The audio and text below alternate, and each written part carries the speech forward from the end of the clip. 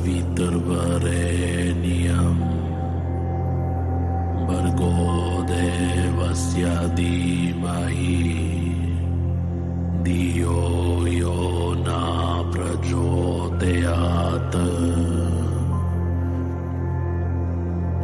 Intavoa Kantianoa Yamuna Watena Kiamupa Ufania Kantiano Antena Ukambalat Kia Kumpalaya Inamuatina Kaniam Watatsao Yakatuatiana Yamakatu Inzeka Wakala Kumpali Atara Kumpala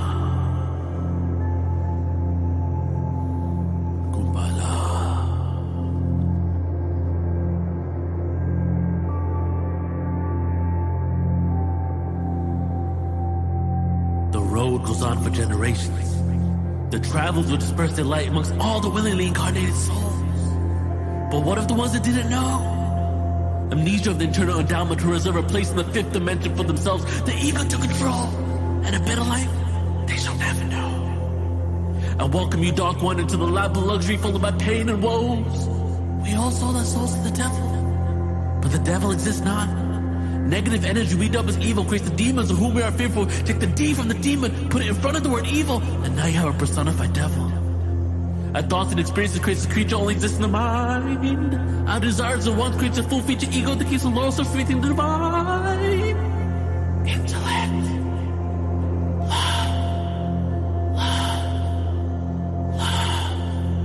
On the perfect understanding we will have of one another, I welcome you, my brother, my sister, my lover, to become one, to help me become one, before reality tears you for duality back in ether's imagination. I'm the ghost of lives past. Generations have descended just to gain these experiences. And I pray the human situation is critical, mind analytical, won't let me forget the fall of angels and demons into this third dimensional world.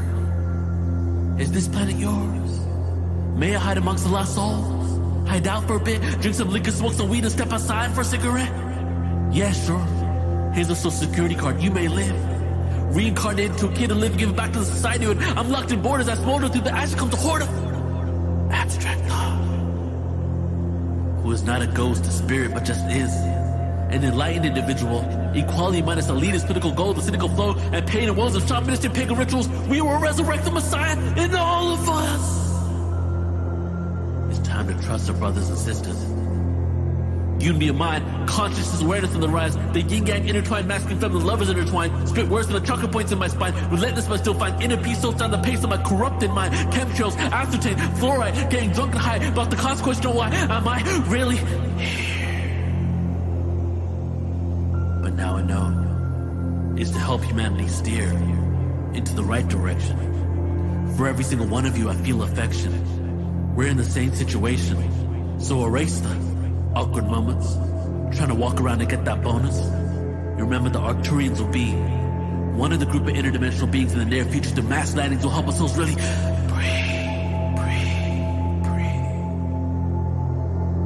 So raise your frequency if this is what you want to see. And don't try to break free from the shackles of captivity that we formed in our own mentality, because you and I, we are, and we've always been. Ya muakini azina wa inakni umana tialoa itangwa katina tsamuma kia ufana ianiaka inza uakni atsia uma faeniaka ualeando andekia uanamiani atanu iakawa Uantia Om Atma Om Atma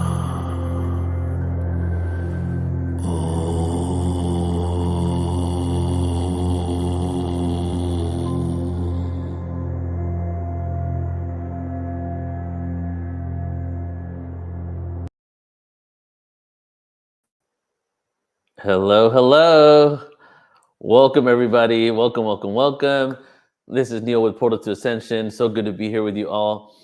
and really, really excited for what we're going to be embarking on for the next 11 days. So just before we start, as we like to do at almost every event now, if not all of them, is just to go ahead and start to synergize our energy together and do a few breaths together into our heart, expand it out. We have an amazing event in store for you. Honestly, one of the biggest productions we've ever created, as you've probably seen in the emails. And also just the individuals that are here, the information that's going to be shared is running the gamut of awareness, everything and anything that we could put into this event that are different approaches in order for the collective mission, which is the ultimate awakening of humanity, is going to be a part of this experience today and for the next 11 days. So welcome, and I'm so happy that all of you are here for this event and for the 16th year anniversary at Portal to Ascension. And I'll talk more about that in a little bit, because we've been at it for quite a while now, and this is the accumulation of really, all that work. But it goes beyond that, of course, from the moment I woke up until what led me to creating Portal to Ascension. And I see that you guys are saying hi in the chat. Please go ahead and say where you're from. Let us know where you're from. I like to see the earth. Like, as I see you guys putting where you're from, I envision the earth and all these little specks of light around the planet that represent us. And we're creating a grid work of awakening, and we're connecting through the internet, through our consciousness, with this awareness, and we send it out into the universe, But if you also feel a call to, because we're going to go super galactic too, by the way. So if you feel a call to drop in where you feel connected to from the stars, what star system you're connected to, love to hear that as well. So before we get into more, and before we bring on the MCs and really get into the experience for the next 11 days, I want all of us to just take a moment here and just go ahead. I invite you all to close your eyes. And there will definitely be a lot of information, a lot of experiences, and it's going to be back-to-back awareness. You're going to have a lot of time to go back to these replays and watch what you missed and continue to, receive codes and receive downloads from this awareness. And at nighttime, you'll be integrating a lot of information. So before we get into 11 days of constant experiences and information, we're going to start it out with silence and connecting to the breath.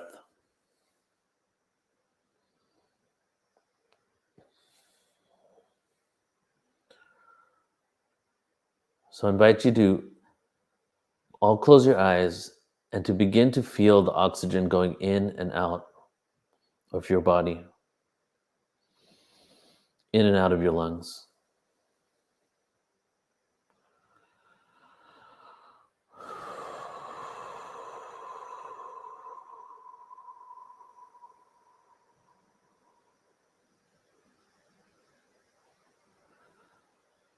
Continue breathing normally. And before we take the 3 deep breaths, we're going to bring on the MCs, 11 MCs for this event. Most of them are here with us now. And we're going to have them all share who they are, a little bit about themselves, and introduce themselves to you, and also set their intention. So I invite you to set your intention, okay? Firstly, an intention for yourself. What is your intention for yourself? What is your intention for being at this event? Why do you want to sign up? What is it that you would like to receive? And I invite the MCs to do this as well. Let's take a moment to do that. And then in the next breath, I want to invite us all, as this is the Awakening of Humanity event, and this is for the collective good and the masses on earth, to bring harmony where there's chaos, to bring upliftment where there's suffering. What is your intention for the awakening of humanity? And I'll preface it with, not from a place of scarcity, not from a place of lack, not from a place of things aren't as good as they should be, and that fear, but without that fear, what is it that you envision? What is our potential on earth? Set that intention for yourself and for humanity as a whole. And now the next exhale, take a deep inhale in as we actualize these intentions. Deep inhale. And breathe it out through the heart.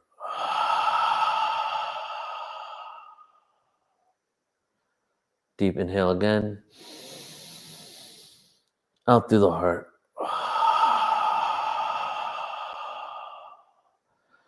Deep inhale again. And out through the heart. We're going to have many moments to set intentions, to meditate together, to connect.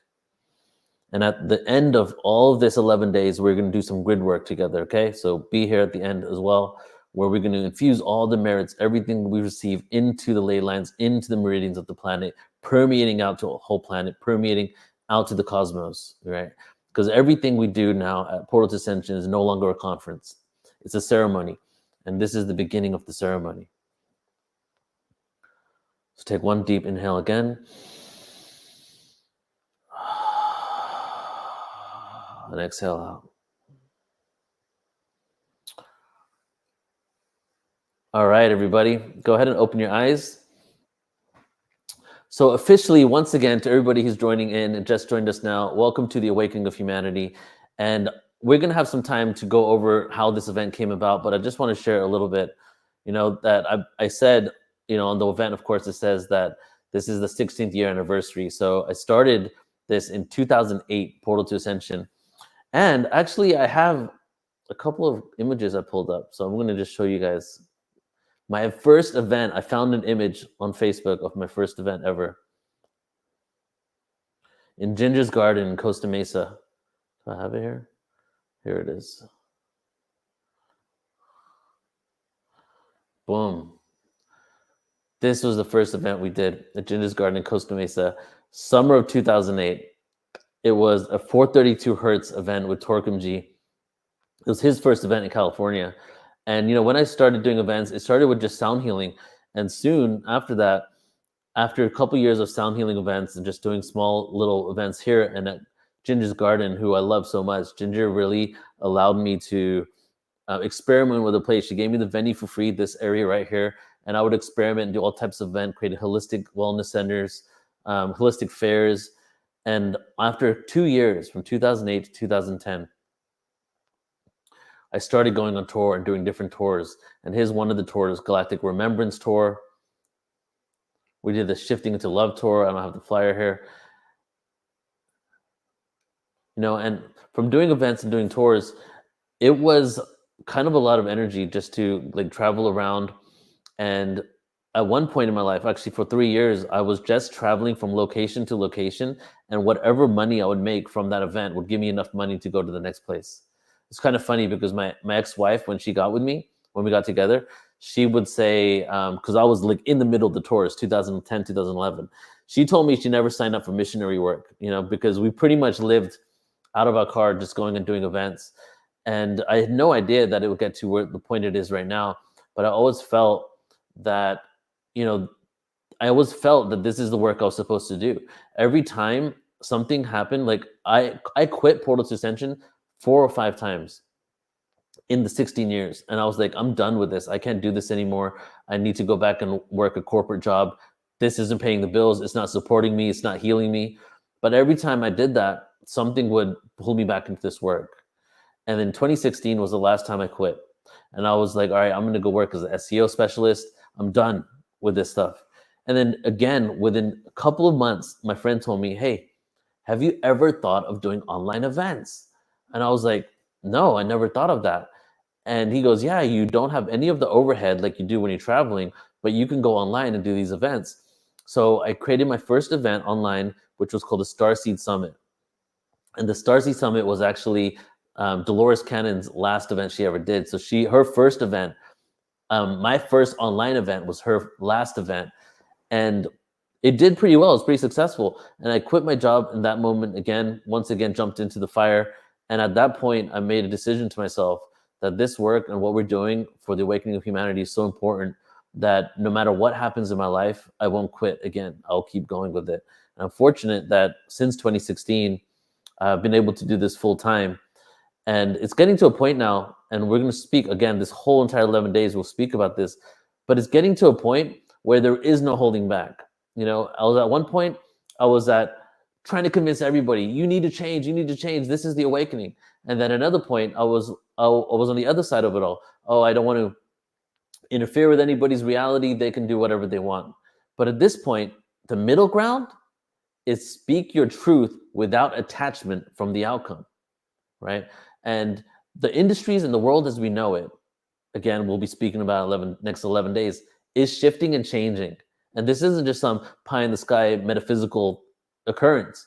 This is some reality. You can actually track and quantify that what we think, what we believe, what we have, our industries, our jobs are all going to be shifting very soon in the next 3 years.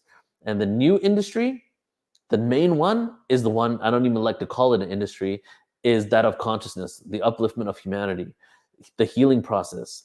We can't continue going on this world from a place of reaction and trauma, and it's not serving us, and it's creating more chaos, it's creating wars, the earth is fighting back. You know, we have to figure out a way to be in harmony. So what we're going to be doing for these 11 days with each other is infusing the timeline quite literally with this awareness. As we activate ourselves, we activate the planet, and then we can move one step closer to creating a world of unity, peace, transparency, and harmony, which is ultimately the mission of Portal to Ascension. So thank you all for being a part of this. I'm just checking some of the comments. We're going to bring on the MCs now in a second. Welcome, welcome. Please do keep letting us know where you're from. So the way we're going to start this, everyone, is first I'm going to bring on Alan Steinfeld because he only has a few minutes, has to head out. And then we're going to bring all the other MCs and you'll get to meet everyone. So let's go ahead and bring on Alan now. Thanks, Neil. Congratulations. Beautiful delivery and vision.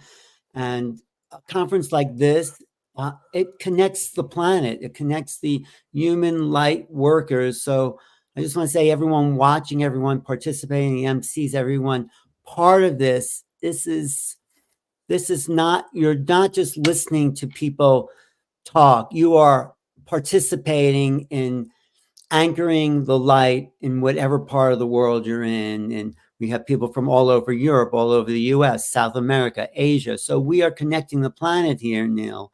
This is really building a portal to ascension. And I'm always so happy to be part of this. Thank you. Thanks for doing this.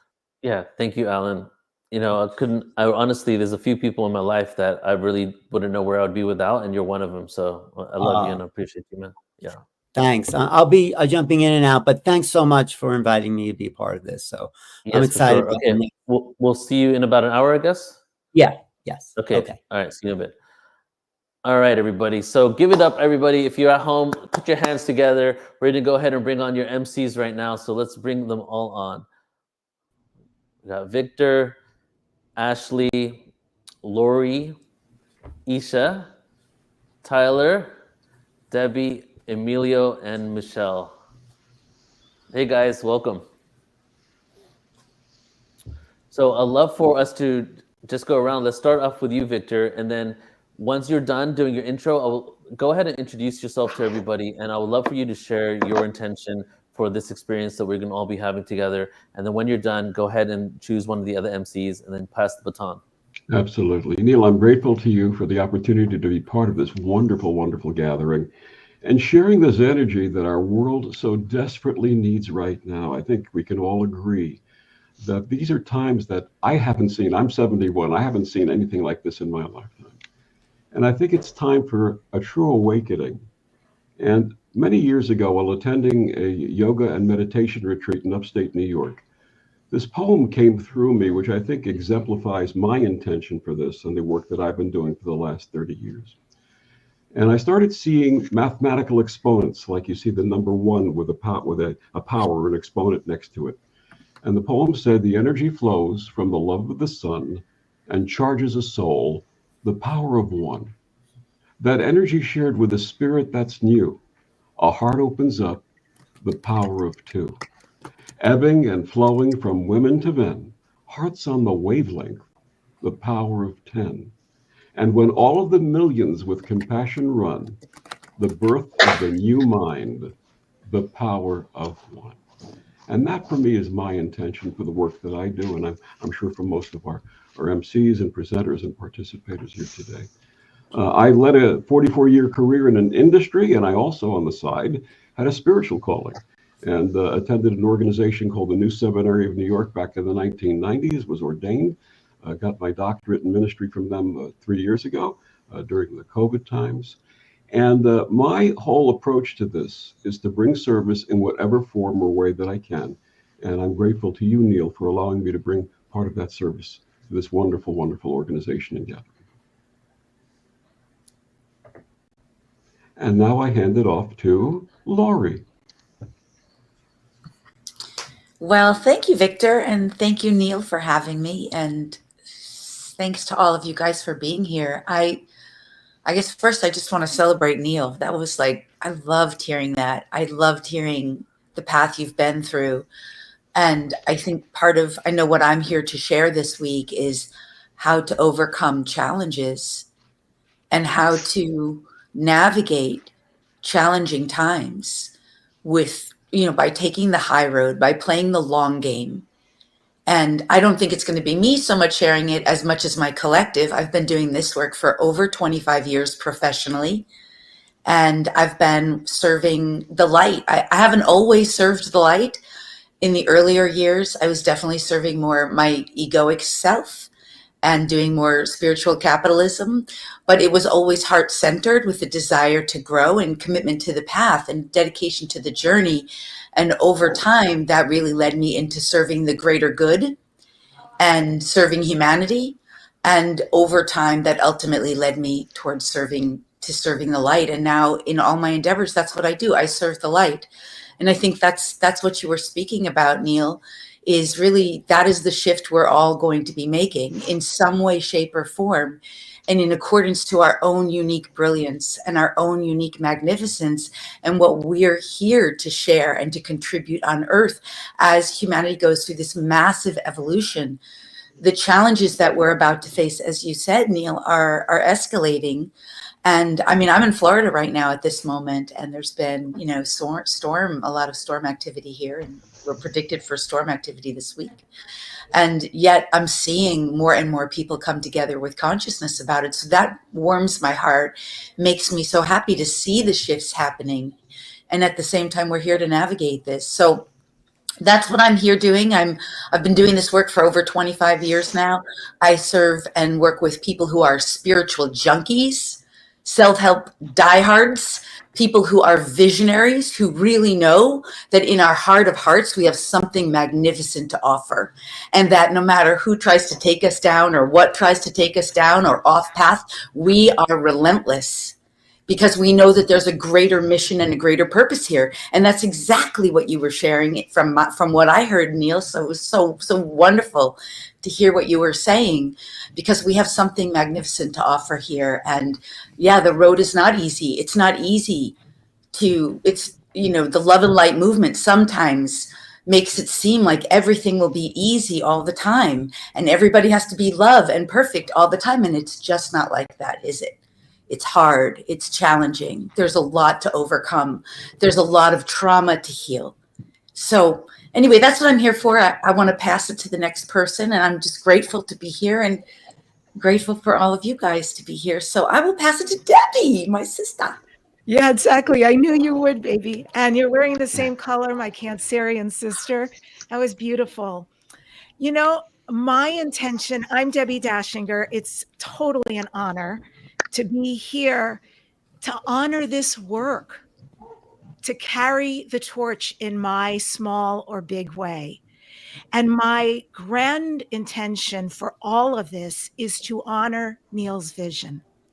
Before this started, because I'm also presenting on Thursday, I reread, Neil, everything that you wrote in your promotional materials, what you said you were delivering. And I thought, I want to get behind that. That's a beautiful vision, and I'm all about it. How to get out of the matrix, how to start creating a new humanity and a new earth. What is our part in it, collectively and individually? So that's my big intention for all of this and the energy I plan to carry through the next 11 days. And I want to say happy sweet 16 birthday to Portal to Yes. Ascension and to Neil. I think it's kind of hilarious that every time you say, wow, this is so big, this is too much, I need to bow out, not me. The universe shows up and says, hey, buddy, we got your back. We love you. Here's another opportunity. And it just happened in England when I was with Neil. And again, you know, it's a lot what he does. And I don't know how I sustain what I do. So I don't know how you sustain what you do.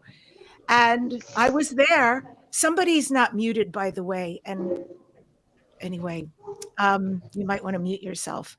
But I was there when you were ready to say, you know, I need some time off. And whoop, somebody swooped in who's extremely notable and said, I think I'd like to work with you and create something.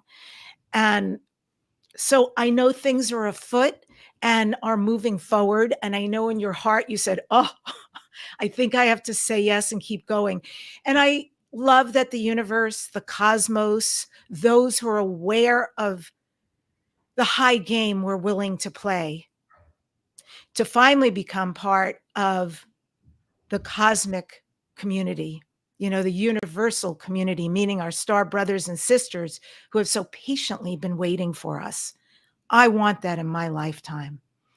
And so thank you for asking me to play and to contribute and to show up to support other people. It really means a lot. And I just honor Portal to Ascension. Thank you. Thank you for all you've given so many to build community over the years.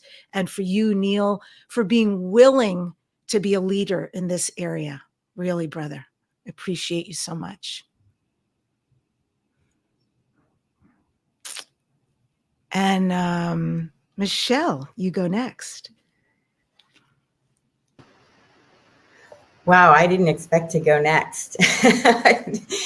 Debbie, thank you so much. I really resonated with that happy, sweet 16 that you came up with to share with Neil, because Neil, witnessing you for all of these years and seeing the ups and the downs and the triumphs and the challenges, it's really been something to see how you personally have navigated this experience and the way that you've cultivated each one of these high caliber, high vibration beings to not only MC and speak, but to all of the beautiful beings who are gathering here. Are you looking at the chat and seeing where we have a worldwide audience just streaming in? And it's really uplifting to see how many people are here with us to share and experience what this awakening of humanity feels like. And each one of us, I believe, are,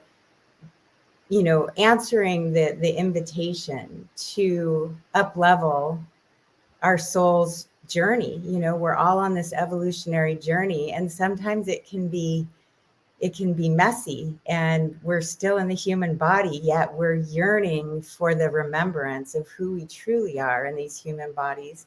And I want to thank Victor so much. Victor, just every single time you say one of your poems, I am so inspired to hear the truth in your heart and the way that you deliver it. And it feels like the new Renaissance. Neil, when Neil does his spoken word and we hear all these words that come together that really fill our hearts with what unity looks like. We may not all have the same belief system. We may not all think alike or have the same upbringing or the same circumstances in our lives. But one thing I think we all resonate with is that we want peace on earth, and we want to experience harmony in our lives and see those that we love experience harmony. And the way through is what we're seeing here, joining together despite our differences and coming together and celebrating our similarities and this is a smattering with all these beautiful beings here of just showing what it looks like to show up and be here for Earth, Mother Earth, and all of humanity. I think you're going to see a lot of really beautiful personalities and hear beautiful intentions. And my intention is that we can move into this space of complete forgiveness and gratitude to project us forward into our heart's true yearning, to come back to remembering our heart of one. And I feel like, and Flo just joined us. I feel like, you know, we're do a little dance. That's why we're here. That's why I'm here. That's why I keep showing up. Neil knew that I was pretty engaged during this time, and I didn't think I was going to actually even be a part of this gathering. And I'm so grateful that I was able to do that. And Neil, thank you again for honoring, you know, my time. And I actually have more time now because the conference that I was going to be emceeing has postponed till next year. And that's a conference in Sedona. So with that, I'm going to turn it over to Flo because he just joined us and I'm seeing you and you're my dolphin brother. So thank you again. And thank you to each one of you for being here, and Neil for holding this container of divine love. Thank you so much. Thank you, Michelle. So honored to be here and feel and receive you. Actually, I've been traveling with Neil, and I really get to see the amazing work behind the scenes. And I'm just so honored to be here with you all and for us to be doing the work. We are doing it, and that calls for a celebration on many levels, even though there's a lot of work ahead. And I'll keep it short and sweet.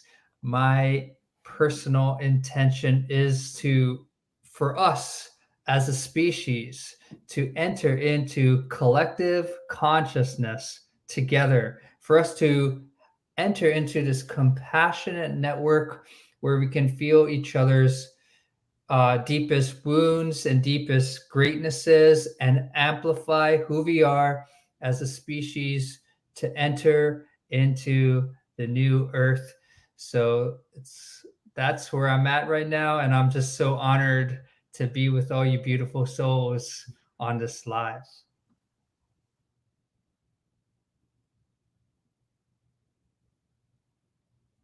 Yes, and I don't know I just got in. I fell asleep and now I'm awake, and I passed the talking stick to my star brother, if he hasn't already spoken, Tyler.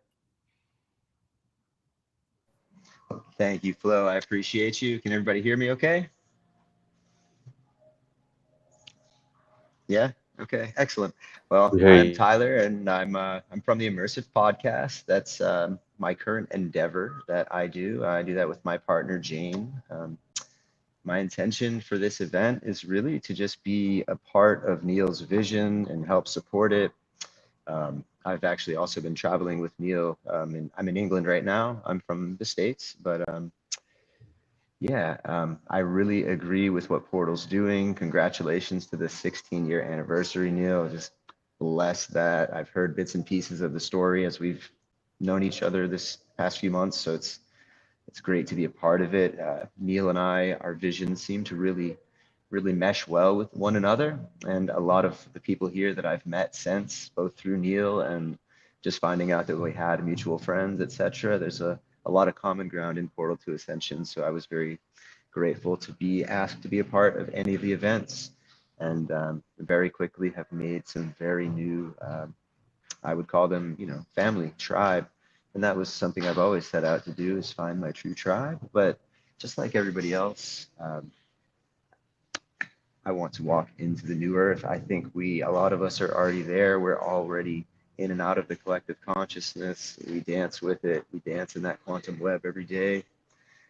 And, maybe it's a little bit grandiose, but now it's our job to help usher those who might still be a little bit lost kindly through that walkway into the new earth. So I'm happy to be a part of that. And thank you so much, Neil. I appreciate you.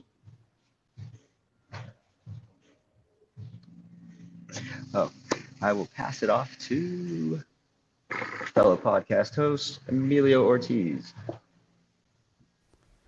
Hey, what's up, everybody? So good to see your faces and also feeling everyone in the chat. I just came back from a 25-day initiatic journey all through Egypt with my dear sister, Alunia, which I'll be presenting on Friday. And I can just feel the activations within myself, but also feeling everyone around me even deeper. I can feel the excitement of this event.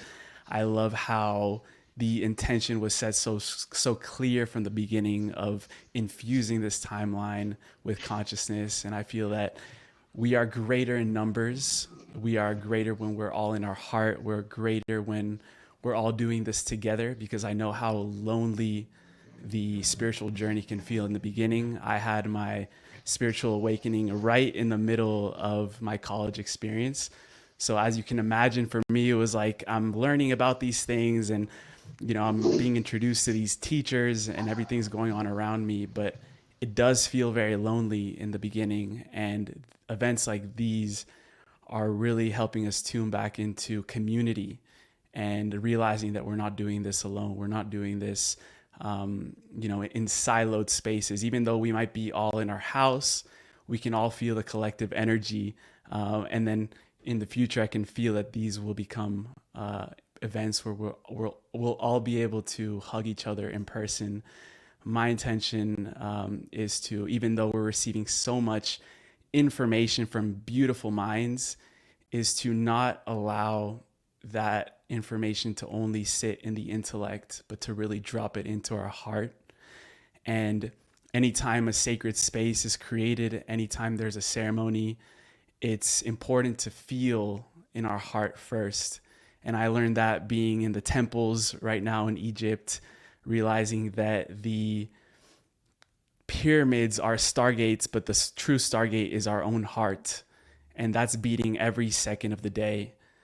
And we have access to travel. We have access to multidimensionality when we're in that heart space. So allowing every single piece of information that any speaker, any words that are spoken in this container, that we can really receive it in our heart. And I just love what Portal to Ascension is doing. I feel honored to be here. I feel like I just came into this space and we're all just getting started. And it's so beautiful to connect with so many legends, so many beautiful people. And with that, I will pass it off to Ashleah. Thank you guys so much. Thank you. Wow, what an amazing group of people. For those I'm new to, my name is Ashley Pfeiffer. I also go by Metaphysical Ash. I have always been psychically aware, and then in my adult life, I experienced a spontaneous Kundalini awakening that led me into mental, physical, and emotional challenges. So my intention is to assist those that are experiencing challenges with their spiritual awakening, providing practical tools, resources, and modalities to help them embody the frequency of their higher selves. So I'm excited to be here with everyone, to learn more about each of you, to step into that heart space and expand into the feeling of unity, of oneness, moving beyond the mind and into that space, which my belief system is that it is a feeling. So we can actually move beyond the thought streams and into the subtle feelings of our body to navigate reality in a completely different way. And before we reach that point, we have to do a little bit of what we call the work. So thank you, Neil, for your story, everything you shared, which continues to inspire me. Every time I hear it, I get a little bit teary-eyed because I relate with so much of that, so much of the spiritual journey that is so challenging at times, where so many of us, I know, can relate with that. We want to quit. We want to turn back. I want to go back into my sleepy slumber of that 3D world, but we can't. We have to keep moving forward and create a more unified field of consciousness, of awareness. And that is the body, the technology of the body. So I hope to unite the spheres of each electric heart. And I'm grateful to be here with every single one of you. I'm going to pass it off to my beautiful star sister, Isha. Thank you, Ashley. Gosh, I have been getting so emotional as I've been hearing everyone speak, because I can feel the energy that's radiating through. It's just the most incredible panel. And Neil, thank you so much for this amazing opportunity. I'm honored to be here. I mean, look at the panel. Everyone is amazing. It's just so beautiful being here with you all. My intention is really just to bring as much light as I can, and also to hopefully show each and every person who's watching this and participating in this how to tap into their own light. You know, sometimes as we go through the challenges of this world, we think that the light is outside of us, or that other people have it, but maybe we don't deserve it, or we're not experiencing it. And then we come to spaces like this, and it's like that kickstart, that booster that we all need sometimes. And we all need it. I'm sure every panelist can agree with that as well. We all need it sometimes. And so I just want to be here to support that, to support the vision.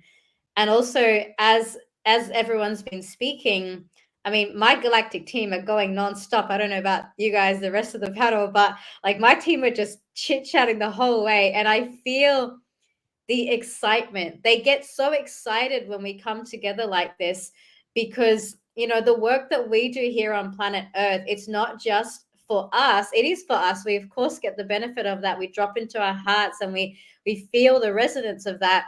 But every wave of light that we bring here, it resonates through the multiverse. And so every time there's an event like this on Earth, the angels get excited, the galactic beings get excited, the elemental beings get so excited. I feel the vibration of that. It's like Gaia is like beaming all this light in support of the work that we're doing. And so I guess it's just a testament to, you know, sometimes when we feel alone on the journey, we've got so much that we can turn to, that we can lean on. And I hope that I can just help people remember that we're not alone, and there is so much light available to us, but also that it's within us, and this is the homecoming. So that's my intention for you all. Beautiful. Thank you so much, Isha. Thank you, everybody. A perfect way to end the introduction of the MC by saying that this is a homecoming. It's not just a homecoming to a collective awareness, but something that we're going to be speaking about over and over and over the 11 days. The true homecoming is to the heart. And the true homecoming is even like the subatomic particles within, you know, to get to like the quantum level of the science of what we're really doing here. The external reality is a reflection of the internal world. And we're getting to a point now where we're starting to realize that on the scientific level, you know. And just to give you one kind of component of my first awakening, you know, when I woke up in 2001, I watched 17 hours of Nassim Haramein. That was my first day of awakening. And it's crazy because a lot of my friends here on the panel know, I always complain about my memory, but I remember almost all of that, right? And in there, he was speaking about a moment where he was 13 years old in a bus, and he basically had this experience where he kept going outside the solar system, the galaxy, the universe, the multiverse, and the further and further he went back, everything just became one dot, one speck of light, everything. And I started, from like all those videos, I started wondering, like early on the process, you know, our human minds can't imagine infinity. Like there's got to be an end to everything, right? Like outside this room is the town, outside the town is Earth, outside the Earth is the solar system, and so on and so forth. What's outside the universe? Can there be an outside of the universe?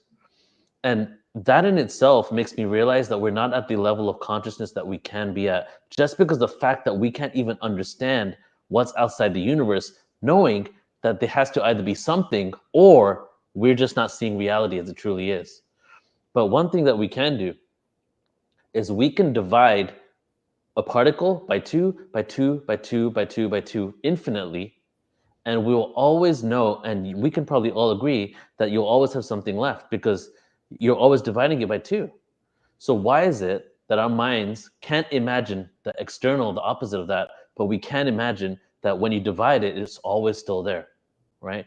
So that's what I got from his videos. And I started realizing, because the external reality is a holographic reflection of the quantum division within us. Our cells, the quantum particles, the black holes, the solar systems are all in the subatomic particles, and everything's reflected out. So what we're truly doing is we're getting to the singularity, but the only way we'll have open contact is the paradox. The only way we'll communicate with the rest of the galaxy is by paradoxically going into the wormholes within us, going into our own singularity, right? So we're going to be speaking about that a lot today, guys. I'm really excited for this. Thank you to all you guys, all the MCs here, all of you coming on. And I want to let everybody know that, you know, there's a couple MCs that aren't here you'll be meeting later, but each one of you, as you guys know, and for everybody tuning in, has been beyond hand selected for this, to be a part of this, because the work you do, the people you are, I've tuned into your energies, and some of you I've known for many, many years, and I love so much. So this is truly like a family coming together. And you know, a couple of you I've just met, and Emilio, finally seeing you for the first time here, but I've felt your energy for so long. So I'm just really happy to be creating this with you guys, and I want you to know that there's a reason why I chose you to be a part of this, and I'm just really happy that we're going to be creating some magic together. So love you all very much, and we're going to get into it, guys. So I'm going to go ahead and put you in the green room. The way we're going to flow is I'm going to play a 13-minute sound experience from VOX, and some of you might know VOX. She presents a lot on Portal to Ascension. She presents at all of our live events, but we're having an audio face issue with StreamYard. So she recorded this for us. So we're going to have an activation through the Elohim right now. And then I want to get into really grounding in some awareness here. And I have a small presentation before our first speaker, Raquel Spring. And this one is going to kind of show the different institutions and what are the kind of addressing some of the issues and the problems in these institutions, and what are the possible solutions for them, just to start out with grounding in this awareness, because we're not just doing this to get some level of bliss and escape from reality, right? We're in this awareness to bring these concepts and universal awareness into this reality and make some change here. And that includes the economy, that includes politics, that includes the prison system and justice system. All of those things are going to be shifting. And we have the opportunity today to really send some of these frequencies to that. So I'm going to go ahead and put all you guys into the green room here. Thank you all so much. I love you all. And we're going to start out with Vox, and then we'll get right into it. Thank you, Neil. Thank you, brother. Here we go.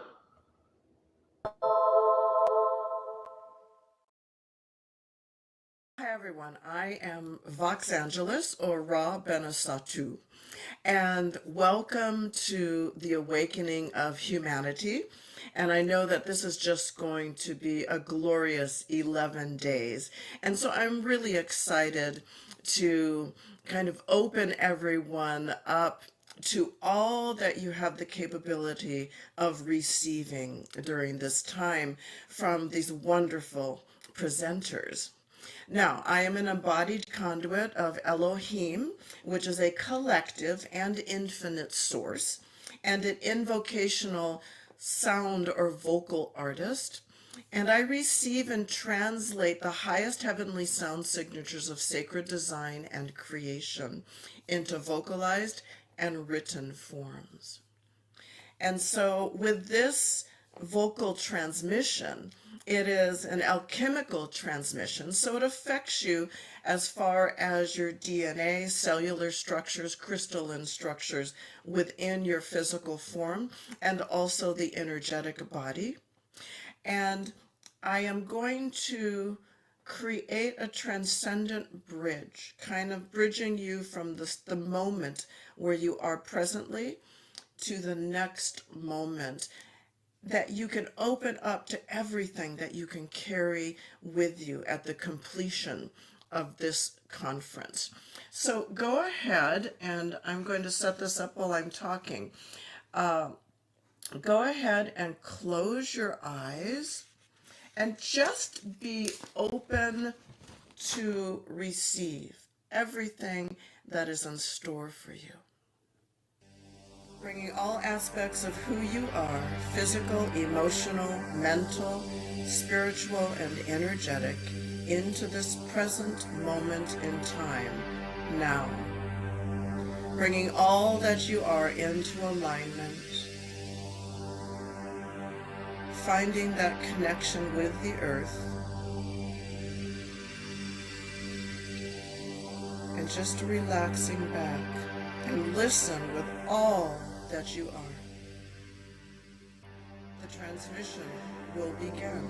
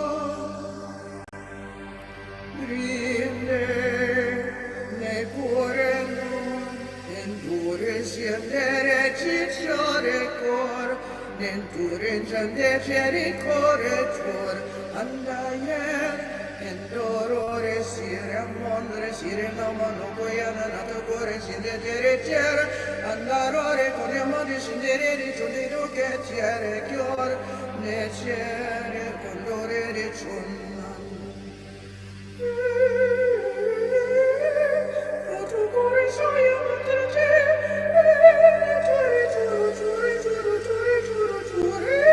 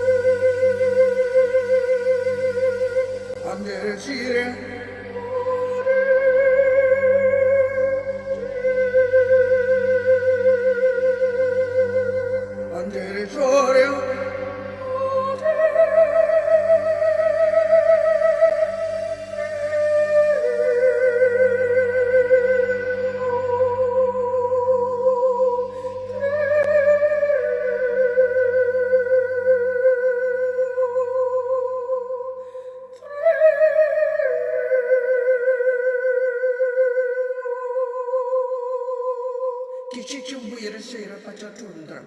Akiri patuira si chamdukura, chambapakira, amako ore changara, ambaka ore changara, shipikura naliare chura, la chukushipura kitura mama bakachatundra. We wish you peace. Shekari kuturu spuya na mabakachura. We wish you love.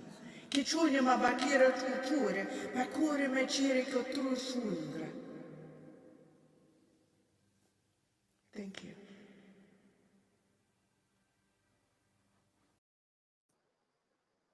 All right. Go ahead and breathe in those codes, everybody. Take a deep breath in with me.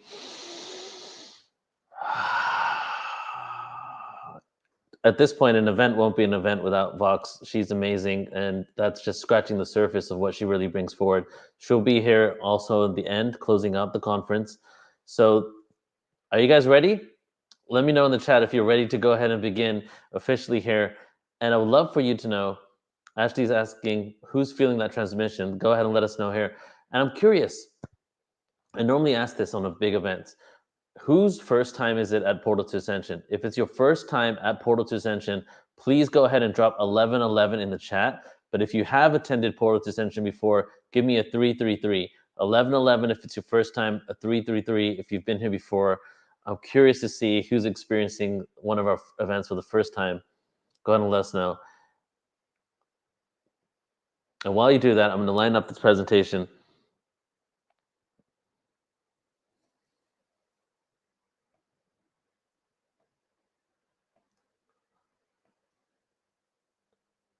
Beautiful, beautiful. Welcome, everybody.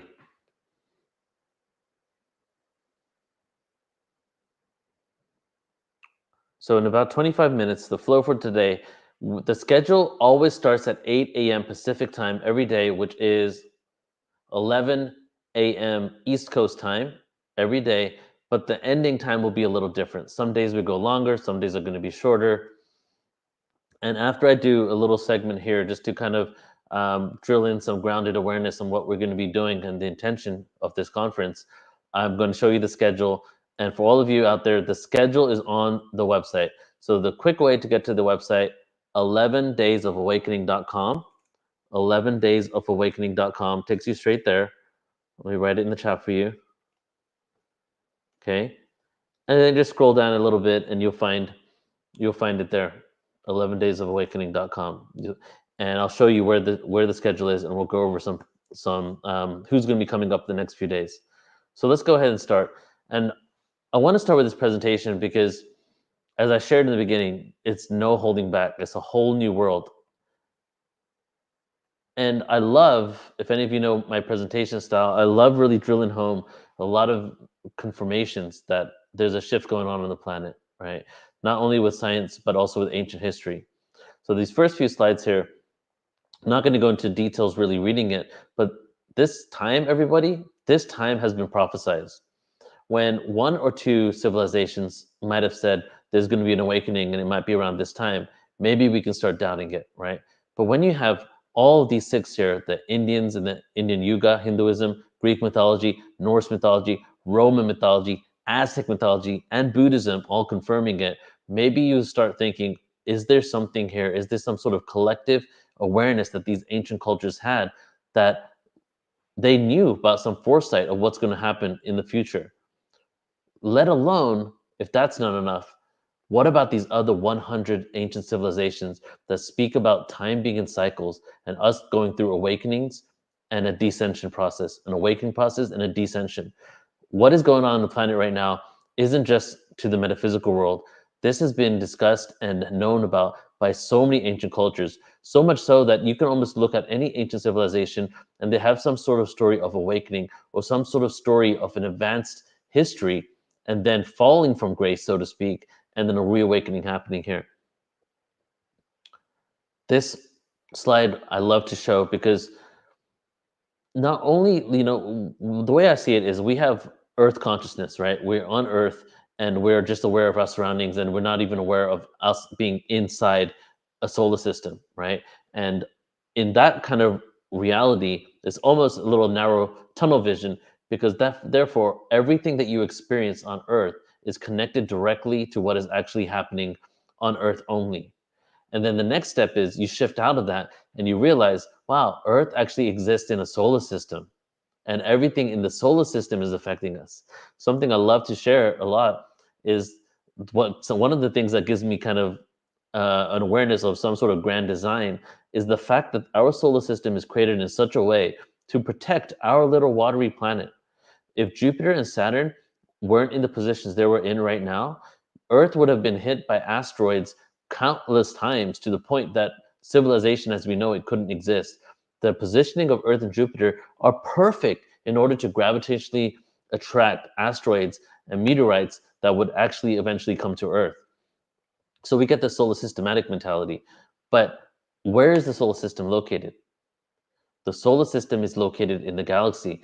And when we expand outside and realize that Earth, our solar system, is traveling throughout our galaxy, and that our galaxy also has its own ecosystems, its own weather, its own frequencies that we're being affected by. When we start looking at it like that, we go into some of these ancient civilizations, like I showed here. Many of you know that the Mayans definitely spoke about this, that we are basically also susceptible and affected by the solar system's position within our galaxy. And just a couple of things I want to show here and a couple of these points. And we'll start at the top. As the entire galaxy moves through the cosmos, its bow shock sends a deluge of cosmic rays raining down.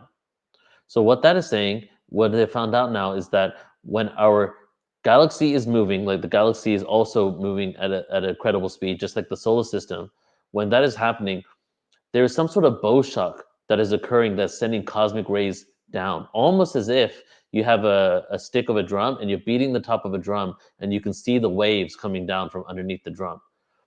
And then this one here, the solar system wobbles up and down 200 light years on either side of the galaxy's disk. When it wobbles above, Earth may be exposed to more cosmic waves. So as we're starting to look at the galaxy and what's going on, galactic weather, if you will, we're realizing that specific positions we're not just metaphysically saying that, scientifically proving that specific positions of our solar system are affected with different frequencies. When we're below the galaxy, the disk of the Milky Way galaxy, we have some sort of cosmic rays raining down on us. When we're above it, we have some sort of cosmic waves coming up and affecting us. And the wobble is 200 light years. Now, this one, it's better on a white background, but you can kind of make it out. So what this is here, this is the flat plane. As you can see, the flat plane right here is actually, in quotes, the flat plane of the galaxy, right? Because even saying the word flat is kind of relative, because what really is flat when it comes to space? What is up? What is down? What is north? What is south? We just give it that meaning.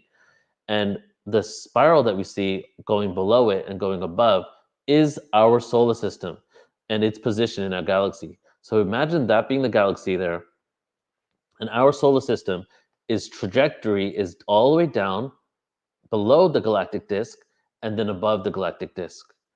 And coincidentally enough, they have also shown here that the distance above and below is 200 light years.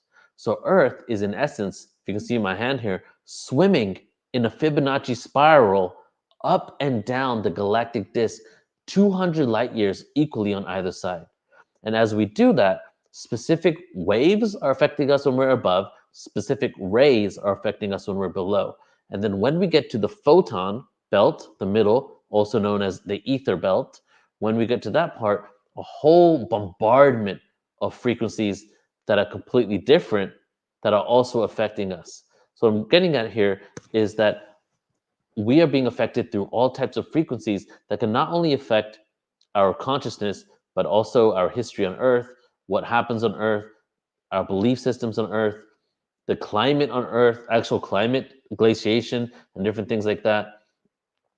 So when we say that there's an ascension going on, when we say that there's a shift in consciousness going on, I feel just understanding what is happening within the galaxy really goes to show that that is the case.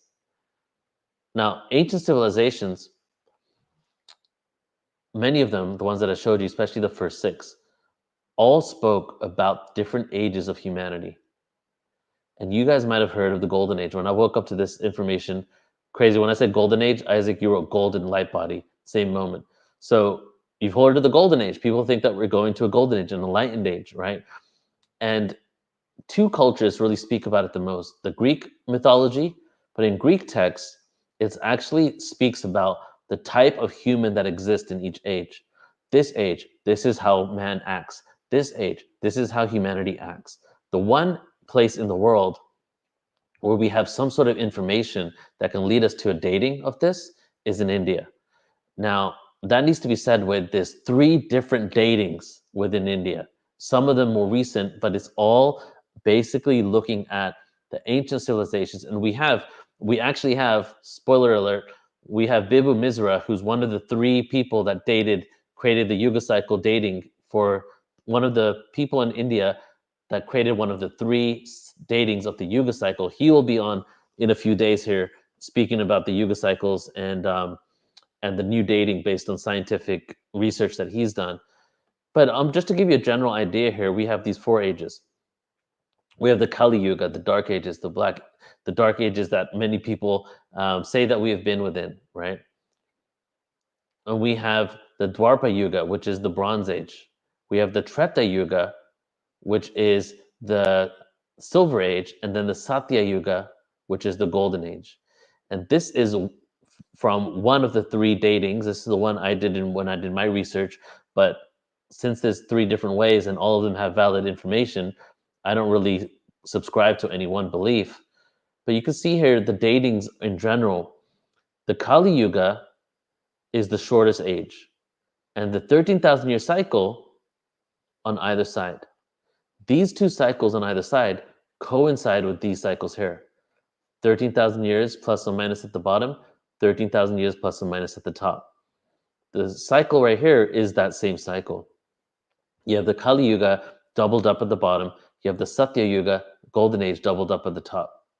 Each of these ages have its own theme.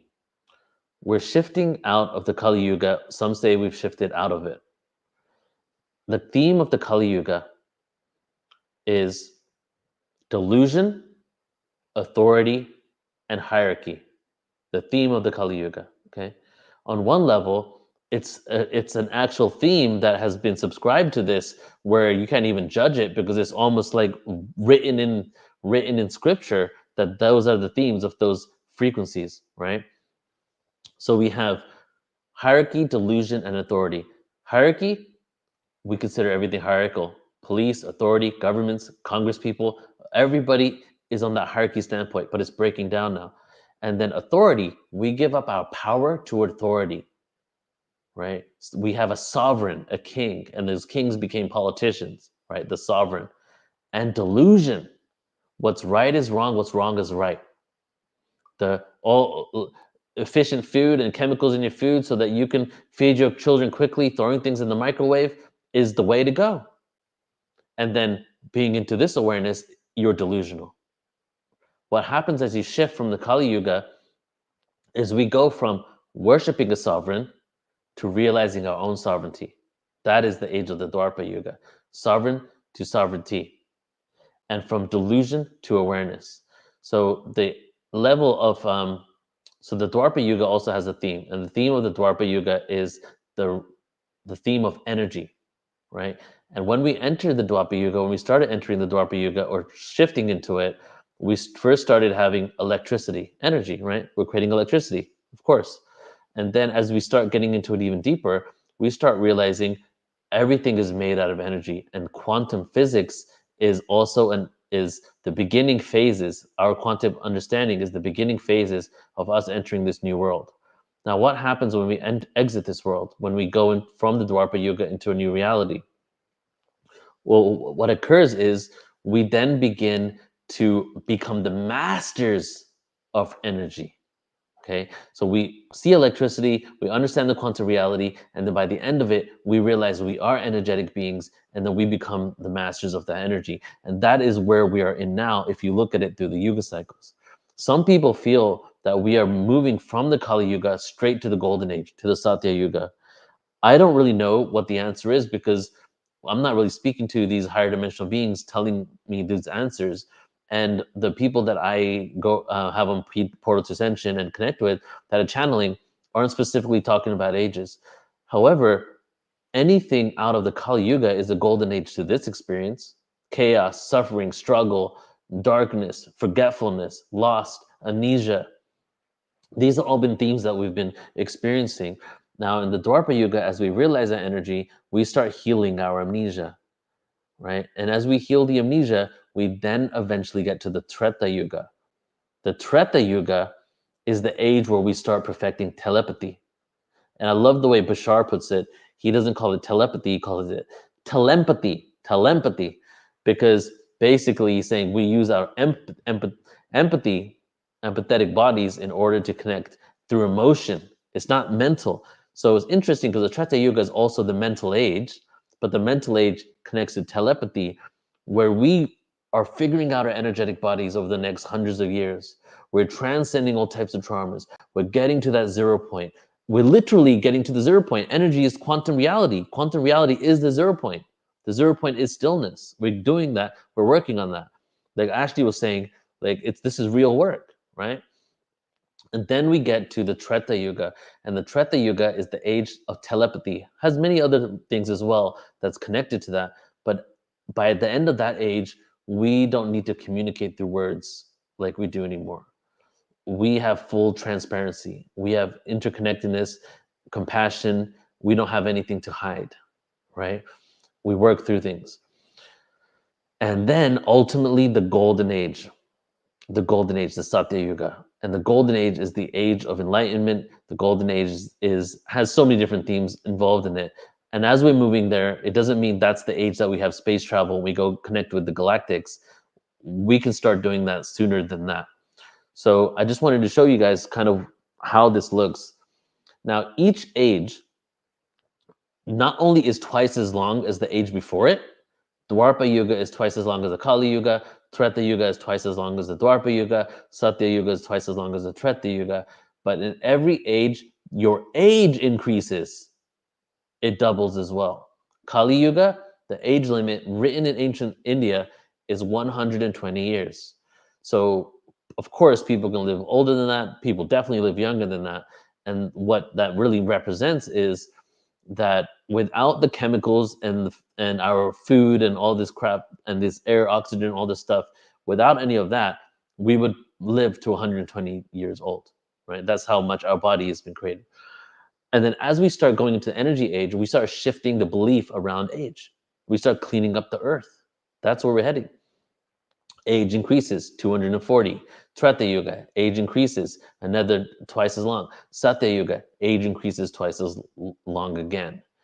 And if you look back at the ancient texts of like Noah and before that, all these ancient people, you see that there's stories in there of how long they lived, right? And some of them seem that they lived a very, very long time, including the Sumerian Kings list, which is a whole other story of the ages on the Sumerian Kings list and what that represents. So we're shifting into these ages, and as we do that, our belief systems are shifting and the themes are changing as well. Whether we're going straight to the golden age or not, who knows? But one thing I want to share is I feel, and I don't think it's arrogant to say this, I think that we are not going to go to sleep again like we have been. We've been going through these cycles we signed up for. First of all, you can't judge the darkness, right? And that's a huge thing I'm all about. I'm going to talk about that a lot over the next 11 days, darkness and not judging it and why. But as we're going through these ages, this is a cycle that we signed up for. We fell into this construct. We created it, someone else created it, but we came into it. And we're going through this forgetfulness, remembering, forgetfulness, remember. It's the definition of insanity, doing the same thing over and over again, expecting different results. But what's occurred is there's been breakaway civilizations. Some civilizations never fell from grace. Some of them went under earth. Some of them left the planet. Some of them created force fields around themselves. Some of them created pyramids in order to make sure the earth's frequency stayed at a specific level so they didn't fall from grace, right? The metaphor, falling from grace, falling from this dimension. So, but humanity has been going through these cycles. And now I feel in our future, we're destined to become the extraterrestrials to the other worlds. As we are evolving, we are going to eventually be those beings, and we're going to continue to evolve so that we can create a beautiful civilization on Earth, go out to the rest of the cosmos, interact with the galactic community, and break free from the cycle of forgetfulness and remembering. Now, this last slide here. And just give me a moment, guys. I just got to check in with the next speaker. She's having some issues. Give me one moment. Okay. All right, so our next speaker, and Alan, if you're listening, I see you there. Raquel is having internet issues, so she won't be able to come on. We're going to have to pivot for her in a second here.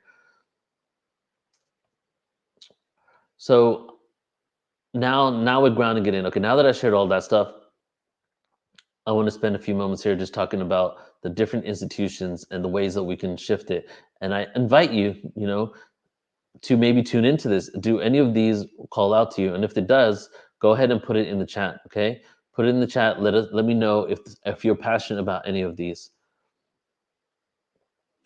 So as we're shifting, there's certain things that got to just change on Earth, right?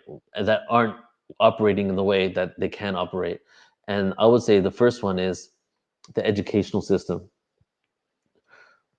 As we shift and create this new world and the awakening of humanity continues, we can move towards a holistic education that emphasizes not only academic knowledge, but also emotional intelligence, creativity and critical thinking, and mindfulness. We can also shift the way we communicate to children. Instead of creating limitations, we can create belief systems that empower them to tap into the innate abilities. Ever since birth, right, we're just told all these limiting beliefs. There's so much psychology books out there on how to still create boundaries for a child without saying no in a way where you're basically creating a limitation for them that they don't develop in certain levels, how to mitigate specific things so you don't inhibit emotional intelligence. And I'm saying this from experience because that all happened to me, right?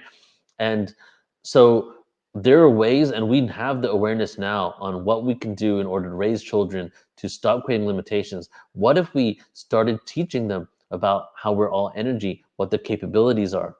This reality, I'm believing more and more, is like an organic holographic matrix. And we are not only the actors, but we're the actors that forgot we're acting. We're the actors on a stage that literally forgot we're acting, just like Truman. And not only are we the actors, we're the directors, we're the script writers, we're everything. But we forgot we're doing any of that stuff. So what we can do when we say we simplify this awakening is we are realizing that we can rewrite the script. We can rewrite the script, quite literally, like a computer programmer. And as we start rewriting the script, that actually starts at childhood. You got to know you can rewrite the script. We're told that we can. We're almost like a victim to this reality. So this, from children to the educational system, if these kind of things are implemented, rather than most educational systems are designed just to put people into the matrix and get them ready for the workforce, right? The economic system, explore alternative economic models that prioritize well-being, sustainability, and equality over relentless growth. It's not, the solutions are easy. Getting 7 billion people to agree upon it, that's the challenging part. The solutions are easy. Getting the people that have this corporate greed to agree upon it, that's the challenging part. When I took Econ 101, I was told that for all corporations, the number one thing that they're responsible to is the shareholder, right? The shareholder. What does the shareholder want? Returns on their money and dividends. That's their number one responsibility. Therefore, the way the system has been created, right? And nothing against any model, but definitely crony, I would say capitalism, right? Get to a point where we are not regulated to prioritize what really matters. The earth, connection, people, health, well-being. That's why we have all these chemicals in our food. That's why all these corporations can get away with such huge crimes with a slap on the wrist or just a little bit of money that they have to pay that's a fraction Great example is the pharmaceutical companies and what happens with opioid crisis when the family that was almost responsible for it only paid a portion of money, even though thousands and thousands of people died from what they did. What if, we regulate all other types of crap? Why don't we regulate on some level, or give an intention and a reason for us to prioritize the earth and humanity rather than corporate greeds? Because you can still make money, but the amount of money that is made can still be quite substantial if we were to prioritize other things at first. And a good example is Bhutan, which is a country I can't wait to go to. They don't have GDP, gross domestic product. They have GDH, gross domestic happiness. They're based their economy on the overall happiness of their people. Healthcare system. Integrate traditional and alternative healing practices into mainstream healthcare. Focus on preventative care, mental health, and holistic well-being. New sound therapy technologies being released to combat different illnesses, like the one I wrote in this area here that I won't say on YouTube. And there's so many alternative medications, and as we're awakening, these are going to be implemented into society. Political system, collaborative decision-making, limit, this is something that I think of. I guess I'm passionate about it, but I'm not like holding a protest sign up about it, but definitely will wish this could happen. For example, in Congress in the US, you can rerun as long as you want, forever. Judges, they're in there, unless they do something criminal, they are there in their seat forever, right? Limit term limits to 2 terms. Too many politicians are focused on running and re-electing and re-electing and re-electing, that all they're doing is raising funds and just running for re-election and coming up with lies to stay in office, right? We've created an inherent corruption within the system. There is no benefit in them assisting us, only lying to us so that they can continue whatever corrupt things they're doing, whether it's making money or whatever. Shift towards environmental stewardship. Shift towards regenerative practices in agriculture, energy production, and resource management. Prioritize sustainability and conservation. Technology and artificial intelligence. I don't know what all you guys think, but guys, AI is here to stay, okay? And you might think that, no, we can get rid of it. Everything is neutral, and we put our own energy into this, okay? Everything is neutral. We can create good or bad out of it. Every technology that comes out that is this revolutionary has been used by black budget programs and military industrial complex for at least a decade or more. You know how many of these corporations got the upper hand on us? And this technology that's coming out now it's coming out for the masses to use. But these types of technologies, guys, like AI, for example, in about 3 years, a good percentage of industry on the planet will no longer be needed to do by a human. And that's just what's happening. You might be the select few that say, no, you don't want that, but that's what's going to happen, right? The surgeons are the AI surgeons, the robot surgeons, are now having more precision than the regular people, right? Again, I'm just giving information here, okay?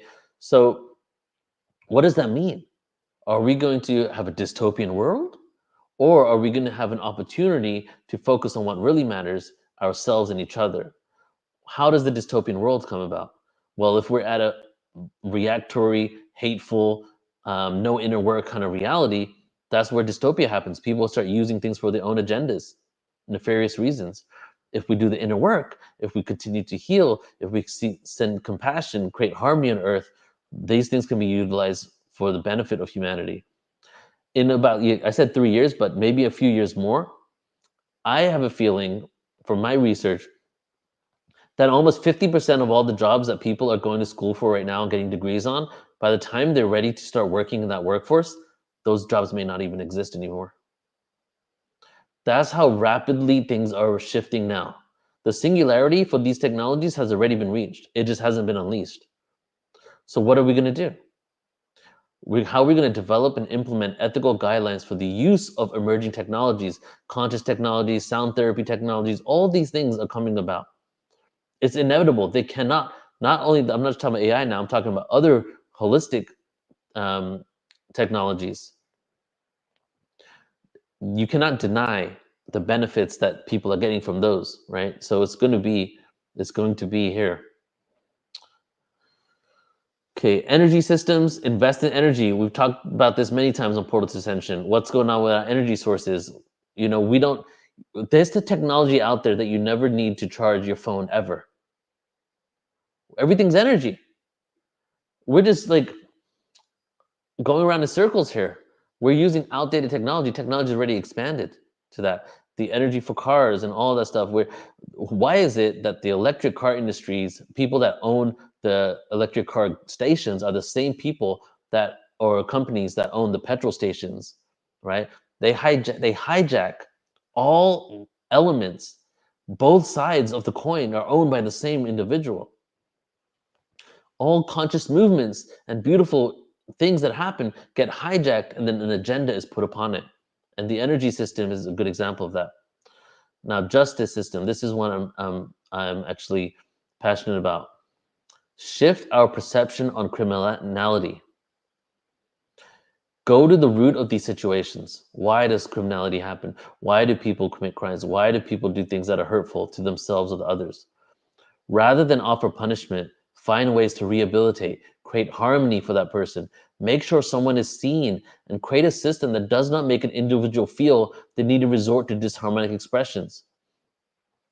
You know, in the prison system and jail system in the US, maybe in other parts of the world, many places, you have to join a gang. You might go in there for doing some blue collar crime or some white collar crime, You might go in there for a DUI or something small, or you did some drugs and you hurt yourself and then you went in there. A lot of these places are designed that if you don't have protection from one of the gangs, you're going to be really, really screwed. So the criminal system is literally designed to create more of a criminal when you go into it. It perpetuates the problem. So, and then also, why do people do what they do? Scarcity, lack, suffering, pain. Hurt people hurt people.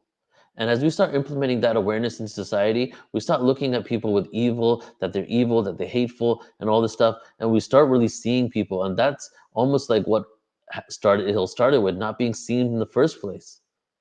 It's the story of source and darkness fragmenting from source, and then darkness being a little wounded child that doesn't see himself anymore in the light, doesn't recognize himself or herself in source. And after you've been so fragmented and disconnected from the greater truth, you end up hurting yourself and you can hurt others. Corruption, right? One of the main reasons, the corruption, when it comes to extraterrestrial influence, these agendas that impose on us, political influence, greed, corruption. Oh my God, it's so deep.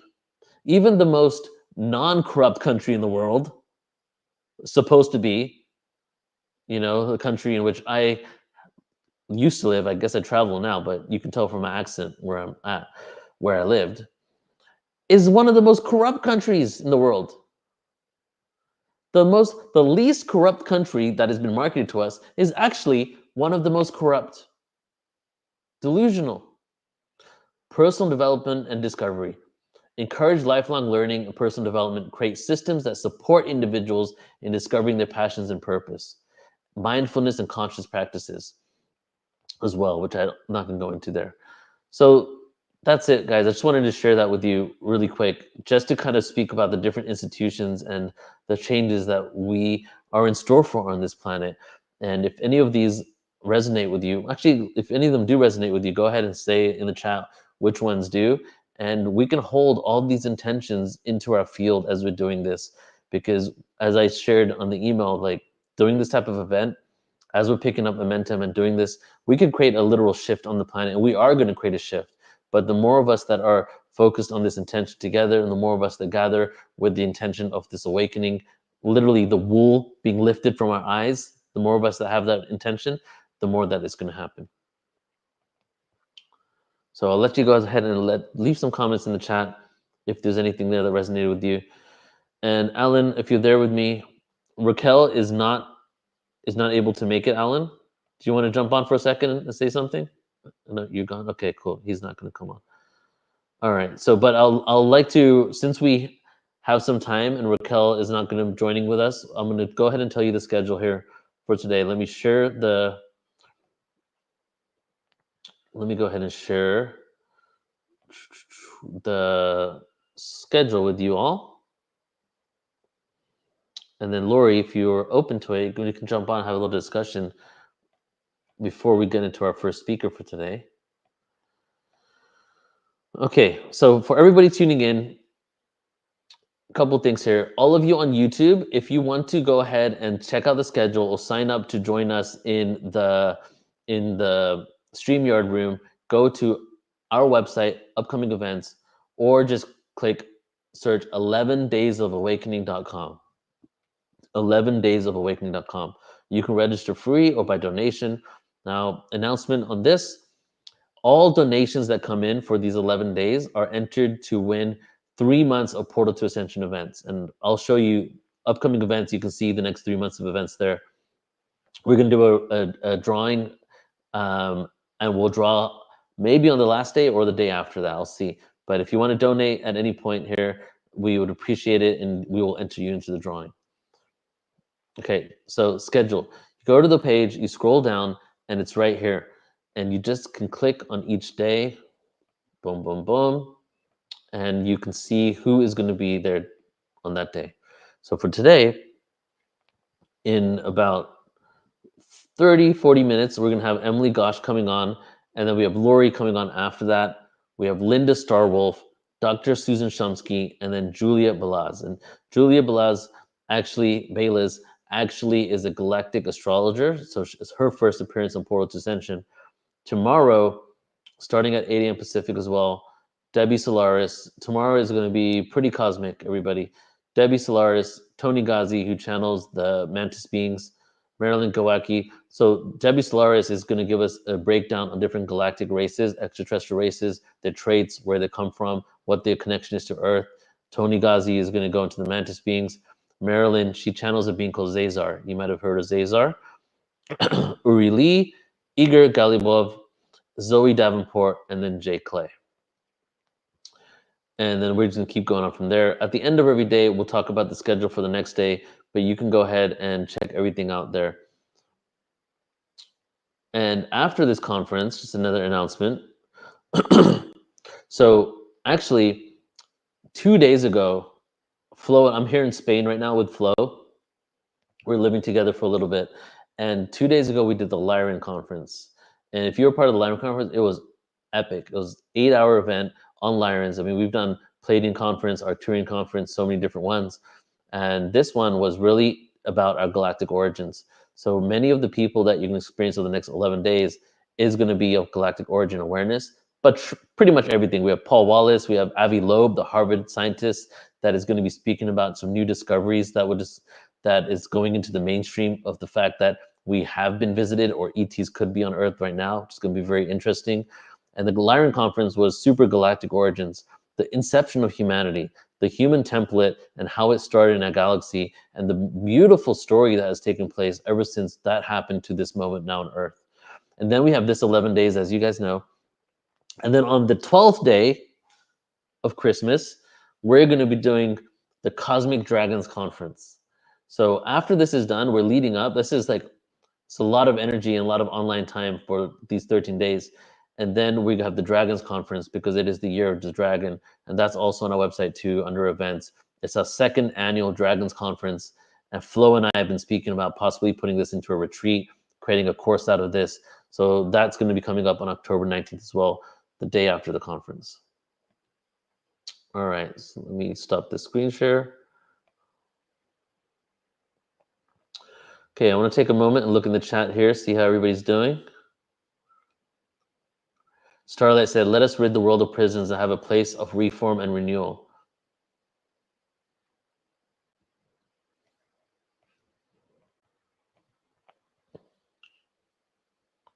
This is so important. Environmental stewardship, yet holding the vision that we all shift into higher alignment. Yes, exactly, Bridget.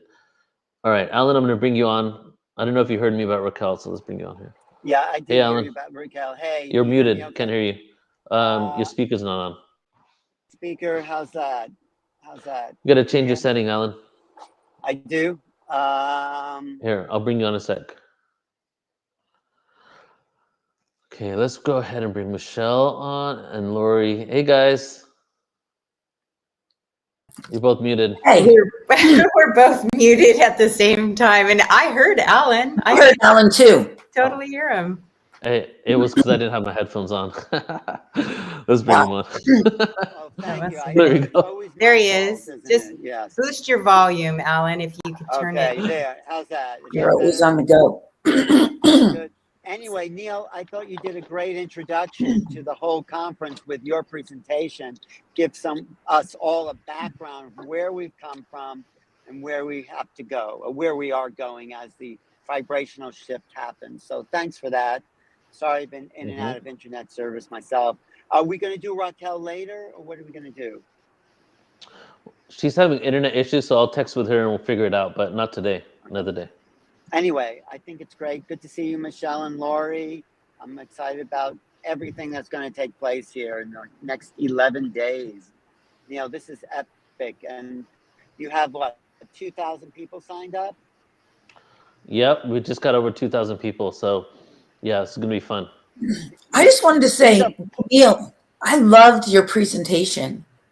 I rarely listen to, like, because of the nature of my work, everything that I get is direct from source. Everything I get, I don't listen. I never heard that. I mean, I did know that all the religions predicted this time, but I thought your presentation was so inspiring and so hopeful, because it helps us to see that the power is within us, all of us, to make change. And so many people tend to walk the earth feeling like there's nothing they can do. But you're showing the different areas, like everyone has a role to play. It was a great presentation. Really inspiring. Really, I totally echo that, Lori. I feel that the way that you navigate the space of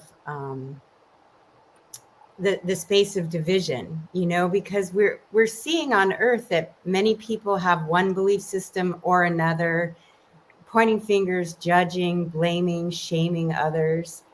And yet what you're doing is you're bringing us all back into the reality that we really all want the same things. And limiting that outside chaos that's swirling around here, giving us that invitation to just engage with it.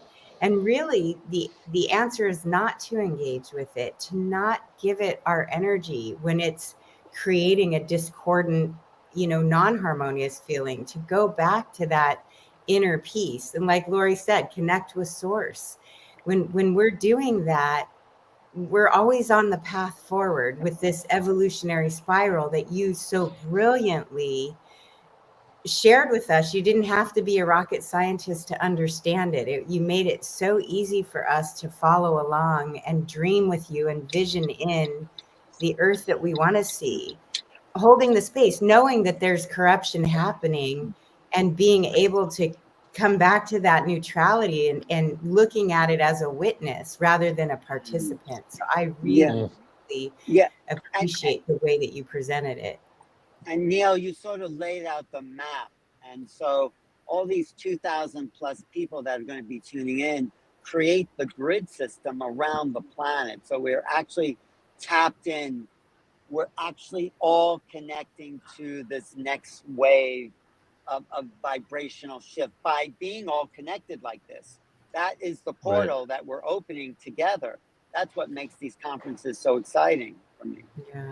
Yeah. I want to give a shout out to Tamara. She's been texting in. So I just wanted to say, hey, Tamara, it's great to see you. Adding her energy here. She's usually one of the MCs, so it's good to see her here.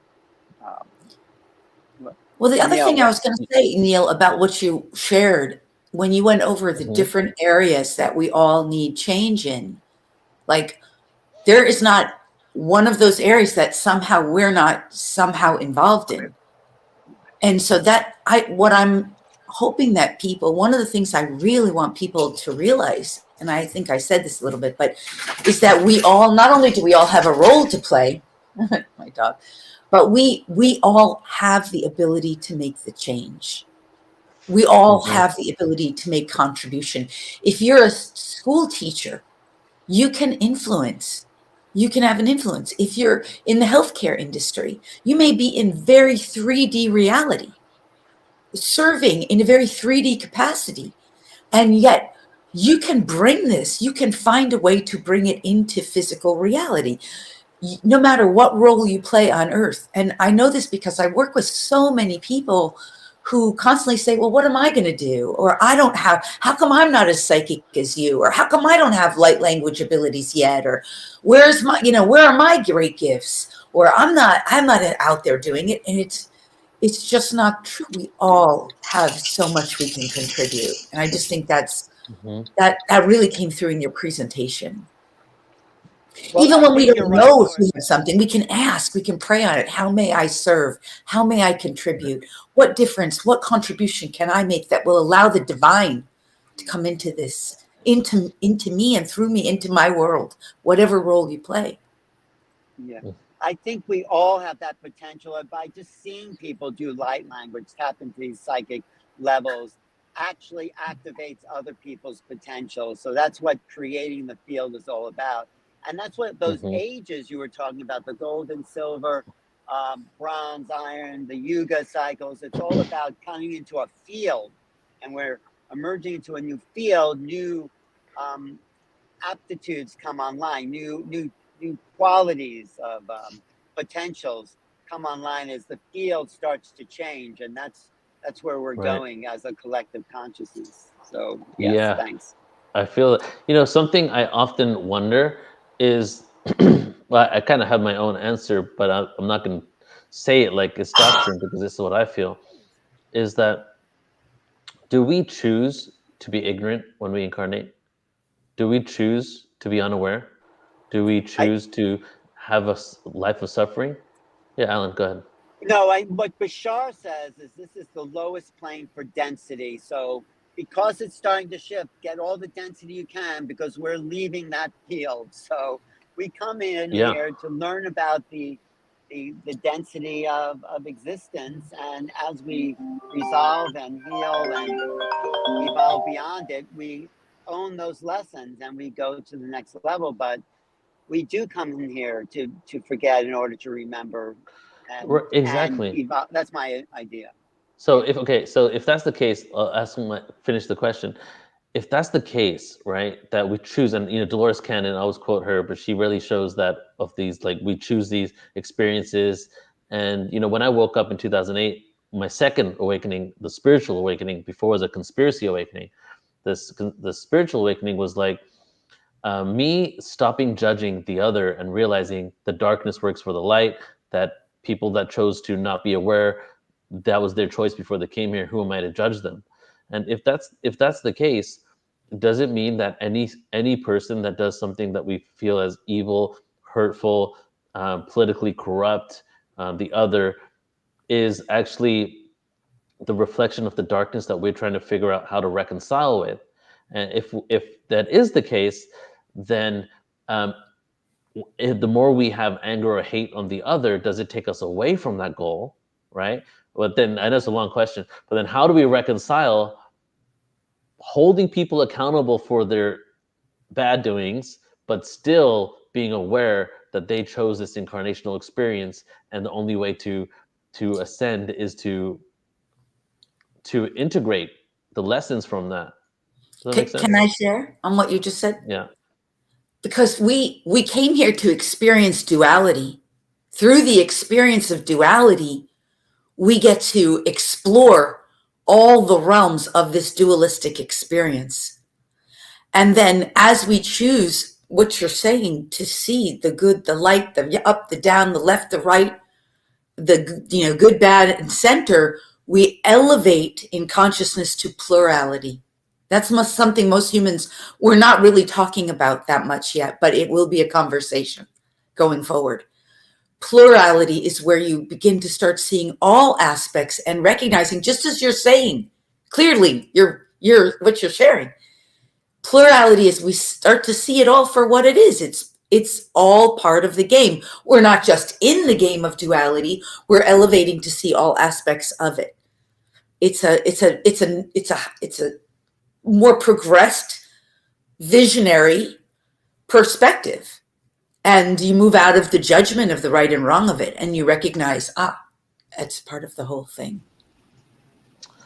Duality to polarity. I've never heard that before. Polarity rather than singularity. Yeah. That's I where have we're too. Go ahead, Debbie. Yeah, that was beautifully said. And it's a powerful question. I think it's a really important question. I have to say, especially going into election time, where there's been a lot of chaos predicted. And, my point of view is that there's a beautiful visual of the astrological sign of Libra, right? Where you see the balance of the scales. And I know it's just one of the places where I function, where I'm able to see things, but also able to have compassion. I'm able to know what my boundaries are and what's acceptable and not acceptable, and also have empathy for why I don't have to understand why somebody is or a situation is why it is, but I know I can see all sides of things in some way. So to answer your question, I would say, and so I just want to pause here and say the reason why I was off camera is I actually almost fainted. After that thing with VOX, I got up and I thought I was going to pass out, and that's never happened. And I had to sit down and have my partner take care of me for a moment. I'm originally Elohim. I've never heard anything like that in my life. And that, like on a lot of levels, slayed me. That is one of the most beautiful things I have heard. And felt like a gorgeous balance of the divine masculine and feminine up high. I totally resonate with what you're saying, Debbie. The first time that I experienced VOX, it's like an out-of-body experience where your heart explodes open and the tears just pour. She's just so incredible. And Neil, I'm glad that you've made that commitment to have her bless every event, because she was at my first one in 2012 too. Yeah, I remember meeting her there. It's not her even doing, it's something bigger. I mean, coming through there, it's huge. Whatever she's bringing through, it's just fantastic. Plus the activations, it was just like frequency over here. But I hope I answered your question and what my take is on it. I can see everything. We can see everything. We can acknowledge everything. We don't have to resist anything, by the way, including the matrix, because the more you resist, it does persist. And the more you say, I see you, I acknowledge you, I'm even grateful. And there's lessons, but I don't choose you. And I think that's how it is with a lot of that darkness and duality. We can bless it and say, that's beautiful, because I even more choose the light and choose the path I'm on. And it is very much every teacher I've ever had on my podcast, worked with, etc., has always spoken to this, and that there's this need for the source, all that is, God, Goddess, to understand itself so that it comes in every form. From that position, I can have gratitude.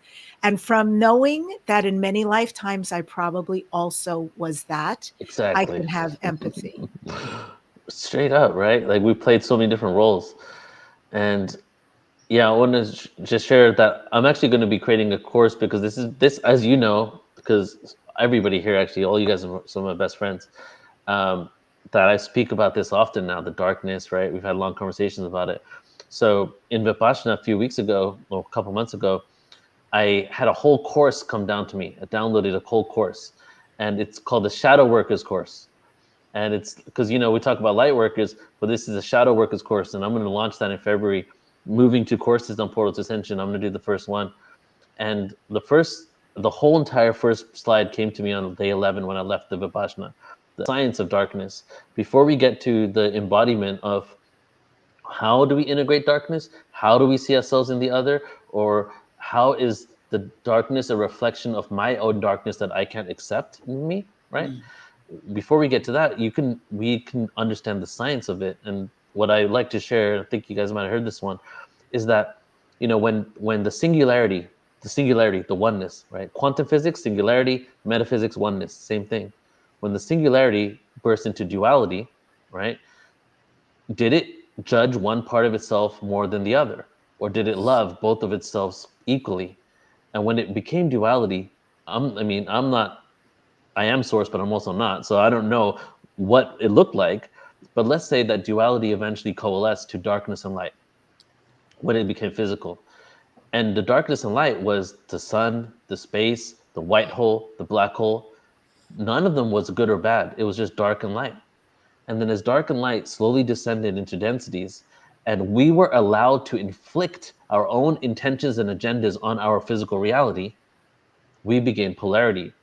So like there's a story of the Lyrans, where the Lyrans went when and Syrians were creating humanity, and the Lyrans were violating free will because they were enacting their own intention on Earth.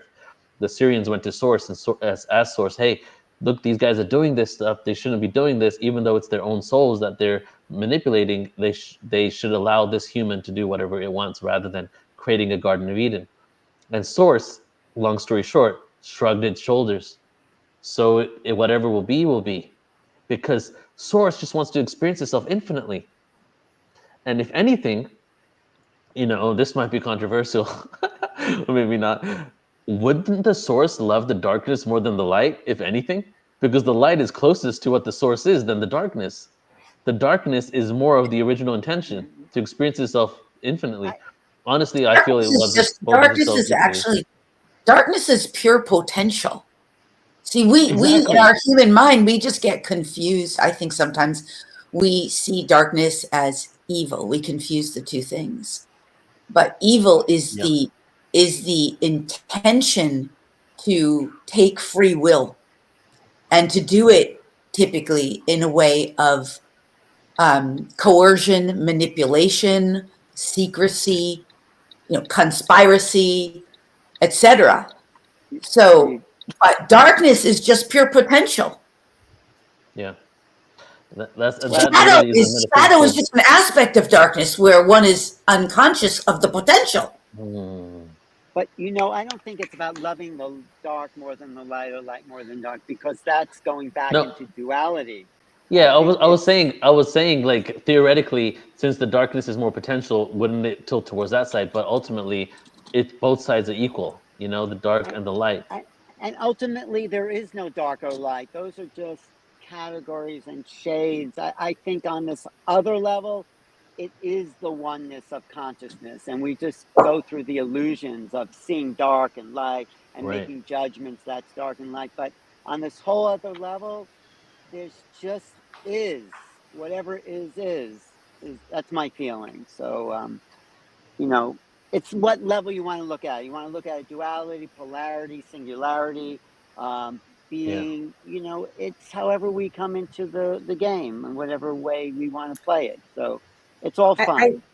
I noticed earlier in the chat, Bernie Traub wrote, I've always thought that the best way to learn is to screw up.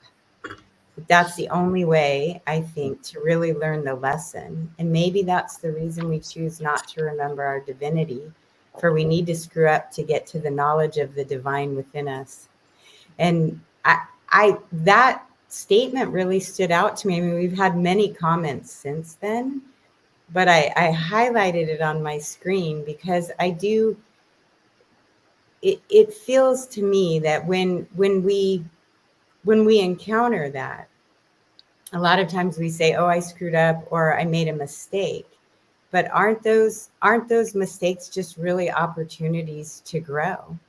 Well, and I think that's what Lori was saying too, is, I used, you know, coming from that place and yeah. using it to grow. Well, about what you just said, Michelle, I think I used to like getting lost and finding new places I haven't been before. So getting lost is a way for me of learning. And it's like, oh, this is a territory I didn't know. So it's like that. It's not Yeah. necessarily screwing up. It's just kind of finding more creation if you look Absolutely. at it that way. So Yeah, we're here. absolutely. I love that you're in your car saying that, because I tend to get lost a lot when I'm in my car. I don't like to use the GPS. And my husband will say to me, Michelle, you've lived here for so long. How is it that you always seem to get lost on the freeways or something? And I said, you know, sometimes I think I just need to get lost to be found. And I found a new way to get to where I'm going, but it's just not the direct way. It just took me in a roundabout way, and I got to experience something new. So I love that you're in your car saying that. Well, I'm not driving, but yeah. But no, yeah, you found something new. That's incarnation. That's the adventure of being embodied. It's like, oh, we forgot who we were, and we're exploring the lostness of the density, and we've learned something new. So I think you kind of summed it up there. That's hilarious. I relate so much to getting lost, I will say. Yeah, I'm geographically challenged for sure. And I want to say, in my estimation or my experience, the darkness is always, it's the aspect begging to be healed. So I think it's actually needed, because we know we all have shadow. We've all done things that we regretted. We've all had behaviors we were blind to, but for whatever reason, whatever lifetime or this one, were put in place to protect or enact or enforce or whatever it was.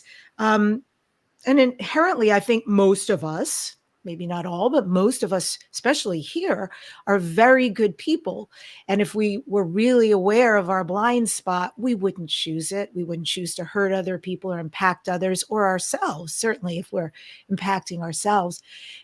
And I just feel like, I know my life path has been about, when those things come up, it's like, oh, you know, thank you for revealing yourself. Now that I am aware, I wouldn't choose you going forward. And I'm fully open to that aspect being healed and integrated. Sometimes it's certainly because I'm on the shamanic path, and that's a lot of what I do, is intersect shamans and extraterrestrials. And shamanistically, there are so many things that happen to our soul that disconnect that piece of us. And that piece of us hangs out somewhere we're completely unaware of, because we keep going forward. And when we take that pause and say, something's not right, there's some pattern here, and I'm the one bringing it to the party. And when we work with a shaman, you know, to heal that aspect, to become aware of that aspect, to bring that puzzle back into who we are. So there's synergy and harmony and all of that. But I also see that very globally with things that happen. You know, it's like you're talking about shamanism, and a part of shamanism and ceremonies and ayahuasca even is soul retrieval, fragments of us that we're bringing in. And I feel like the micro and the macro, you know, have similar, as above, so below, that the earth is its own being, and all the humans on earth and all the beings are collectively doing a soul retrieval for our collective soul. And I just finished a book on Jesus's life in India. And in there, it talks about, these are from ancient scriptures found in North India of Jesus' life, 3 different scriptures, right? Details, in-depth details, more details than any of the Bible stuff.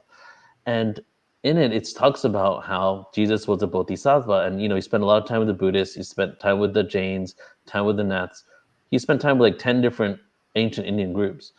And when he finally got to the Himalayas and was about to go back to Kashmir, where his family was from, because they were what's it called? They were relocated there by the Assyrians after the Assyrians invaded Jerusalem and Israel. Not Israel back then, but he was on his way back. He stumbled into a cave, and he met Chaitan Nath from the Nath people. These are the beings that have been in the Himalayas for thousands of years and lived for thousands of years and have siddhi powers. And in that, he starts saying, who am I? What am I? Like, and Chaitan says, I've been waiting for you for lifetimes here, because he's been there for like 1,000+ years. And he said that what happens is some beings, when they incarnate, when they incarnate, most of their soul is actually still there, and only a portion of the soul squeezes through the incarnational cycle. And then they spend their lives and multiple lives to bring all of that back. But there's some beings that have done so many things in different incarnations that they bring their whole soul down with them. And to me, and this is from ancient scriptures written, like it was like straight up metaphysical information. And they were saying Siddhartha Gautama, the Buddha, was one of them. Yeshua was one of them. That they had all these experiences, that they had some sort of soul contract to bring all of this soul.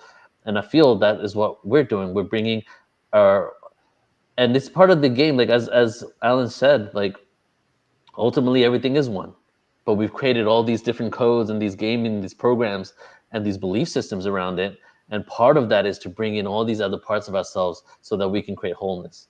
And I would say that's a huge part for me, because not only from my past lives, but from this life alone, I've fragmented, disassociated, been out of my body. You know what I mean? Past lives is a whole other story. The traumas of this life send you away, right? And it's like the traumas part from of your us being past alive. lives. The traumas from your past lives show up in this life anyway. All the traumas from Yes. show Yeah, up in this life. exactly. And It's all it's over true. again. It's also true to say that for those of us who have experienced great challenges, and everybody has experienced challenges in this reality, but the greater the challenge is typically equated with the soul's desire to overcome, to elevate even more in this reality. So it's kind of like, I guess you could say it could be like a little bit of a badge of honor in a way. I'm not really sure how you could interpret it, but that those who have faced such great challenges and hurdles are choosing on a soul level to really progress, because those challenges provide opportunity for up leveling, for elevation, for expansion, Exactly. for evolution, for clearing of the soul's traumas that may be linked to other life, that are typically linked to other lifetimes. Right. Other All right. incarnational And I experiences. love that we started, how we had a moment to have this conversation, to really start it out like this, because everybody strap on your seatbelts, okay? Or don't strap on your seatbelts and just take off from your seat and go into the cosmos, because we're about to have the most amazing awareness-filled 11 days together. And we're going to get into our first guest in just a moment here, Emily GHOSH. I think it's the perfect way to start it out. So Debbie, Lori, Michelle, love you guys so much. And I'm going to go ahead and Love bring on our you. first guest here. Thank you. Okay, ready, everybody? So our first presenter today is Emily GHOSH, and I'm really excited to bring her. A little bit about Emily. Emily GHOSH Harris is the intuitive guide, sound alchemist, facilitator of sacred ceremony, and multidimensional business mentor. She's founder of Soul Media, a company that serves as a portal of expansion and elevation for heart-centered entrepreneurs, light workers, starseeds, and conscious companies. She assists clients in taking quantum leaps in their lives and business by bringing forward their highest, most authentic, and creative expression. Through the integration of galactic astrology, human design, gene keys, self-inquiry, and quantum energy healing techniques, Emily helps clients to deepen their understanding of the divine blueprint, heal core wounds of separation and limiting beliefs, and step forth in their highest available timeline. Fully activated, the music in their heart, soul came here to share and express. Eternally Curious, Emily is a host of a great podcast I've been on a few times called The Soul Collective, featuring interviews with inspiring people who are dedicated to serving humanity as we collectively ascend and raise in consciousness. And I'm excited to bring her on and definitely start out with Emily. What I do for the first day at all conferences, I start the day with activations and awareness that really set the energy for everything we're going to experience. And I feel Emily is definitely in alignment and perfect for that. So everybody join me in welcoming Emily GHOSH. Hey, Emily. Hey, Neil. Oh my goodness. Thank you so much for that introduction. It's such an honor to be here. I'm so excited for the next 11 days. Me too. I'm excited to have you. How you been? It's good to see you. Doing well. I'm in Florida, so just, collective energy and prayers. It's amazing to see the beauty that can come from, times that are challenging. And that's one of the themes that I would love to explore today. Beautiful. All right, go ahead and take it away. Do you have a PowerPoint, or are you just going to go ahead and flow with it? I do, yeah. I would love to share my screen. Okay, click present, share screen, entire screen, and then you can select it there. Perfect. Thanks, Neil. Okay. Can you see my screen okay? Yep. Okay, take it away.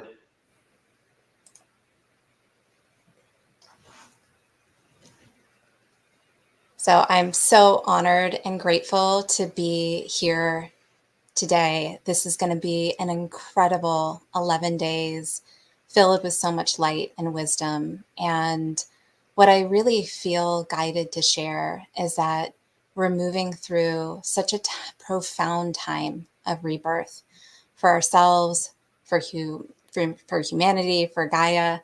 And we're really standing on a pivotal moment where the energies of the cosmos and the earth are aligned to awaken to our true essence, to awaken to the song that our soul came here to share and to express. And for empaths, this can be felt deeply. As for all of us, gathered here together, we sense the shifting of the energies. We sense the breakdowns that are leading to the breakthroughs and the systems around us that are beginning to unravel, making way for something entirely new. And so what I want to share is that, from my vantage point, I support star seeds, and I love integrating the use of astrology, gene keys, human design, because I believe that these tools are really helpful in the understanding of who we are and why we're here, and also understanding the transformation and the current cycles that we're moving through. And so that's one of the things that we're going to be exploring today, is this current cosmic cycle that we're moving through.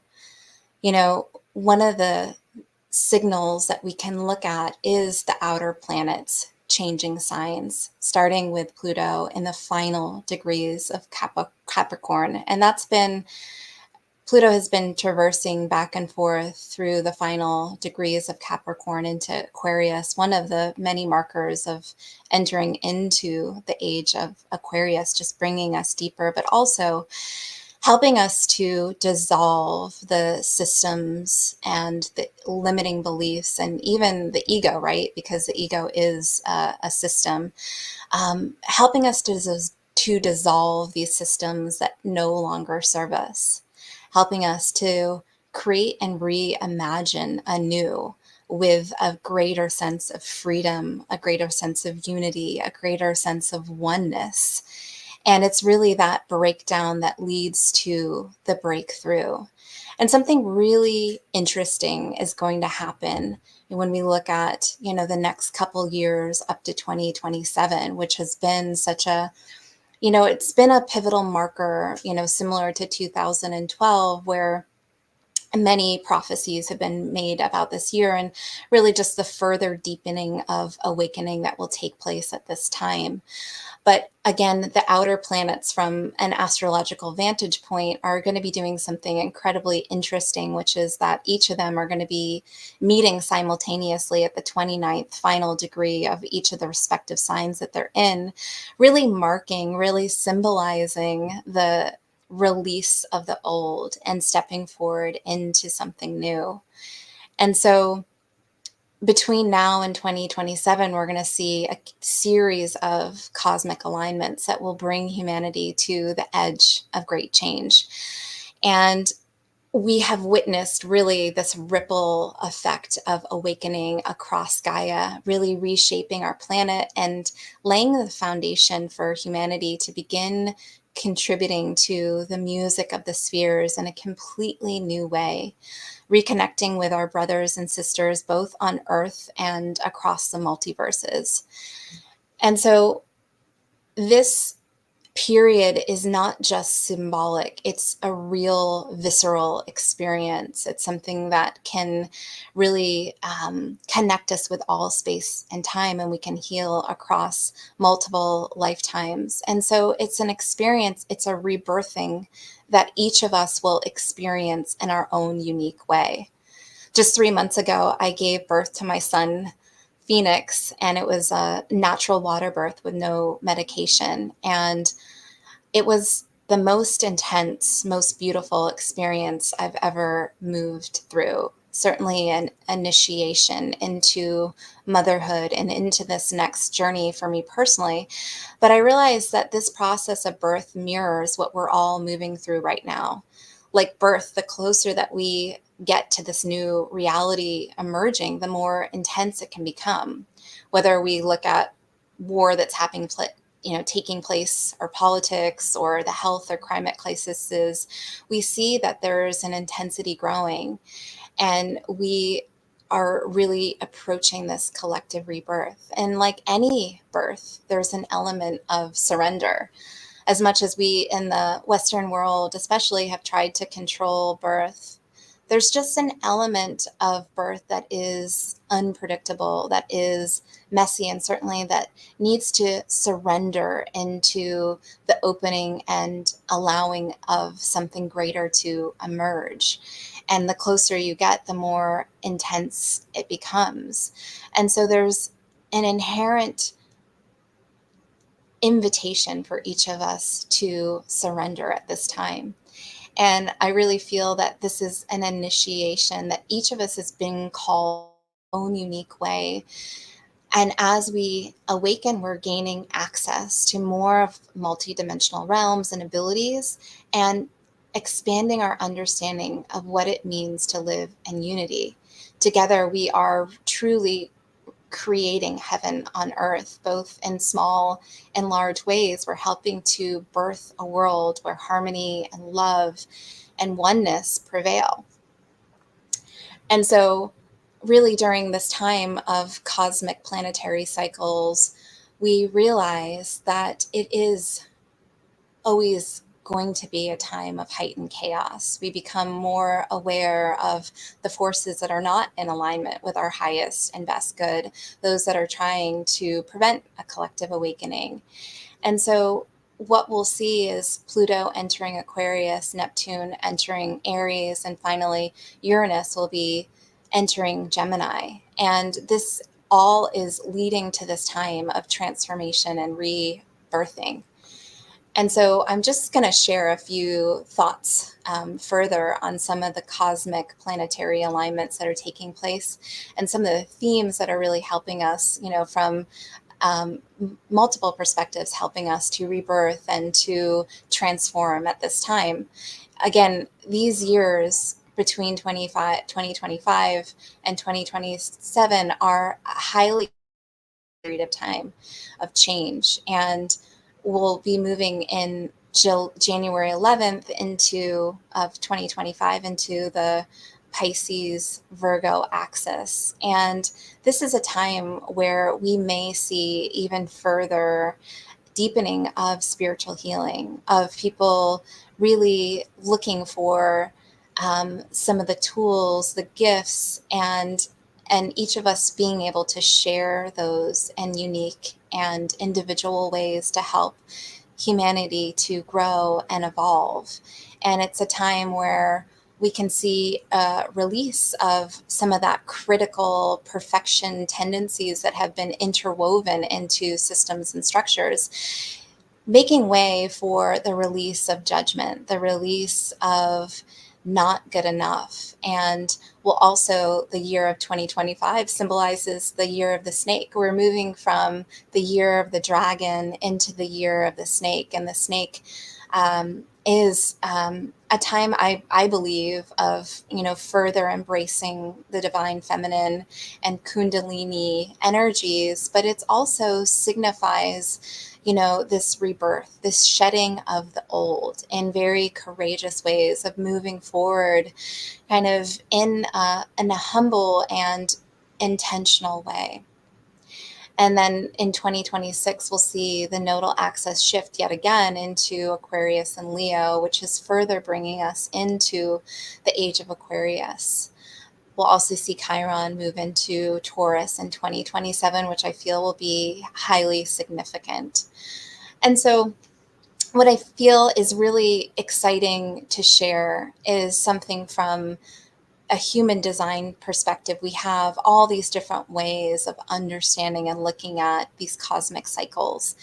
And from a human design perspective, every 400 years, we see, based on planetary alignments, the new emerging of incarnation cross that is prevalent for the collective.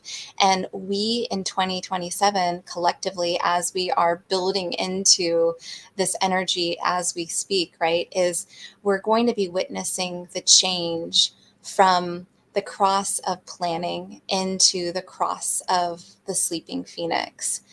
And this era, the past 400 years, the cross of planning really signifies it's about building, it's about maintaining community, infrastructures, social contracts, mutual agreements, through government and other systems such as this. And you can see how over the past 400 years, we have seen that in society.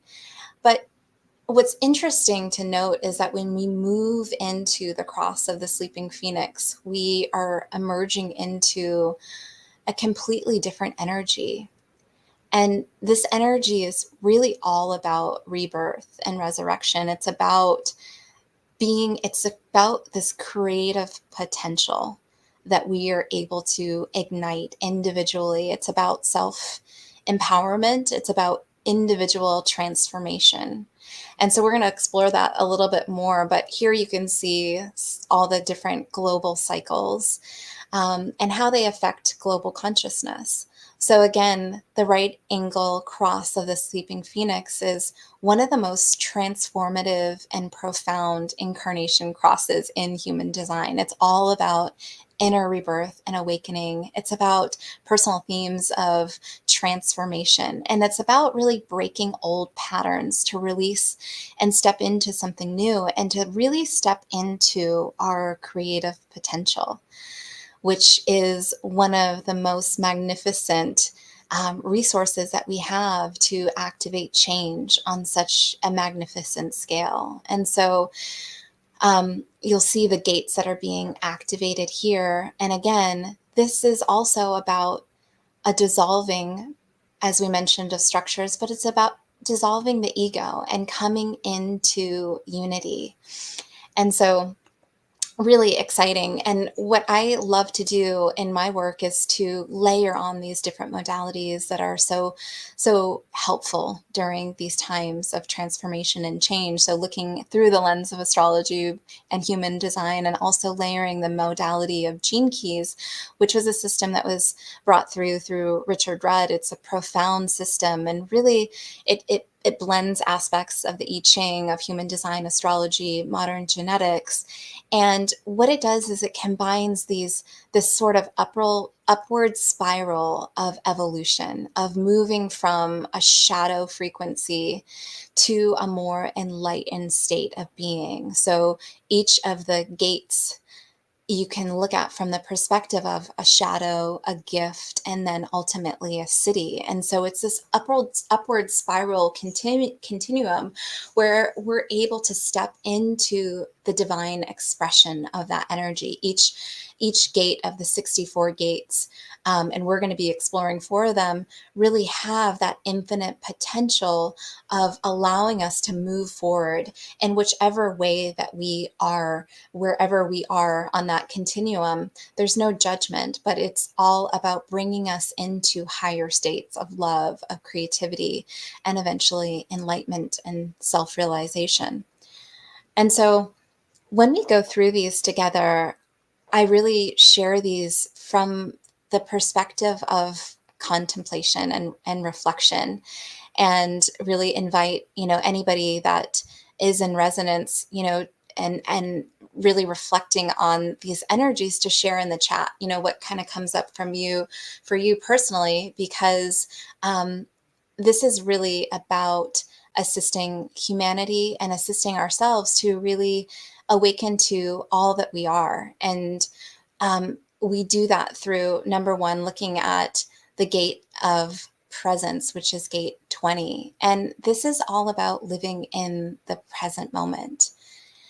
And what's interesting about this gate is the shadow of it is superficiality. And so what does superficiality mean? Well, at the shadow level, people may find themselves rushing through life, unable to stop to reflect deeply. And this can lead to a hasty or shallow decisions without considering the broader impact.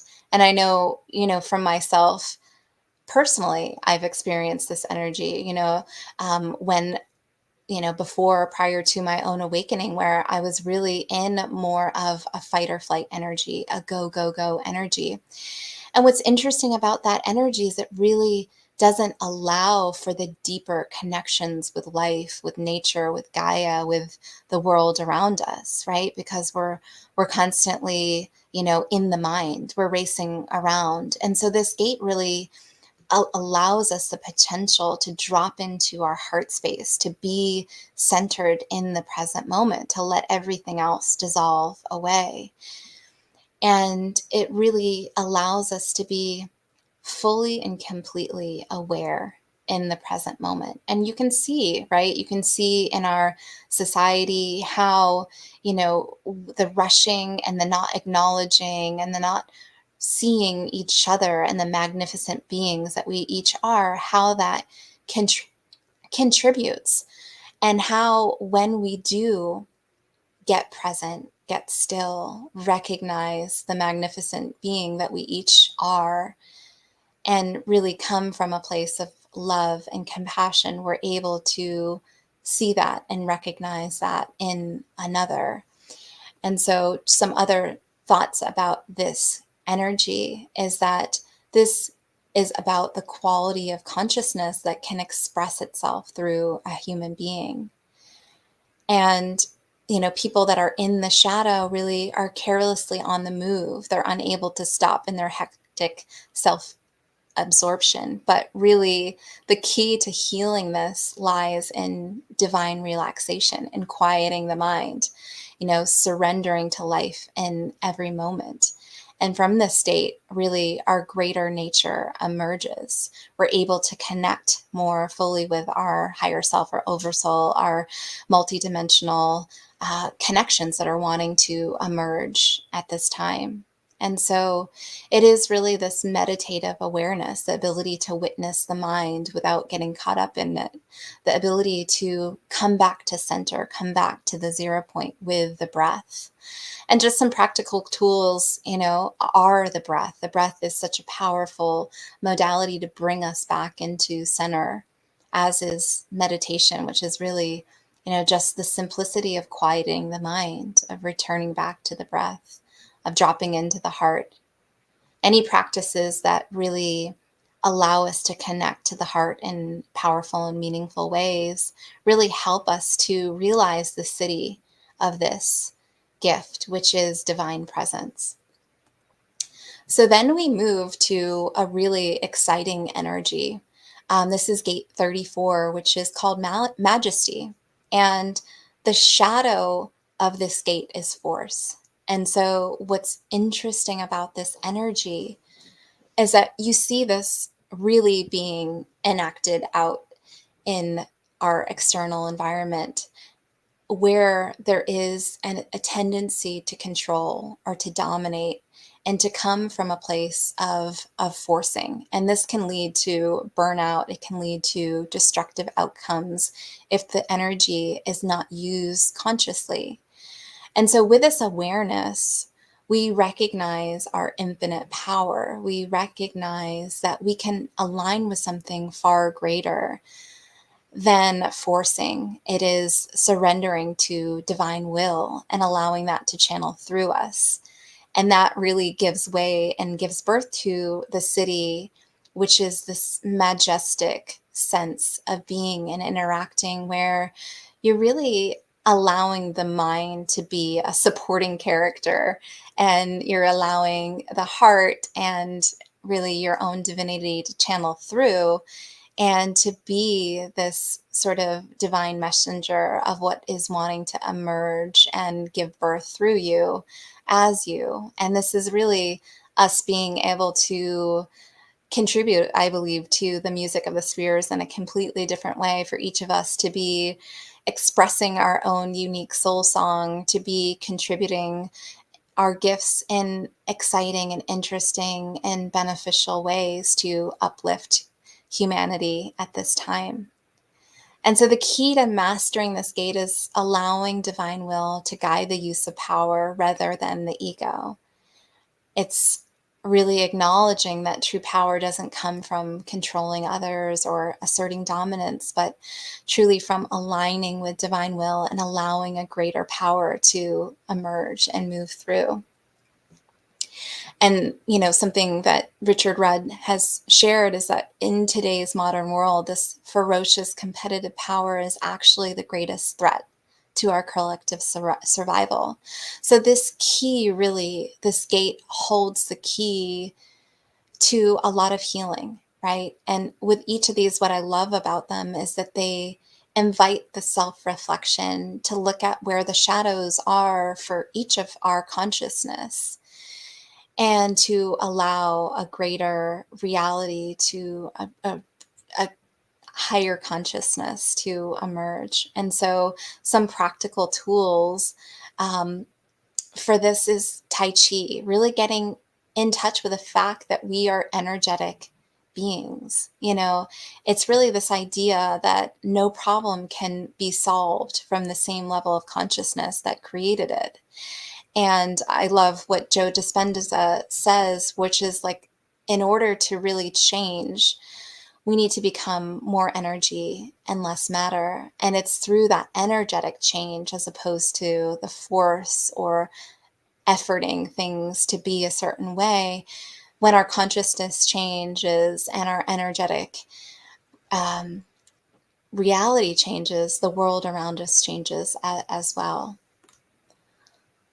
So we move to the third of the fourth gate in the cross of the sleeping phoenix. And this is all about letting go of victimizer cycles. This is one of the most significant gates of all the 64. And it's about emotional depth and transformation, and really being able to come back to our center when we feel a wave of emotions. It's actually being able to move to a place of freedom from emotions, and really from the separation matrix. It's about really birthing and emerging from any places or spaces where we feel a victim to our emotions or our external reality. And we can all relate to this, right? In one place, space, or time, we have played many roles. And so it's about really coming into the place and space of being the conscious creators of our realities, of really recognizing the sovereignty that I am presence, that we're each here to connect with and to express. And this is really helping us to restore unity consciousness. What's really interesting also, this gate contains a prophecy about the changes that are going to be taking place in 2027 and beyond. And one of them has to do with our children. It has to do with the incredible beings that are incarnating on our earth at this time to assist humanity. And really, you know, it's the future of ripple effect that is possible as we each do this awakening work, as we each do this alchemical work of looking at the places and spaces that are perhaps tender or sensitive to look at, and to be able to awaken to greater bandwidths of freedom, of love, possibilities. And so this gate really makes way for that infinite potential. And so some practical tools really to connect with this energy is the shadow work, is to not be at all reserved in looking at the places and spaces that are tender, that are, emotional waves, because they're coming up at this time to be healed, to be looked at with soft eyes of compassion. And, emotional freedom technique is a tapping technique, which also encourages connection with the body, bringing the consciousness back into the body and connecting with, places on the body to activate higher levels of freedom and awareness. And this is really about stepping into being the conscious creators of our reality. And so we, from there, move to the final gate that I feel excited to share about, which is gate 59. And this is a really interesting gate because it holds of divine intimacy. It's also connected with sacred sexuality. It's that divine union, the highest union, which we know is so incredibly transformative. And there is so much creational energy that is held here that is just pure potential. So it's no surprise that this gate is held in the sacral energy center. And so really the shadow of this is dishonesty. And dishonesty can be maybe confusing, right? But really, it's about a fear of being fully and completely vulnerable. And that keeps us stuck. It keeps us in a place of a pattern of limitation, not able to fully awaken to our true potential. And when we really recognize that we are these divine children of the universe, and we get to play, we get to be here to create, and we get to do it completely different. And that's actually the joy and the fun of it, is that we're meant to be the unique beings carrying the unique soul song that we came here to emanate and to express. It gets to be a lot less serious. And this is another part of the dissolve of the systems and structures that maybe have the sense of, it has to be a certain way, or, there's an inherent sense of seriousness, when really this is meant to be joyful and fun. And so this gate brings us into this place of vulnerability, of transparency. We really truly are entering into the age of transparency, where we can engage in these deep, authentic connections with others. And of course, the key therein lies in first connecting deeply and meaningfully with ourselves. We're only able to meet another being as deeply as we've met ourselves. And so, another reason why anytime these shadows or places of tenderness arise, it's really about letting go of judgment. That is Christ consciousness energy. One of the key frequencies is letting go of judgment of ourselves and others, really looking at it from a place of compassion and allowing for this energy of openness, of open-heartedness, of really recognizing the pure potential that we are. And so that allows us to come into a place of from a place of dishonesty, a place of where you feel like you have to wear a mask, to a place of just being really in your authentic, full embodiment. And of course, one of the keys for this is to be able to connect with others. This community is so powerful and healing. This portal to Ascension community, not only does it provide such deep wisdom and tools, but it also helps us to connect in a deep and authentic way. And that's what is needed at this time, this connecting of spiritual family, not only in this earth realm, but also beyond through the multiverses. And so this key of transparency is such a beautiful gift to be able to bring us back into unity. So again, just to kind of recap on this cross of the sleeping phoenix, it's about a death and rebirth, similar to the phoenix rising from the ashes. This is an ego death, an initiation that we're all going through. And it's about aligning with love, aligning with presence, aligning with universal consciousness. And it's a powerful lens to help us move through this cosmic cycle. So I just want to share at the, as we kind of close and wrap up our time together, it's just some of the things that I feel called to share is that, the world is different now. It's calling us to be different. And we are really called to transform, and that requires courage. But we can look no further than nature, because nature does this so beautifully. Whether it's a leaf or a flower or a seed, whether it's a butterfly, transforming from the caterpillar, there's a sense of courage in dissolving, in making way for something new to emerge, making way for more of our creative potential to be activated at this time. And we recognize, the key with this gate too is that there's a self-responsibility.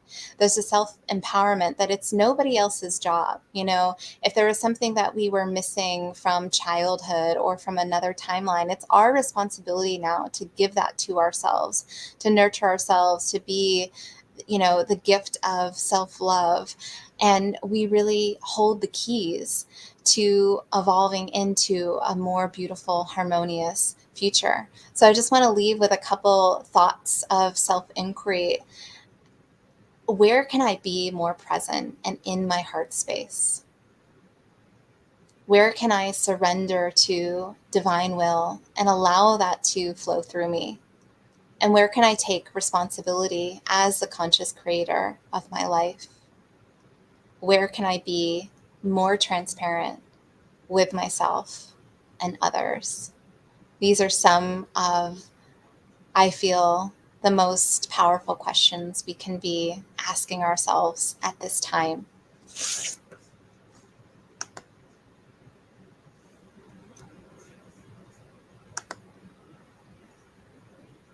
Beautiful, Emily. Thank you so much. Can you hear me okay? Yeah. Yeah. Emily, that was amazing. So much there, and I'm so happy that you started it out, because that really sets the foundation for the questions that we should be asking ourselves throughout the whole thing, and especially, where can I be transparent with myself? That really rang true. And when you said we can only meet others as deeply as we meet ourselves, my whole body shook for that one. It's like, that is so true right there. Yeah. I loved how you shared about not only the astrology that you share about often, but you also took it into the Chinese astrology as well, kind of connected the two, right? And I'm curious your thoughts on, we have serpent energy for 2 years, dragon and snake, right? And then with the masculine, we're in the wood dragon right now, which is the masculine energy. And then we have the feminine female snake. And I don't know if you noticed, but there's been so many hidden truths and ugly truths coming out to the surface right now in the world. Do you feel that's connecting to both aspects of astrology, the Chinese and then the other astrology?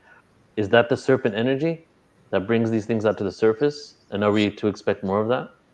Oh, that's such a great question. I've often had dreams with snakes in them, and I feel very connected with the snake totem. And I think the energy of the snake can be a little bit daunting at times, right? But I find that it's really beautiful. So I think, what is coming through around that is just to really embrace the transformation that the snake brings, because it does. It brings, it sheds its skin for a reason, but it does that process by, such divine design to emerge into something more beautiful and that serves a higher purpose for, the snake. And so I love how you bring through the masculine and the feminine. I feel like there's no accident. And I also feel, I shared about the phoenix, which I feel also the phoenix and Phoenix Collective and Dragon Collective are very present with assisting humanity at this time. And the Phoenix Collective is the divine feminine and the dragon is the divine masculine, and they work together in union. So I feel that there's a lot of support there. Right. And both of those are very fiery, right? The phoenix coming through the ashes, the dragon's coming through with the fire coming out of the dragon. So yeah. And it's transmutation, right? That fire transmutes the old, recycles it into pure energy, pure potential. It does. Yeah. Mm-hmm. And fire can be, I think, I love that you shared that, because I think fire can be such a healing energy at this time to, whether it's, even wearing red or, having a candle ceremony or a fire ceremony, just connecting with the elements, really all of the elements at this time can be so supportive. Yeah. Do you think like fire, because, a lot of people in this world, some people woke up to conspiracies. I woke up to conspiracies. So I was very, very angry, very fiery. And now there's things happening in the world that are making people very angry. So would you say like the fire element could also be that rage, or that, like, what's it called? That sacred rage? Yeah. And sacred rage is a great way of looking at it, because I feel like for each of the elements, there can be, just like we talked about, the spectrum of consciousness, of connecting with those energies and the elements. But I think with, fire is actually an element, interestingly, that has been suppressed in many ways, especially for women. And so I think to be able to connect with fire and the element of how you put it, sacred rage, can be incredibly healing at this time. Yeah, it's truly beautiful to see that these reflections, the stars, are basically in alignment with us, basically shedding the skin to become something new. It's beautiful to witness. It really is. Mm-hmm. Emily, thank you so much. I would love, before you leave, to, first of all, congratulations on your baby. Never got to say it to you directly. Thank you. I've seen your pictures. You look amazing, and your family looks great. And I love you so much. You're so beautiful, and everything you bring, the way you bring it, I love it. I will, before you leave, if you could let everybody know where they can hear more from you, where they can be in touch with you, or if you have anything coming up that they can tune into. Thank you so much, Neil. Such an honor to be here. And, for those feeling in resonance, my website is emilygoshharris.com. I have a podcast called The Soul Collective. Neil has been on it several times, as well as other incredible way sharers. And it's going to be an amazing 11 days. So excited. Hey, thank you for starting us off. Honor. Yeah. So thank you for being a part of the awakening, Emily. Love you. Love you. We'll talk soon. Okay, bye-bye. Bye. All right, everybody. So moving on here, our next guest is Lori Spagna, and you have seen her. She's one of the MCs. Really excited to bring Lori on because she's one of my closest friends, and I love her so much. And as time has progressed and we've known each other, our friendship has grown even stronger. And she's just one of those people that I know I can call on and connect with from that heart space. And not only is she like that to me as a friend, but she is a conduit of amazing energy, comes out with some incredible information and awareness, and is tapped into the realms that a lot of awareness and information comes through, but also in regards to speaking about the polarity and duality. And we spoke about that in the beginning a little bit, the singularity to the duality to polarity. Even though Lori speaks on many things, and she actually communicates with animals, and that's how I connected with her, some of the conversations we've had lately is this dance of the light and dark, what it really means. How do we reconcile this? And you saw a little bit of it in the beginning here. And I know over the last couple of years, Lori and her awareness has been shifting a lot. She's been incorporating, integrating so much more, and coming from just adding to her perspective on what is going on in this shift. So a little bit about Lori from official bio. Lori Spagna is a best-selling author, spiritual catalyst, intuitive energy worker, ascension guide, multidimensional channel, animal communicator, visionary, and luminary who radically transformed her life after a series of near-death experiences while living in Maui. She helps visionary leaders and heart-centered entrepreneurs to transform their lives and make the global impact they came here to make using intuitive guidance, energy healing, metaphysical tools, and higher consciousness so that you can truly contribute to the expansion and positive upliftment of humanity. She has dedicated her entire professional life in service and contribution to the light and has become a master intuitive energy healer and channel. She leads seminars, workshops, and retreats where she provides high-level mentorship, sacred energy healing, transmissions, and dormant DNA activations for humans and animals, and assists others to awaken to the alignment with the source to become the best version of themselves. So let's go ahead and bring Lori back on. Hey, Lori. Hello. I It's love great. you. I love you too, Neil. Thanks for having me. So, for sure, what are you going to share with us today? I really don't know, actually. I'm going to have the collective. That's the best way. So I'll Okay. just say a couple of words about the collective. I do think it's going to have a lot to do with, or something to do with, overcoming challenges and navigating the 2 years ahead that are ahead for us and what's already started this through this eclipse window where we're just kind of completing at this time, but the remainder of this year and into the next 2 years. But I will just introduce the collective briefly for people who don't know, and to say just a few brief words about myself. I work with visionaries and light workers and people who are self-help junkies and spiritual junkies, right? Who have been on the path for quite a while and who are ready to up level beyond just the basic love and light stuff, because you get to a certain level and you start realizing you want to break through, and that's not readily available on Earth. And it doesn't mean someone can't be a beginner. It just means that whoever works with me has to be ready for a next level, really want it, and know that you're here for something magnificent, because that is the truth. We are all truly magnificent beings, and each and every person listening is here because you have something magnificent to offer. You're an exceptional being, and no matter what the world tells you, no matter how people will frown on you and try to hurt you, or the world in the physical world reflects some shadow to you, those are just the challenges that you're here to overcome and to somehow transcend, so that you can be the brilliance and the magnificence that you are, so that you can bring through what you're here to bring through, no matter what your unique gifts, talents, and abilities are. So the collective then is a team that I've been working with for many, many years in the non-physical.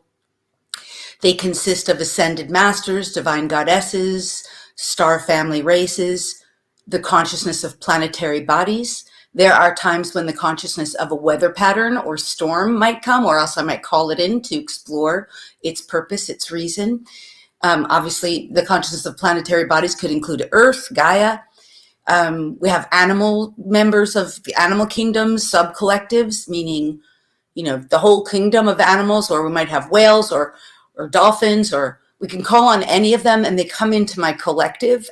The only requirement, I can work with people's higher self and invite them into my collective, or your divine team, whoever's in your team.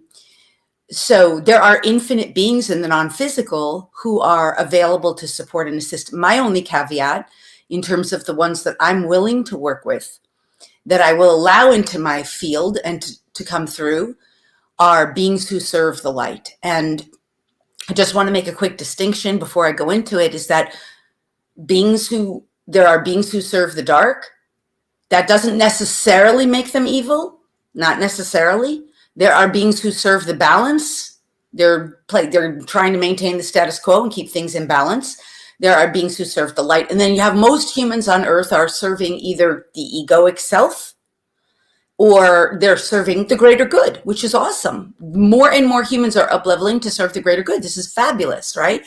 And serving the light just means really that I'm doing my best to bring through God's will for humanity and the will of the divine. And if you don't like the word God, of course, you can use the word spirit. You have your unique relationship with your source, creator, the infinite, the all that is, Buddha, Krishna, Allah.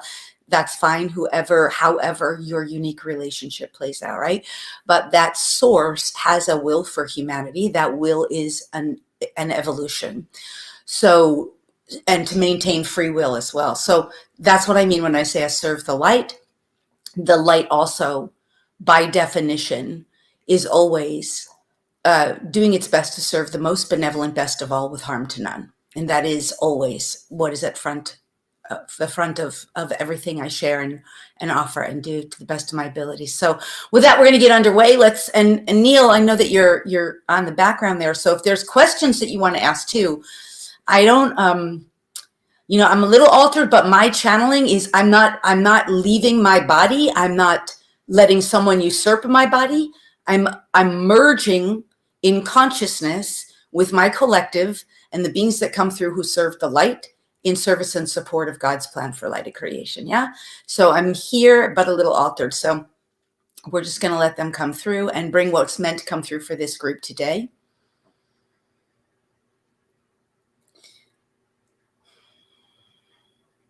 Good greetings and blessings. We are here with you, and it is our great honor and our great pleasure on this day. We are always so truly honored and grateful to see so many humans awakening at such an accelerated pace, as all of you are here, coming into the awareness that your potential has barely begun to be tapped, that your infinite potential is awaiting you, and that the potentials for your earthly realm and for the whole of humanity are just beginning to reveal themselves. And what we would like to offer at this time first is that you are all at a stage now, this stage on earth, which has been spoken of briefly already at this time, is that you are elevating into a space of recognizing the dualistic nature of your experience and choosing. You are utilizing your free will choice to decide where and what reality you will participate in your future experience. And while there are infinite potentials with infinite realities, overall, the collective of humanity, as it has been stated, for the most part, has, at this juncture, two primary experiences to choose from. These are called collective timelines, as you know. And these primary experiences will divide you between the experience of experiencing more of the light and experiencing more of the dark. And of course, we need not define this again, for most of you know this already. The light, as it has been explained by the one who is utilizing the voice box, will serve for greater expansion and continued experience of free will choice and greater liberation. Those who serve or choose the dark will continue to experience greater and greater degrees of contraction and of control until that experience extinguishes itself. For much like the serpent that was alluded to earlier, the serpent can either consume its own tail, consume its own self, or transform into the infinite potentials that lie ahead. And we would suggest you choose wisely and recognize this. You choose every moment of every day. You do not choose based on wearing white or saying things such as peace and love. You choose based on how you be. You choose based on the virtues you cultivate within yourself. You choose based on the actions you take. You choose based on the thoughts you think. You choose both based on the emotions you experience. You will continue to choose moment by moment. And let it be stated here that ascension, as it is defined, is not one single path, nor is it one single choice. It is a choice you make over and over And over again, each time you choose a path of light. And again, we reinforce that a path of light is a path of life. A path of light is a path of free will choice. A path of light is a path of truth, divine truth.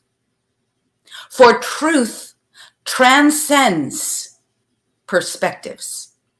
Truth transcends duality. Truth transcends the limitations of all limited mind thinking. So choose a path of truth, even if at times you may perceive that the truth may be difficult or challenging. For difficulties and challenges, which we were intending to share on a bit today, are what will expand you into greater capacity. In fact, difficulties and challenges are not meant to be avoided at this time, not necessarily dove into head on, but to be embraced and acknowledged as part of this earthly experience of transformation. And that the difficulties and challenges you face ahead, and there are many, will ultimately expand and uplevel you, not only as an individual, but as a collective of humanity. For it is indeed the whole of humanity that is elevating, if they so choose. And this is why the choice will remain to choose the light or choose the darkness, choose the expansion or choose the contraction. And your free will choice will remain, for that is God's law and God's will.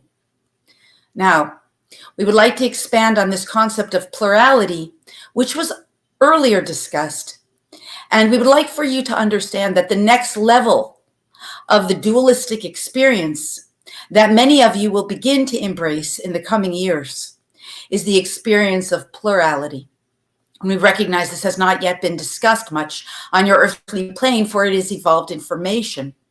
The pluralistic experience will provide the opportunity for those to recognize the wholeness of all that is.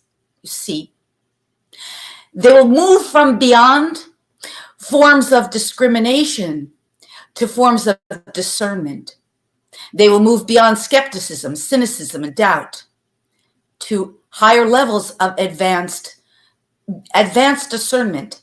This is what we would like to offer you, for while there are many of you at this time going through experiences that may lead you in much disarray, chaos, confusion, uncertainty, and yes, doubt and disbelief, you will be quite dismayed at much of the information and experiences that will reveal themselves in the coming years.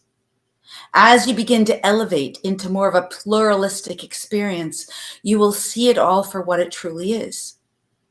Part of the evolution, part of what is required for God's plan to unfold. So let us break this down a little more specifically, if you will allow it. And this is to say, you may see, for example, recent experiences such as weather patterns, earth changes.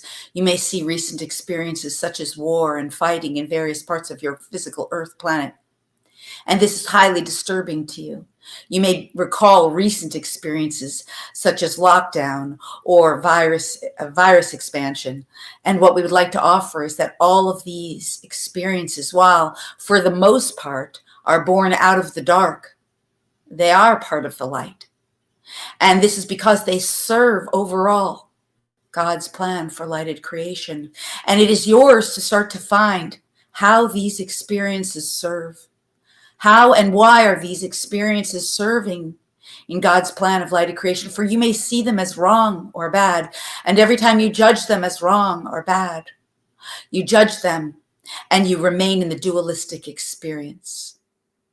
Until you begin to search for God's plan and see how they serve, how they are meant to serve, what the greater good is behind all of them and for all of them, then you will begin to elevate yourself into plurality.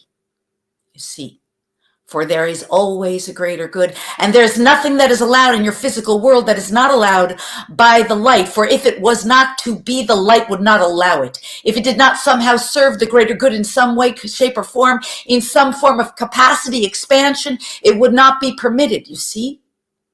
So find the good in it all. Seek the good without denying without denying the hardship of it or the wrongness of it.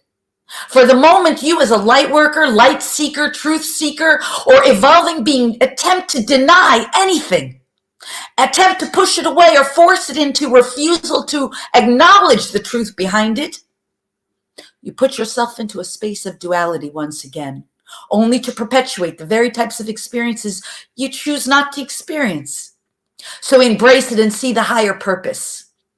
See the higher reason for all of it. Ask if you know not what it is. Ask your own source, for there is not but one of you. Not but one of you that has ever denied source consciousness. If you so embrace and allow it into your own heart, into your own sacred center, and as you elevate in your own consciousness, you will learn over time. You will develop your capacity to know and discern fact from fiction, truth from untruth, realness from unrealness. And let us give you a clue here. Unrealness is all of that which has been experienced in the unreal, which is to say only this: that which is not absolute, absolutely true, and absolutely real is the game of unreal. And that is what you are, in your language, healing and resolving at this time. For you are no longer to be experiencing that which is unreal, in the sense that it is not part of God's plan. You are only meant to be experiencing truthfully, as you evolve, more and more of what is truly God's plan. Now, as you align yourself with this, you will come to see that your own personal experiences become more and more, not overnight, but more and more graceful, more and more kind, more and more benevolent, for that is God's will, you see. The hardships that are also part of God's will are simply designed to serve humanity's evolution. So again, we invite you to seek how it serves. Seek how it is somehow serving you, even in the face of hardships. Seek how it is somehow serving humanity. Seek how it, and it is always the hardship we are referring to. Seek how it is serving your own evolutionary growth.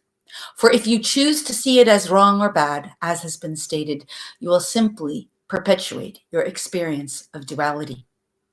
Now, there's another piece here we would like to offer you about this concept of plurality. You see, divine discernment is what is required. And divine discernment is something that is cultivated as one is willing to know truth.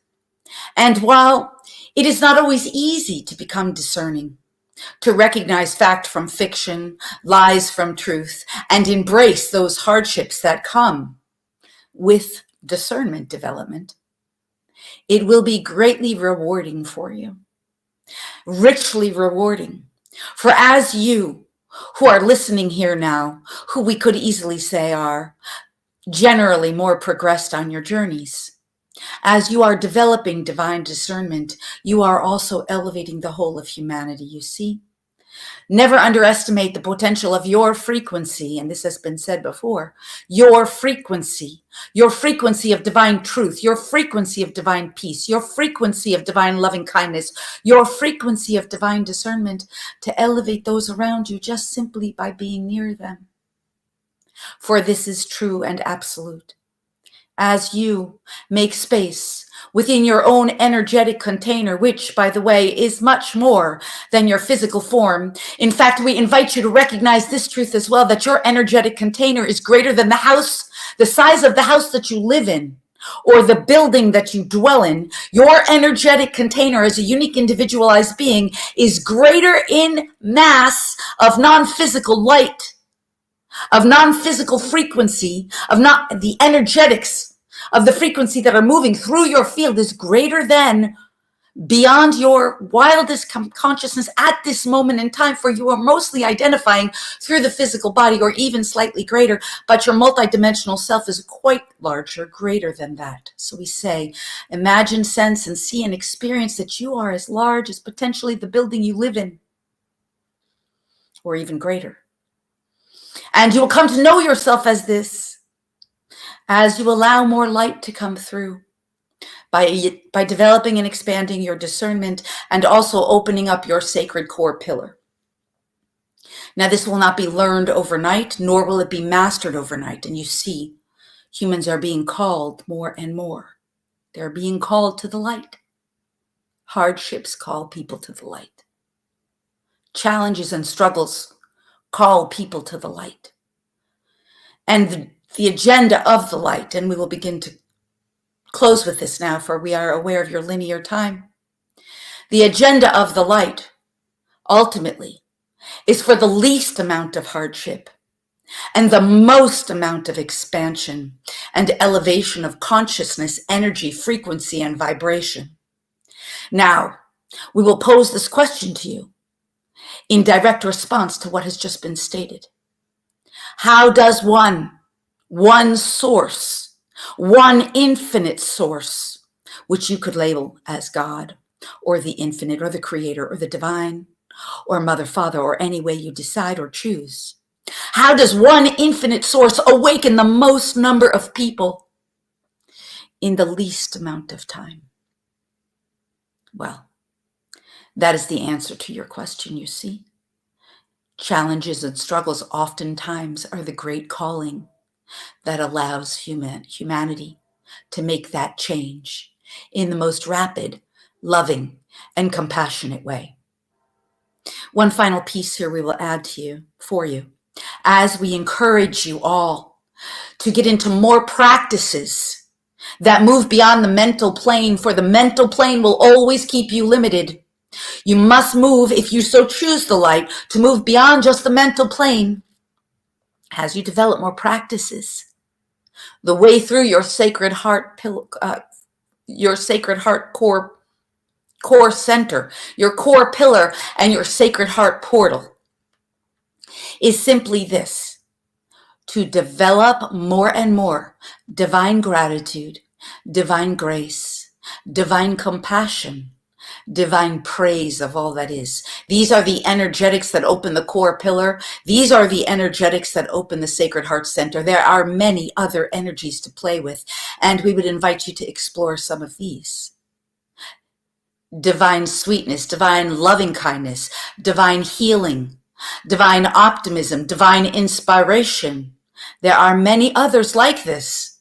Infinite energies that you have barely begun to play with. But you can only play with them when you move beyond the mental plane, truly, and begin to embody them by opening your core pillar, by opening through the heart chakra center, the sacred heart center, the sacred core pillar, the sacred heart portal, and expanding the brilliance and magnificence that you truly are, that you came here to be. And that means allowing more of the divine, the source that is infinite, to come through you and reveal itself to you. Do not ever disallow this if you choose the light, for the light is birthing itself through all of you.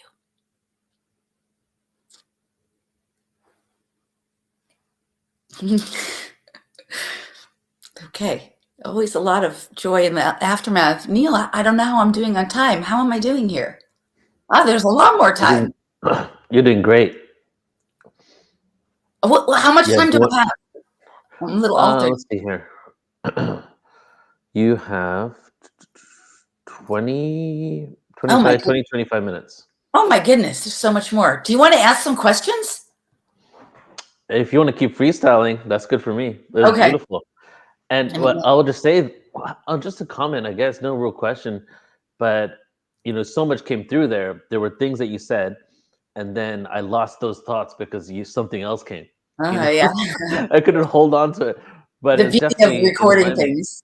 That makes me happy. Right? But they're already adding more to this now. That's so interesting because they're always in no time. And to me, they were like, oh, so much time has gone by for you guys. I was like, I have no idea what time it is. Okay, good. Let me come back. Okay, go for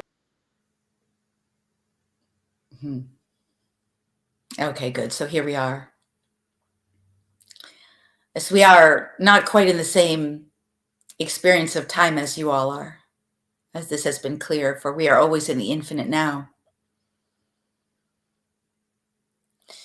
So let us elaborate on what was stated earlier and what we will offer here, since we are aware there is more time permitted. We will offer some transmission.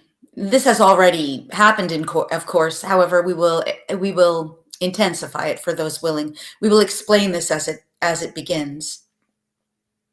But first, let us say that the sharing that we are offering here is coming from frequency bands of consciousness that are far beyond what you would measure as, in your language, sixth dimension. They are coming from beyond seventh dimension. They are coming from beyond eighth dimension. They are coming from beyond ninth dimension. They are coming from beyond 12th dimension even. We could skip beyond all of that. For dimensional measurements in your physical world are how you humans are labeling and identifying, and that is fine. There's no wrongness to it. But what we are suggesting here is that when we bring through these sharings, your brain does not need, nor is it required to hold on to this. And that is something that our brother Neil has so adequately, more than adequately, explained. The brain needs not hold on. You see, these frequencies of consciousness simply elevate you into the awareness where they exist. These frequencies of consciousness, which are being shared here now, where we all as a collective are merging and unifying to bring through into this physical world, these frequencies of consciousness are always infinitely available.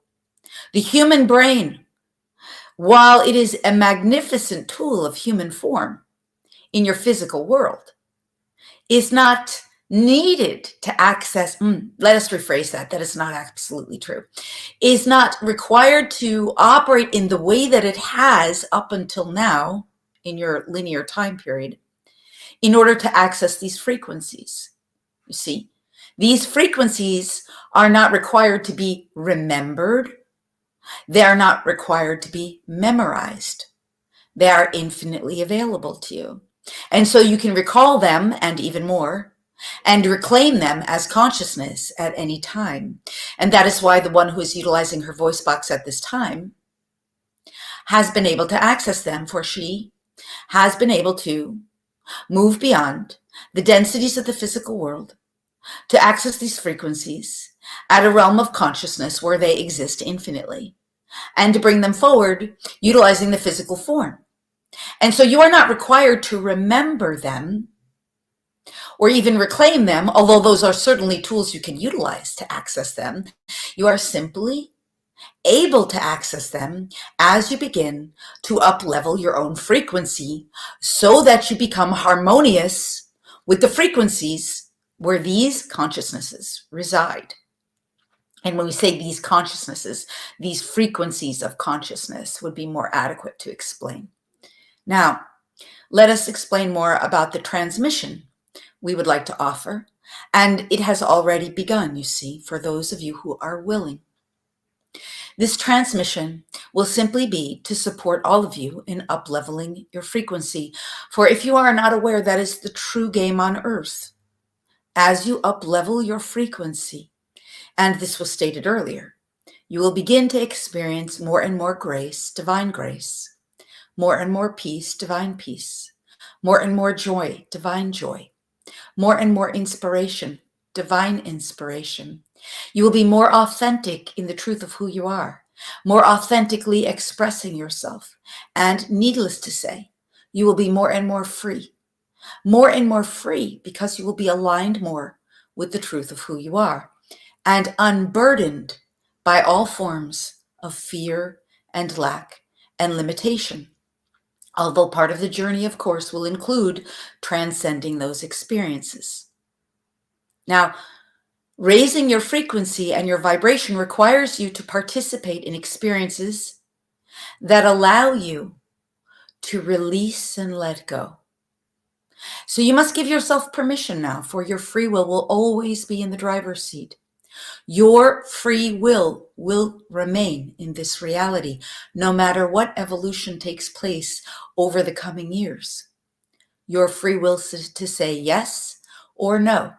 Your free will to say please and thank you or no thank you. So at this time, we invite you to choose with your own free will, if you so choose it, to allow yourself to experience the transmission. And we will bring you into the slightest bit of energetic shifting that will assist you in getting out of the mental brain that overthinks and overanalyzes and continuously attempts to figure things out, mentalize things, learn things, study things, etc. It stands in your way at this time. Not all the time, but at this time. So if you are willing now, simply take some deep breaths, relaxing breaths. And if you feel comfortable and safe to do so, let your eyes close if you are so willing, for it will eliminate the distractions. And as you are taking the breaths, with your own intention, decide that the energy that you are breathing in through you is the energy that God or Source, Creator, the Infinite, the Divine, sees fit, right, and perfect for you as a unique individual at this time, and know that that Source is infinite and knows exactly what energy you as an individual need at this time. And as you begin to breathe, feel and sense that energy moving in through each one of the major energy centers, beginning with your face and your brain. And just breathe it in and fill up that space. And when you exhale, release out that same energy that God, Source, Creator, sees right and appropriate for you at this time. And when you take in the next breath, drop deeper down into the throat center. And then release and let go with your exhale. All the time just giving yourself permission to receive the frequencies that are coming through that are for your most benevolent best, that are uniquely right and appropriate for you as an individual, and that would cause you zero harm, that would only positively uplift and support you. And as you take your next breath, when it feels right and appropriate, drop down even deeper into your sacred heart center, as if you are just diving down with every part of you, deep into the depths of who you truly are, the depth of your own heart center. And for just a moment, put your mind's awareness at your lower extremities, below your feet and at your buttocks, your root. And just release, relax, and let go if you are so willing. And with your next breath, if you could, if you would, if you will it, allow yourself to breathe as if you are breathing straight through your heart center, as if your heart center has the capacity to breathe. Now, we are aware that many of you may not think you can, but this is part of how the energetics can open your heart center. You're simply allowing yourself to be receptive here. Give yourself permission, if you choose it, to accept and allow the energies that are being transmitted here. There is nothing you need to do other than what has been stated already. There is nothing that is required of your personality self.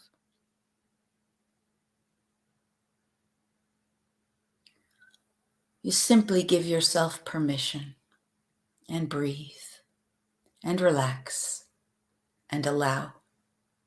For in truth, raising your frequency, elevating your vibration, is simply a choice you make, and then the breathing and the willingness that allows it.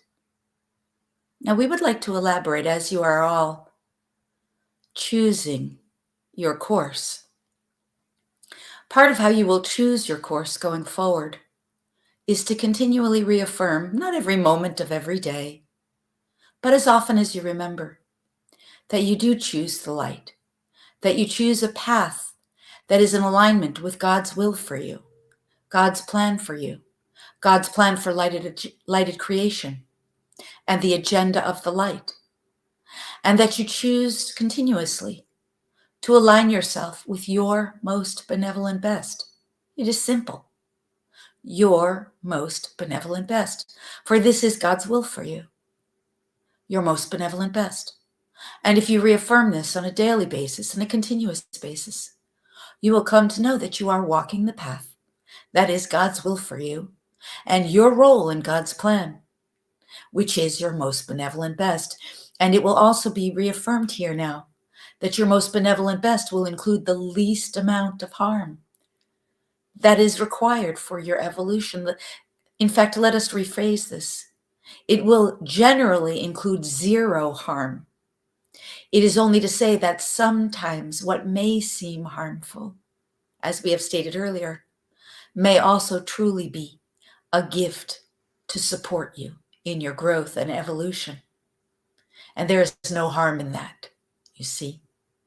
So this is why we say your path that is the most benevolent best for you will typically involve zero harm, and certainly will involve less and less pain and suffering for you and others involved.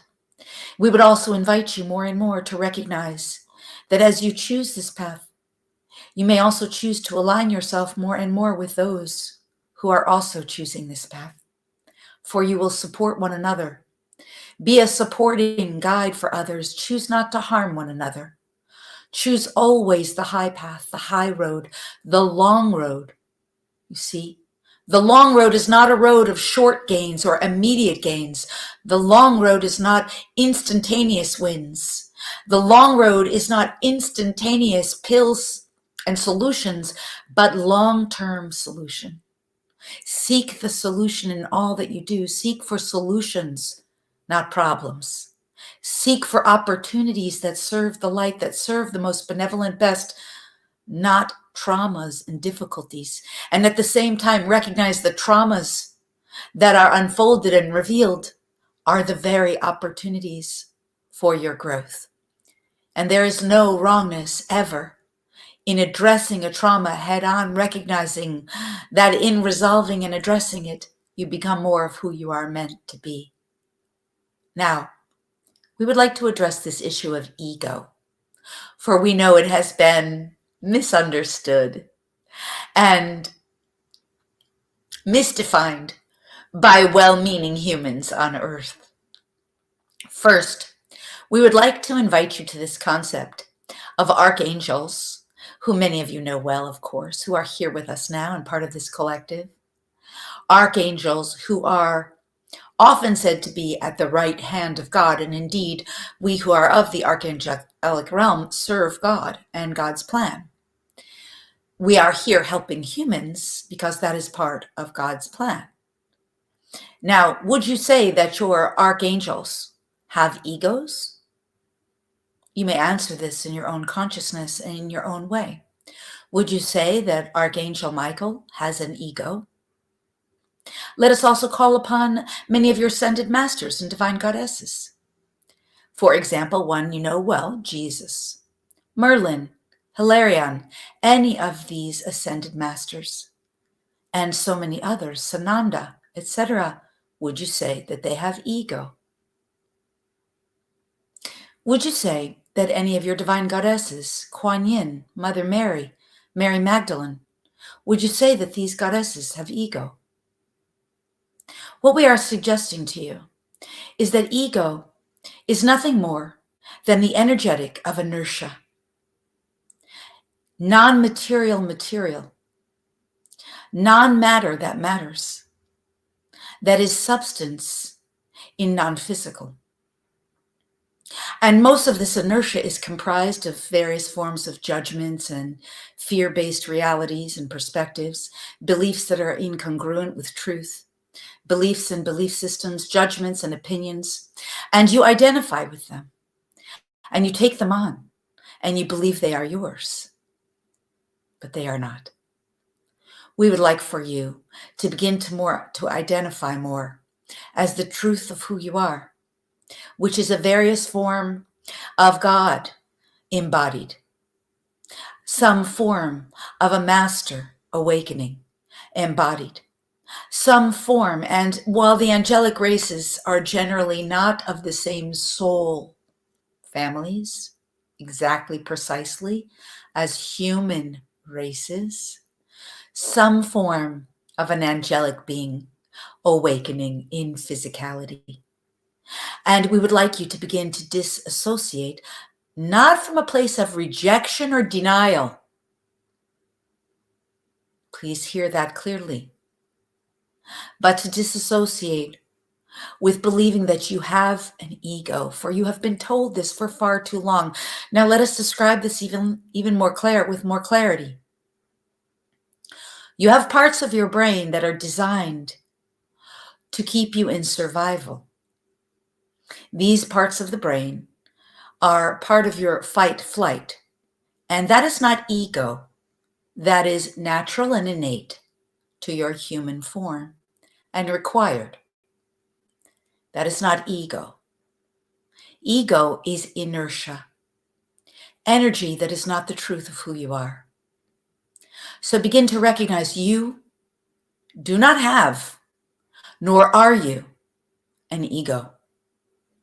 We recognize this may be difficult for some people to embrace, for it is up-leveling belief systems, for you have had these for many eons of time. We are not suggesting that there is not a part of you that needs to survive and take care of yourself. We are saying that the truth of what you've been told about ego is a lie. And we are asking you to become more of who you are. For you are the divinity in form.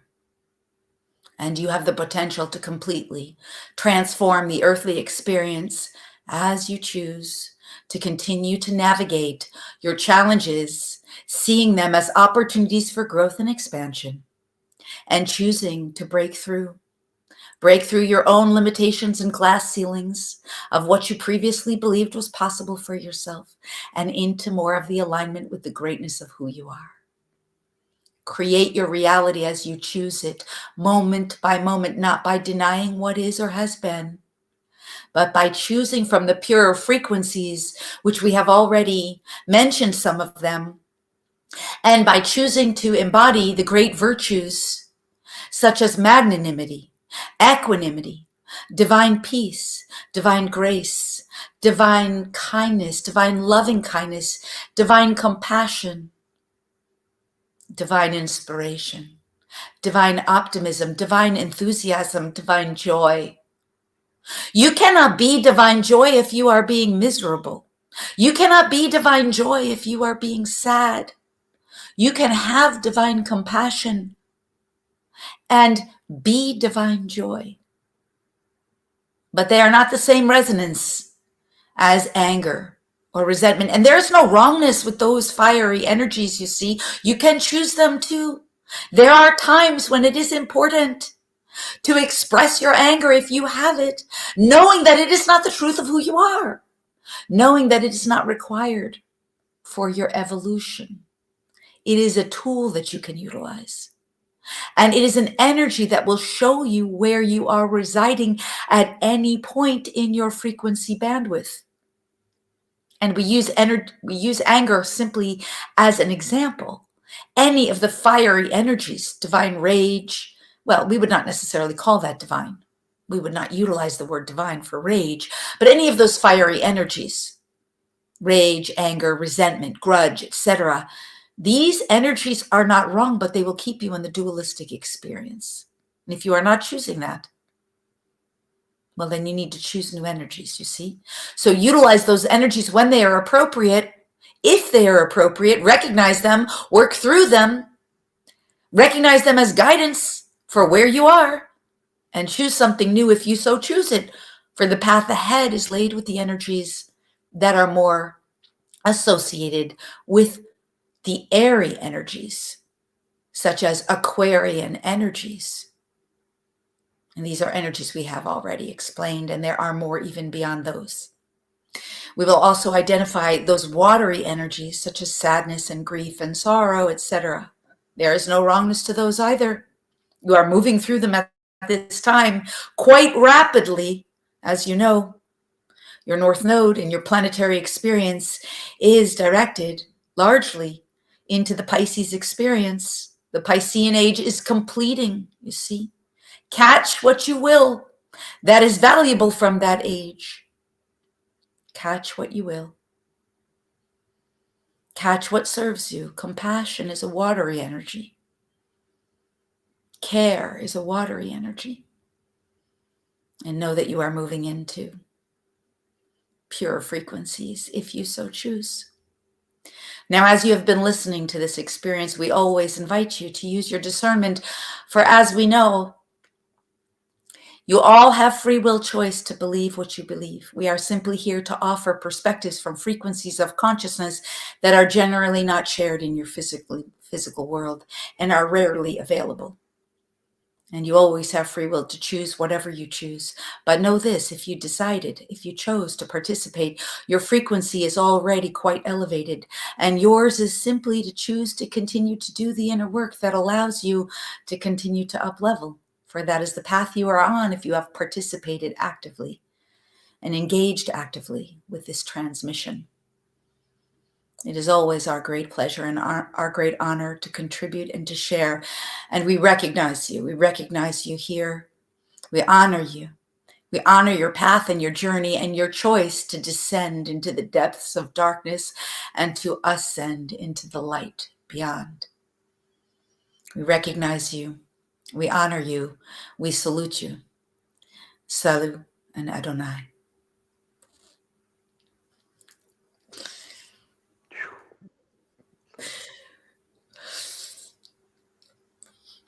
I just have to come back from. Sorry, there's just so much joy that they leave behind, and I don't always know. Like, it's just good stuff. Wow. Yeah, I could feel that you just hit that flow state and that you were in just that meditation state where you're receiving it. I could see that. Oh. Beautiful. How was that? So Was much that beautiful. helpful? Do you feel like that was helpful? Yeah. Definitely helpful. Lots of wisdom there, and also many things that I feel people are shifting towards when it comes to what is the darkness, how do we obtain true light without ignoring what has happened. You know what I mean? There was a time when it seemed like a lot of people are just one side or the other, an extreme, but this conversation that you're bringing forward now seems to be prevalent. More and more people are sharing this, and in the chat a lot of people were resonating with it, so I think it was perfect.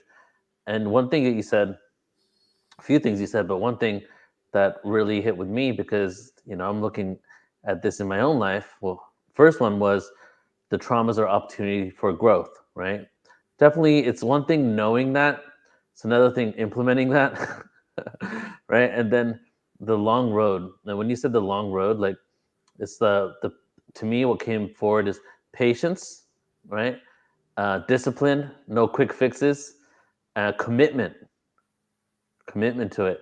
And often we want just that pill to just shift out of it and that suffering. But some of these traumas, speaking from experience, take years and years to go through before you even feel like you're on the other side of it.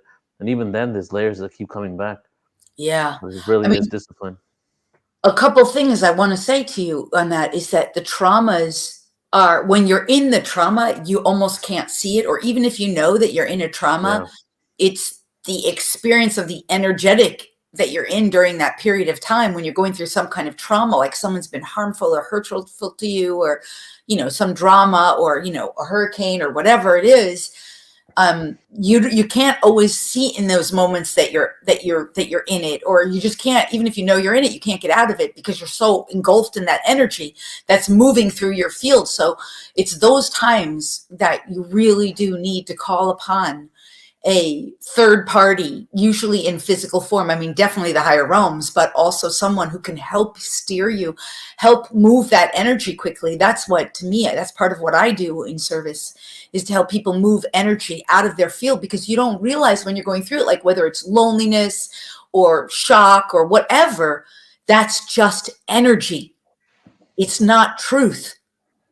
And it wants to be resolved. But you're going through it and you're like, this crazy, horrible thing. And you're in the emotionality of it and it's consuming you, but it's designed to be moved out of the field. And that's why energy workers, brilliant energy workers and healers, and I know there's so many here, so many who will be speaking and teaching this week over the next, the whole summit. That's what a huge part of what we help people with. And I will say one of the most, and then I just want to say one thing about Jesus too.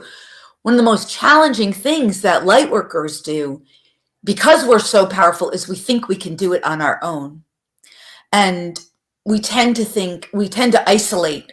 There's a lot of isolation, and that does create sometimes, a lot of loneliness. And then sometimes if you reach out, if somebody's not really qualified, they knock you down, they kick you when you're down. That's happened to me, where I've reached out to people and they don't see you for the magnificence you are. They see you for the struggle you're going through.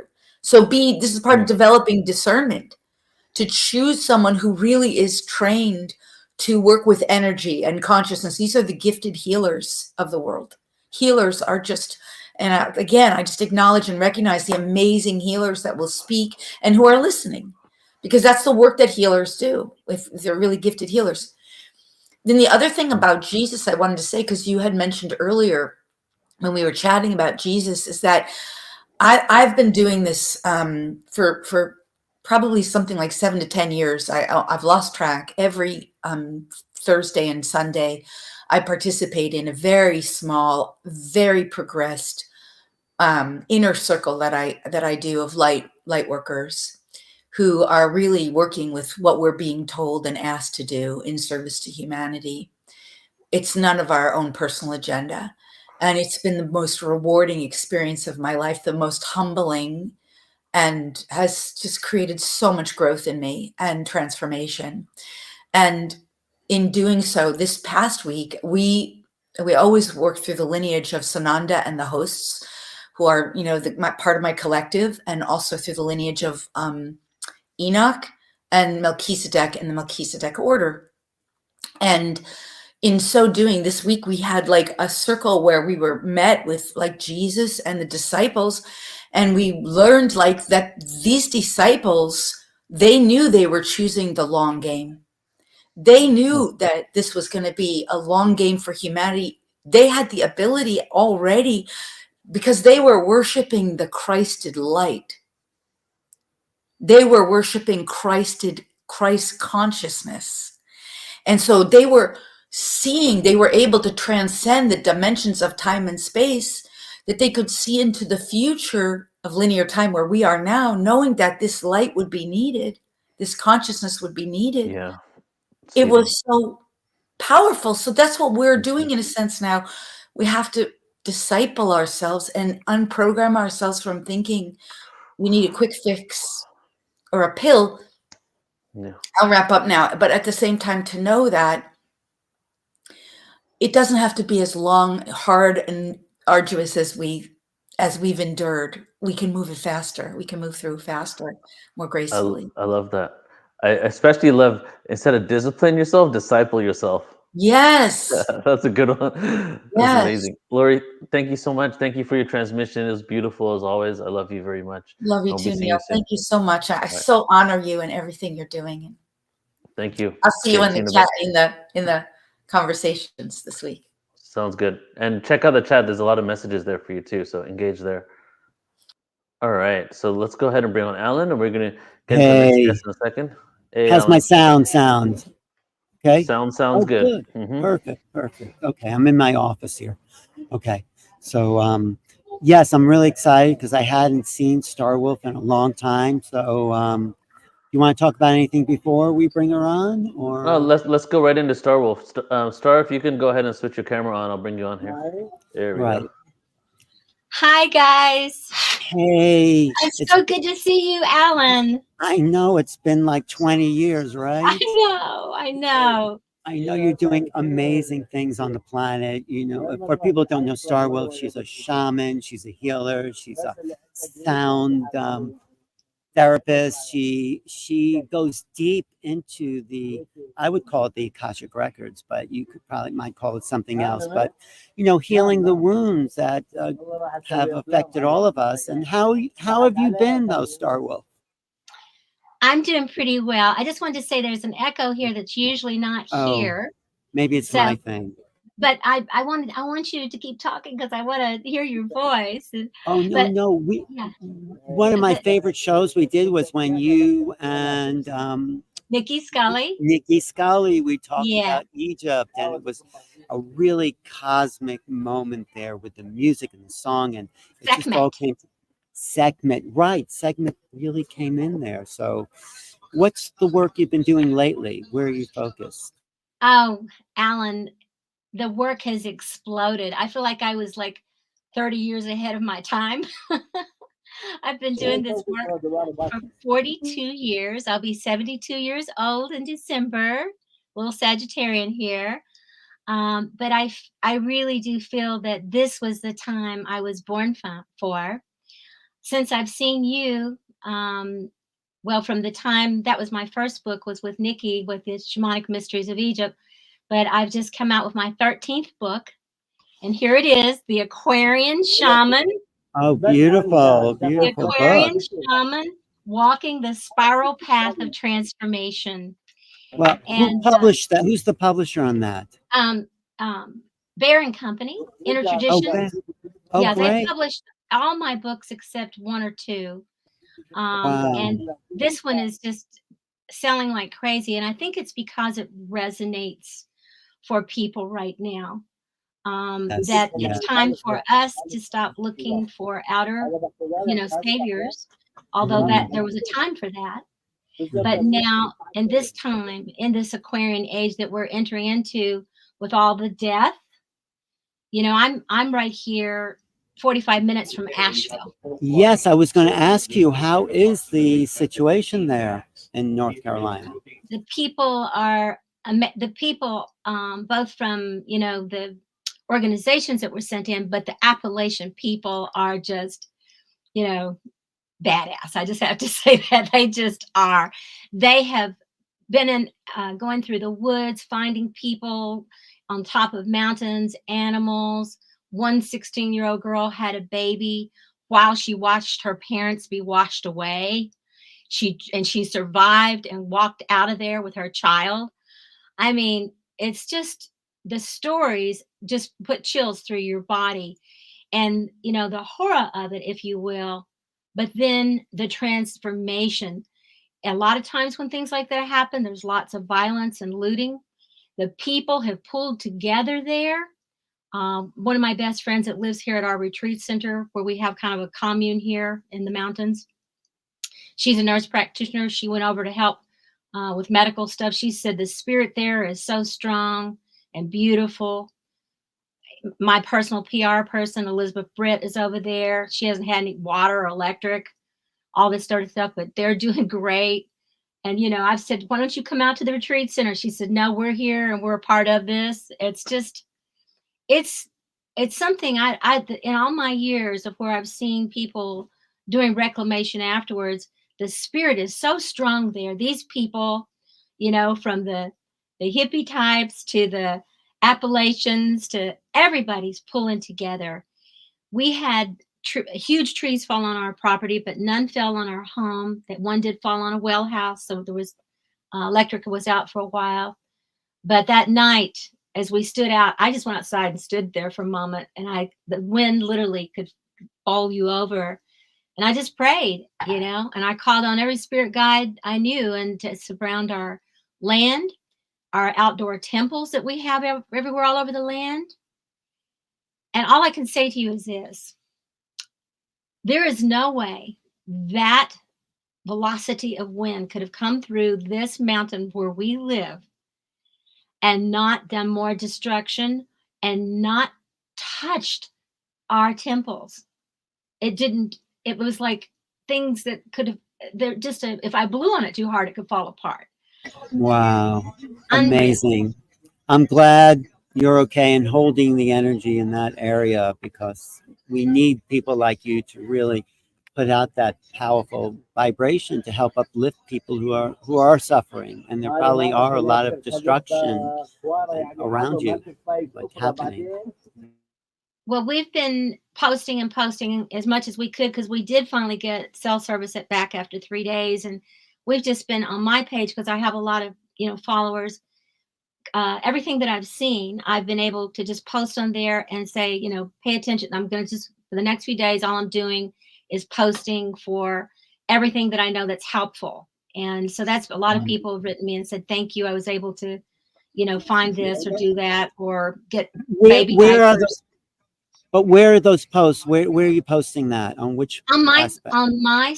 So I have several pages, but go to just the Star Wolf page. And if you go in there and if you scroll over the last 4 or 5 days, you're going to see literally hundreds of posts that people have sent to me and said, Star Wolf, please post this. There's some people in a, you know, up on a mountain, and we know they're there, and, you know, we need to get some people there. And if the organizations aren't going there, then we're going to get chainsaws and we're going. So those sort of things. This is the Star Wolf Facebook page, right? Is that what you're Yes. saying? Yes, the Great. Star Wolf Facebook page, and you'll see people there communicating with one another, and also sharing really positive things that are happening over there, which are just amazing, just amazing. I won't go into them here. But it's just so heartwarming. All the animals that they're rescuing, people's pets, Wow. flying in and finding people on the top of a mountain, 60 people in a church that've been there for 6 days. Without any food or water or anything, and no way to get to them except through helicopters. So it's been amazing, and I just pray for this next hurricane that's coming through.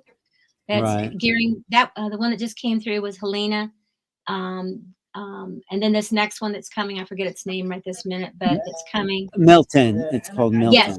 Strange So name just for a praying, hurricane. and you know, I remember years ago. And I can't think of his name. Oh my gosh. He wrote Oversoul 7, and I can't think of his name, but he taught how to move clouds with your mind. Oh, this is Seth. The Seth book? Yes. Yes, Seth books. And I just really want to, you know, ask people to please, if you can, to just try to let go of the fear and to breathe. And we can talk about that later, but to breathe and to go into your heart and to feel into the energy of the hurricane, and because I don't believe it purposely wants to destroy, and to encourage it to be lifted up and to go out back into the ocean and back into the waters from where it arose, and back into the atmosphere, back into the elemental world. Why don't you lead a meditation at the end of your talk, because there's a couple of hundred people online here, and we'll put our group mind together. That would be wonderful, Alan. And we're getting ready to get on a plane tomorrow to Egypt. Oh. In Asheville. The airport's open, so we're getting ready to go over there and be flying to Egypt tomorrow, and with our full group that's going there. And I want to say this now, you know, if there was a way to connect with you while we're there, we'll be going to all the temples, special times, and while we're there, we'll be sending this energy and healing back, especially right now for so many people we're connected with who have been affected by this storm, and for everybody everywhere around the world. It's, you know, it's not just here. Well, Neil's here. Maybe you could come on the stream, right, Neil? And, you know, give us an update, because we just did a big trip, me and Neil, Portal to Ascension. Right, Neil? Could Star Wolf come on and do a little thing from Egypt? Can't hear you, Neil. You're muted, Neil. Unmute.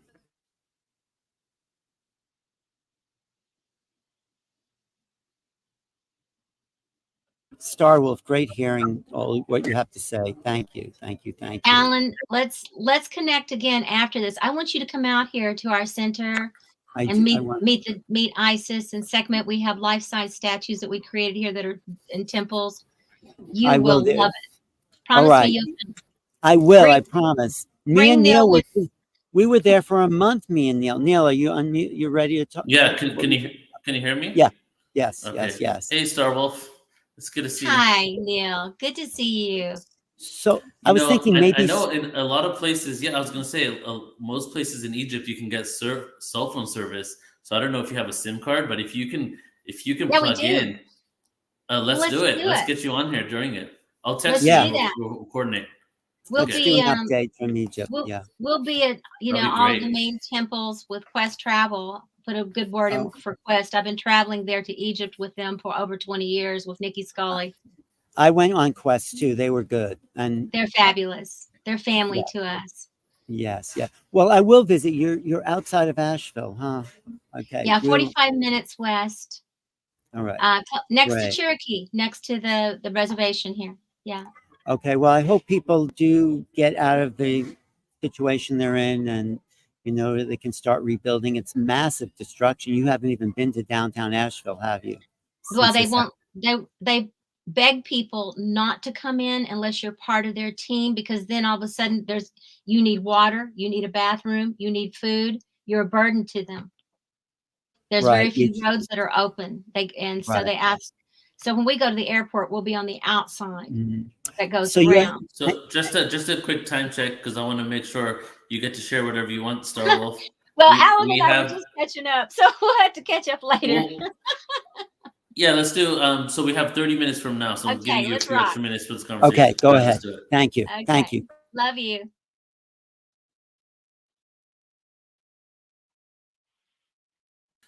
Okay, it's all yours, Star Wolf, and I have your music lined up. So let me know whenever you want me to play it. Okay. I'll just say it and let's play it now when it's time, okay? And are we ready now? We're Yes? ready. It's all yours. Okay, Yep. thank you. Okay. All right. So, first of all, I just want to invite all of you into my medicine room. And I thought I would straighten it up before I came on, but I didn't have time to because I'm packing for Egypt. We leave tomorrow. But I'm just going to give you just a quick vision of my altar, one of my many altars, but this is my main altar right now. One breath, one love, one tribe. And all of these things that you see, and you can only see a small portion of what's in my medicine room, if you will, because I live and breathe and walk the path of the Aquarian shaman. And I've been doing this for close to 40 years now. I'll be 72 in December 14th. And I started on this path when I was 29 years old. So it's been going almost 42 years. And when I say this path, what I'm speaking about is the path that is dedicated to the soul and the spirit, as well as the human being, focusing more and more on becoming a humane being. And there's a shape shifting that's happening, I believe, at this time that is calling us to wake up. Not that it always hasn't been here. Of course it has. And we see that throughout time, throughout history, throughout herstory, that we've been called for humanity to continue to awaken. But it's also been a prediction for millennia that there would be a time that comes upon this earth called the Aquarian Age. And the Aquarian Age is not only about light, it's also about darkness. If you look out into space, most of space is darkness. It's illuminated by different planets and stars and systems and all that sort of thing. But it is the void. It is the great womb of the mama, if you will, the great mama. So I really love to bring in the light and the dark, because the creator made all things, and the great mystery made all things, created all things. The feminine really is that darker energy with the womb that can hold, like Mother Earth, the seed to grow. And that's not only in women, it's in men, it's in all genders. We all have a yin and a yang. We all have a dark and a light. And the energies of that masculine and feminine, or opposites attract, that come together, the light and the dark, creates new life, new consciousness. So we don't want to get rid of darkness. The night sky is beautiful. Space is beautiful. And even the trials and tribulations and the shadows that we all deal with within ourselves and in the world in their own way have a type of beauty to them. The beauty is that as we embrace more shadow, not get rid of it. If you get rid of shadow, then you turn into Hitler. Okay? But the more we embrace more shadow and own our earthiness and our darkness and the part of us that's human, the more we can evolve, the more we can embrace more light. They balance each other out. The darker, okay, the lighter. So the two travel as friends, really, side by side. And of course, the older traditions, the Hindu traditions and the ancient gospels speak about this. And even there's a beautiful Gnostic Christ passage where they talk about heaven and hell, light and dark, above and below, the feminine and the masculine, and the sacred union of all of these things. That's what the beloved is to love everything, everything. And that's pretty hard practice. And for me, it's a shamanic practice. And I've been on the shamanic path, as I said, for almost 42 years. And what that means to me is that I've been dancing with the light and the dark. And it begins with me. It begins with me that I'm taking stock, I'm taking inventory of my quote, character defects, or the parts of me that get myself into trouble, or that maybe is not even as conscious and loving as I would like to be in the world. Or could even be addictions that I don't know I have. You know, that's the thing about addiction, is that we're often what? In denial. Denial means don't even know I'm a lion. So what am I in denial about now? You know, am I in denial about climate change? Not for me right now. We just had this hurricane come through Asheville, 45 minutes away, and we got the winds, some of the winds here, lost some trees. I'm not in denial about climate change. I'm not sure what to do about it. You know, one of the things I did many years ago was I moved from the San Francisco Bay Area that I love and treasure very much after living there for 7 years, that I kept having a vision of these waves and these climate changes, and it began to be night terrors for me. And I'm not a person that's super afraid. I've faced a lot of things in my life. I have what I would say is your average amount of fear and healthy fear. But I got the message very strong that I needed to move to a place. I needed to become a guardian of a piece of land, that I needed to connect to the elemental world. And I needed to not only be spiritual, but I needed to be earthly. And that I needed to ground all the teachings that I had learned over the years from channels, from masters, from all the books I read, from all the teachers I studied with Ram Dass and Stan Groff and Jackie Small and Grandmother Twyla, the Seneca Nation, my Wolf Clan grandmother. From all these beings had said to me the same thing. The most important thing is to keep your heart open and don't get lost in the light or the dark. Own them both. And these masters taught me that the way that I could travel between all my chakras, between the parts of myself that I needed to resurrect, soul retrieval, to the parts that I needed to embrace, but also set boundaries with myself. You know, the part of the darkness, if we deny it, then we don't know that it exists within us, and we blame or project it that we're holy and that other people aren't. And that's how shadow gets created, and that's how things can happen, like the Nazis. And we have to be very, very careful about projecting evil out into the world. As I see it in the world, except for human beings, there is no evil.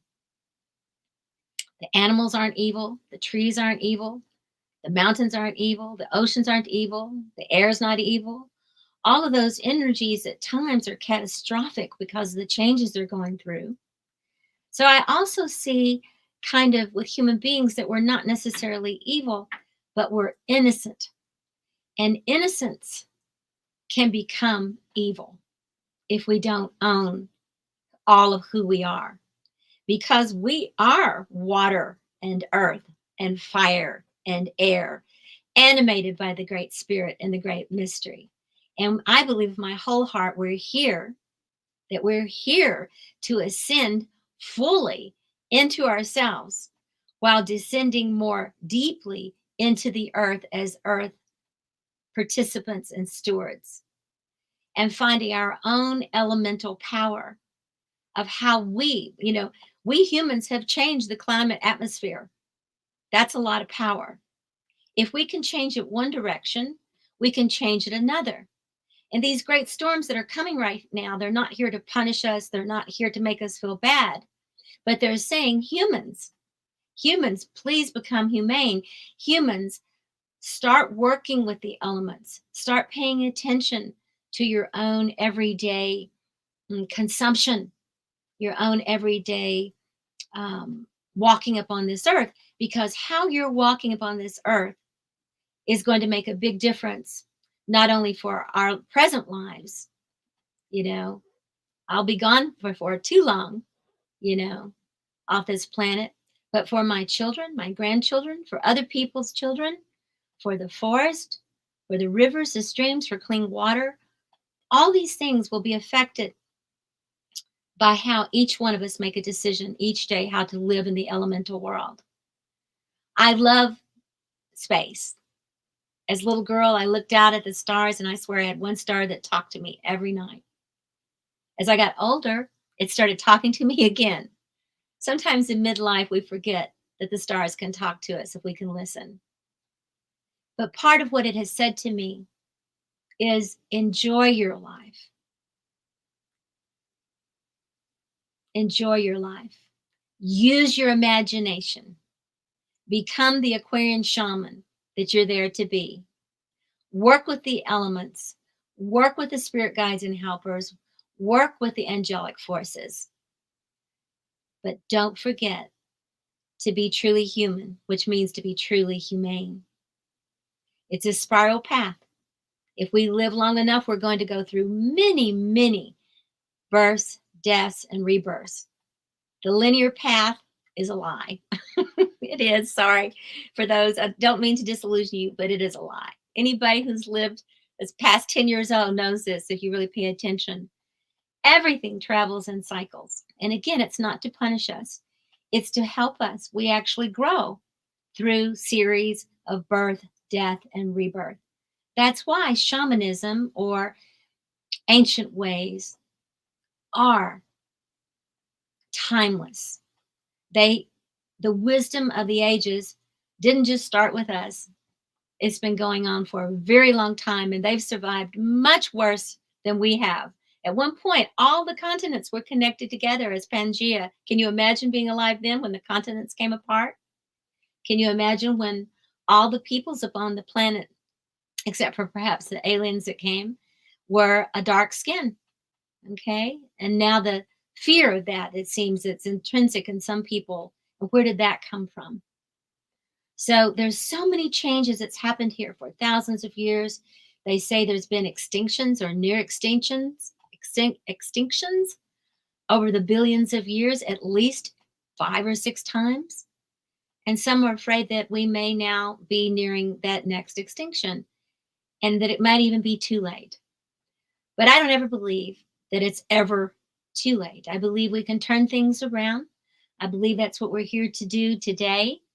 And, you know, in the past 3 months, I've been on, I think I counted the other day that I've been on 27 different webinars and interviews and speaking about the Aquarian energy and walking the spiral path and what we can do to heal ourselves, what we can do to have a direct pipeline to receive that, those messages, those greater messages, and how we can begin to start with ourselves. What do I need to change?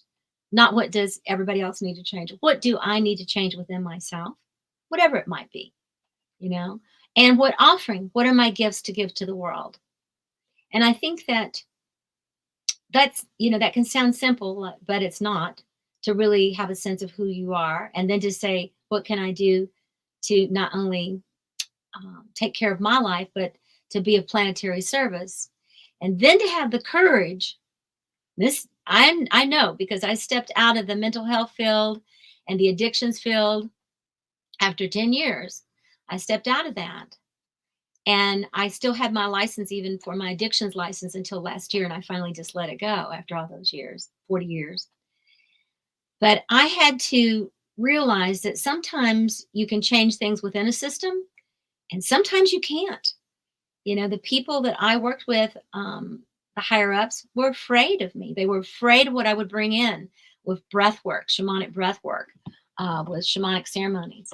I did find some treatment centers that allowed me to come and build a medicine wheel, allowed me to breathe the people who were in treatment, but those were few and far between. And those were people themselves who were in recovery and understood the dark side better and understood shadow and light. So what are your gifts? What are your talents? How can you work within the system or step out of the system, and then sometimes comes back later on as an expert in the system. It's kind of bizarre. That happened to me too. But what is your dharma? What's calling you right now to awaken your own inner Aquarian shaman and to do your piece in the world, to bring more peace, both inner and outer?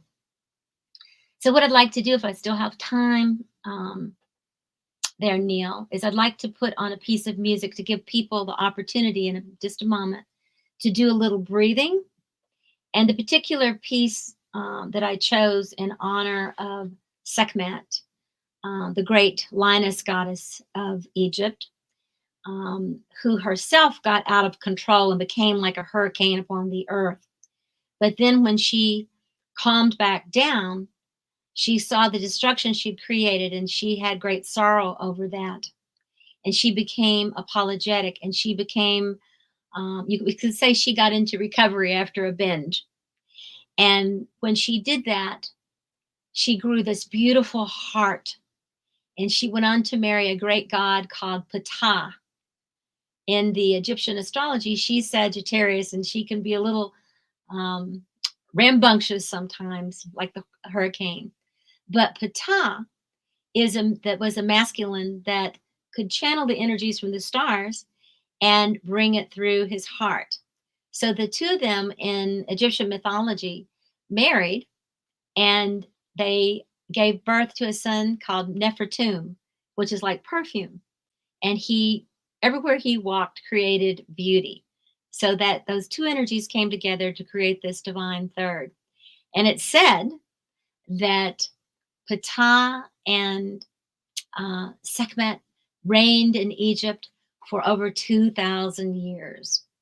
Some say that it might even been Lemuria or Atlantis when they reigned, who knows? But whether that's myth or whether it's literal or something in between, these archetypes are alive and well. And so I want to play a piece today that I helped co-create many years ago with a group named Soul Food, and my friend who started that group and who played it many times at Burning Man and various places around the world. But it's called the CD, or whatever you would call it now, it's called The Spiral, and it was created for shamanic breathwork. And I use it a lot in my breathworks. But one of the songs in there is specifically dedicated to that energy of Sekhmet and to the fire. And that's the song that I have here today to play. It's about 8 minutes, Neil, I think. And what I would like, if we have time, is to ask people in a moment to let me do the about 2-minute meditation to take them in. And then I'll say, let the music begin. And then they would begin to breathe. All right. Just to confirm, that's the Pluto song, right? Yes, it's called Pluto. And okay. It's the lion. Perfect. So we have time for the 2 minutes and the 8-minute song. Let's do it. Okay. Let's do it. Okay. So I want to invite you to close your eyes wherever you are, unless you're driving. And then maybe you can listen to this later. But with the breath work in just a moment, I want you to, before you open your eyes back out, before you start breathing, here's what it looks like to do the shamanic breath. You breathe if you can, in through your nose, and fill your whole body up, and then out through your mouth. And this is what it looks like.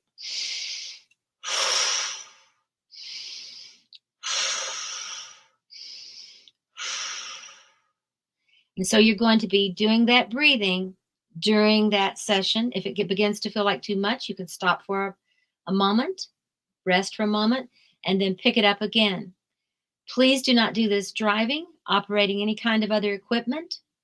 Be comfortable, sitting back and where you're not distracted, and do the breathing in a sense that you allow yourself to be activated.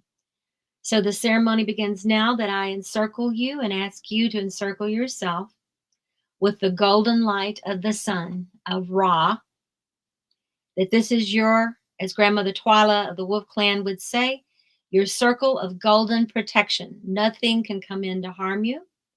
And anything you release, tears, grief, rage, anything like that, will not go out and harm anyone or anything else. Any visions, messages you receive that you wish to retain will land deeply in your heart and your psyche and your soul for you to carry forth as medicine into the world in the days to come.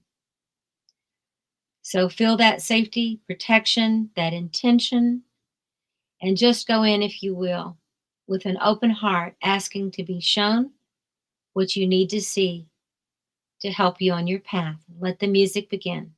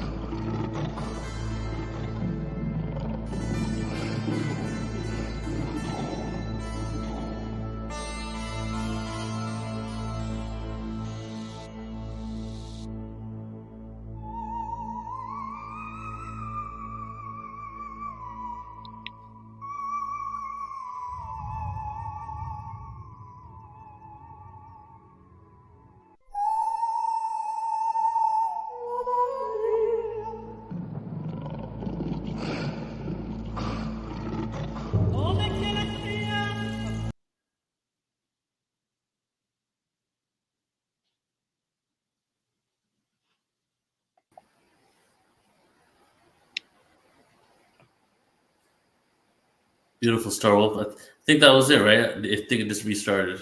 Yeah.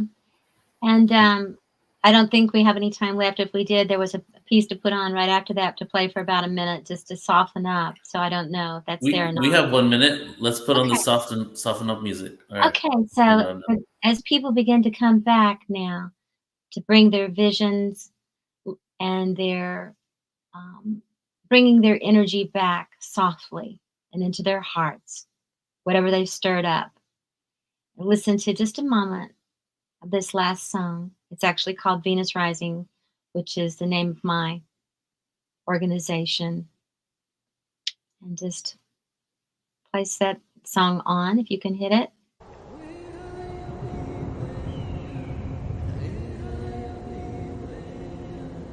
Let your heart soften. Your nervous system settle down. New imaginal cells activated. The Aquarian shaman awakens inside of you. Thank you.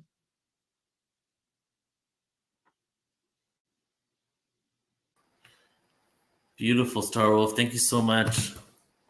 Thank you, Neil, and congratulations on all the beautiful work that you're doing. And thank you. Just wishing you so much success and blessings in all that you're doing, and sending lots of love to Alan. Alan, let's catch up. I'm going to be in New York next year, so let's catch up. Yes, great. Definitely. Thank you. Great to see you again. Good luck with Egypt and all the things you're bringing to North Carolina. So I'll come visit you this year too. Yeah, thanks. And I'll text you. Let's try to get you back on here while you're in Egypt. I would love to do that. I would love to do that. Okay, we'll talk later. Maybe we could even do it in the chapel of Sekhmet. We'll see. That'd be fantastic. Yeah. Do you have, if you can get service in the Sekhmet temple, that's the place to do it. I will see if we can do that. If we can, they have it locked up, and it's kind of sometimes they won't open it up, but they have. Right. I have my ways. I know you do. You do. Okay, let us know. Thanks, Star Wolf. Okay. Congratulations on how you're doing, guys. See you. Thank you. Thank you. Okay, talk later. Bye. Beautiful, Alan. Are you? I'm here. That was beautiful. Yeah. Okay? Yeah. Are you? She's so dedicated. Am I what? You say? Am I? No. Oh, I was just saying. Are you about to get on a plane? Looks like you're traveling. Not yet. And I'm just hanging out. So who's coming up? Yeah. Who's our next? Susan Shumsky is next, and I love Star Wolf. Her energy is just like so refreshing, and her dedication and commitment to it all. Let's visit her in North Carolina. She has a great retreat center there. So we should one day. Yeah. No, definitely. All right, so let's get into our next presenter. And you gonna stick around, Alan, or are you heading out? No, I'll stay around for a little while and see. I've known Susan for like another 30 years, you know. But You've yeah, known, do you know Susan Shumsky for 30 years? probably, you know, she was a big force of spirituality in New York City, and then she went on the road. Of course, she was with the Mahesh Yogi for years, doing the TM program, and she's written lots of books. Divine Revelation was one I had interviewed her about, and lots of books since then. So yeah, let's bring her on and talk about our big adventure with her, huh, Neil? Just a little bit. Yes, yes. And I'll just say, I've known Susan since 2012. She spoke at my first live in-person conference. And we've been in each other's fields. We've gone to birthday parties together at Serena Taylor's house. And we've, we've known of each other, but we haven't really worked together as deeply as we are right now. And for a lot of you out there, you know about the Galactic Origins Cruise. And we'll be sharing more about it over the next 11 days. But in the last year, since I've been working with Susan, I've had an opportunity to work with her on a deeper level, producing this event. And just her dedication and commitment to what she does is truly inspiring, just seeing that in her. And it's been really beautiful just getting to know her on this deeper level. And so I'm excited for you guys not only to experience about what Susan is all about and what she's doing, but also her work and her book, because a lot of information and awareness has come through her. And as you shared, Alan, she's been doing this for a long time. So let's go ahead and bring Susan up. Yes. Hey, Susan, welcome. Hey, I'm so excited to be here today for this fantastic, amazing event. Thanks, Susan. I appreciate everything that you do, and I'm excited to have you on here. I felt like you needed to be a part of this, and so I'm excited for what you're going to share today. And there's all your great books behind you, Susan. Amazing. Yeah, there's some of my books. And you're a great cruise organizer. I had a great time on our cruise, and we're going to have a great time on the upcoming cruise in December. So, yeah, we're really excited about the cruise coming up. Galactic Origins Cruise, December 7th, 14th to the 21st. December 14th to the 21st. Galactic Origins Cruise. So what are you talking about today? What are you going to talk about? Today I'm going to lead a guided meditation for the awakening of humanity. Perfect. Ooh, let's do it. Okay, so let's get started. So let's just get comfortable. Get very comfortable, because comfort is the most important thing when it comes to meditation. So get comfortable in your chair or whatever you're sitting on. And let's just close our eyes. And let's just keep our eyes closed until I tell you to open them.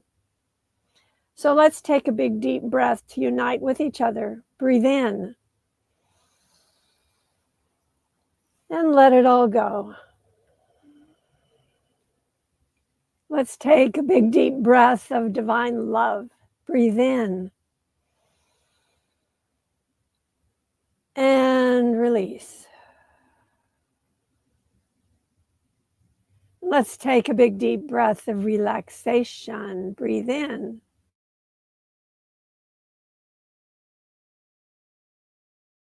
And let it go.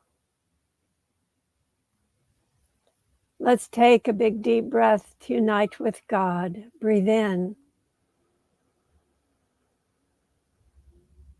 And release. Release, release, release. Release and be at peace.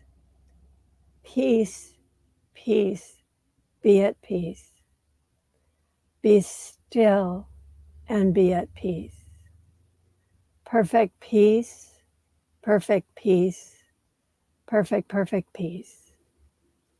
Be still and be at peace.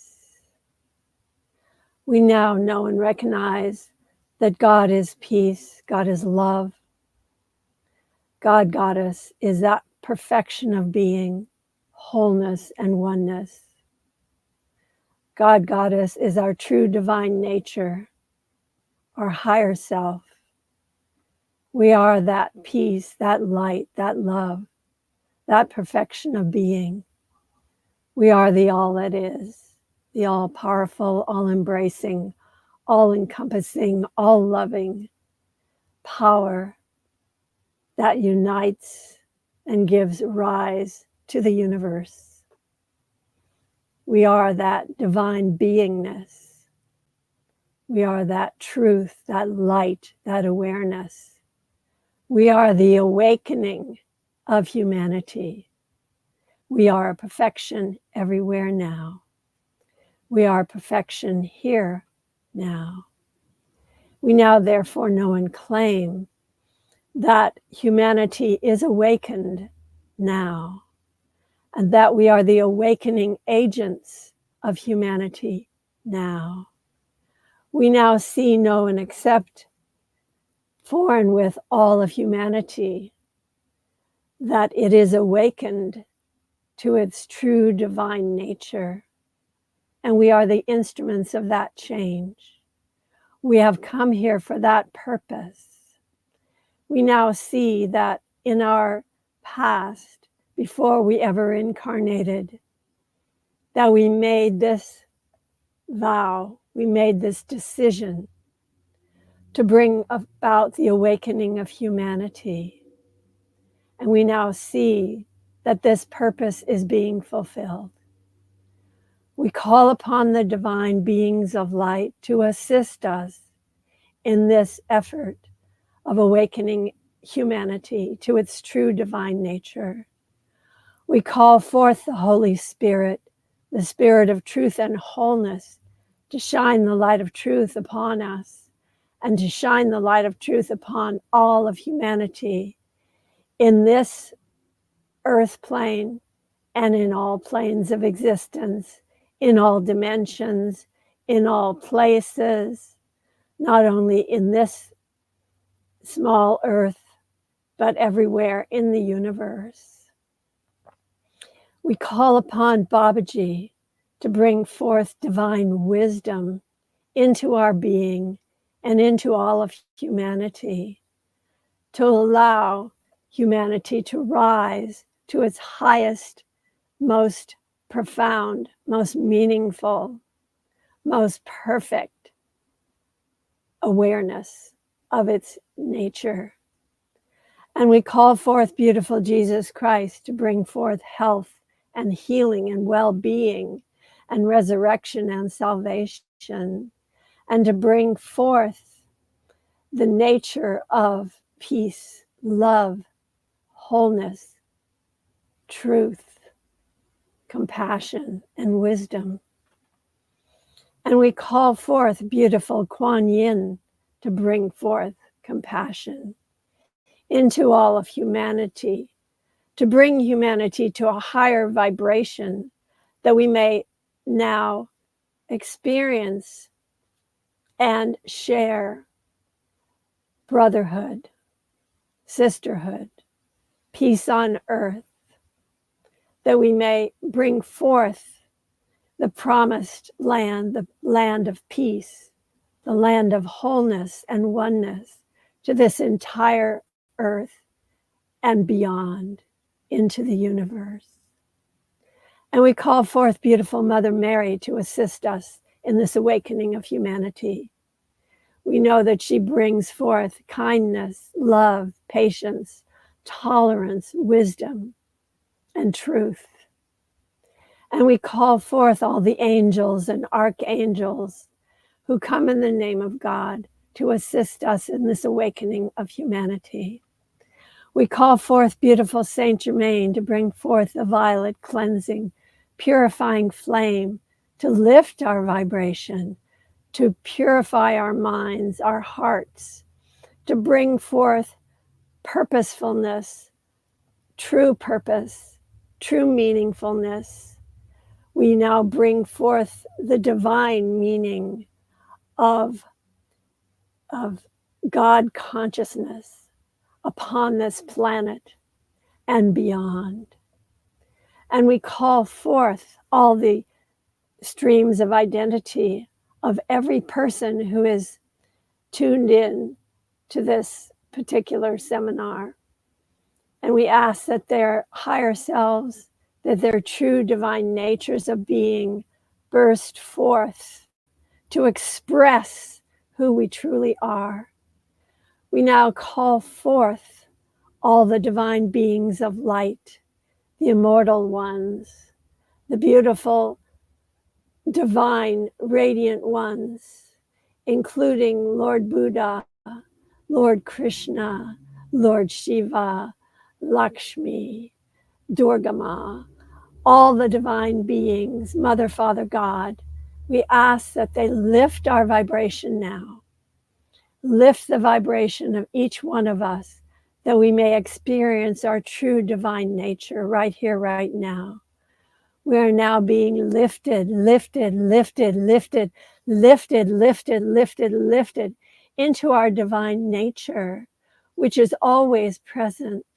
All we need to do is just shift our attention onto that divine nature, that true nature of being, and express it through us, in us and through us, right here, right now, knowing that we do express our infinite, eternal nature, the nature of divine love, the nature of divine light, the nature of divine peace.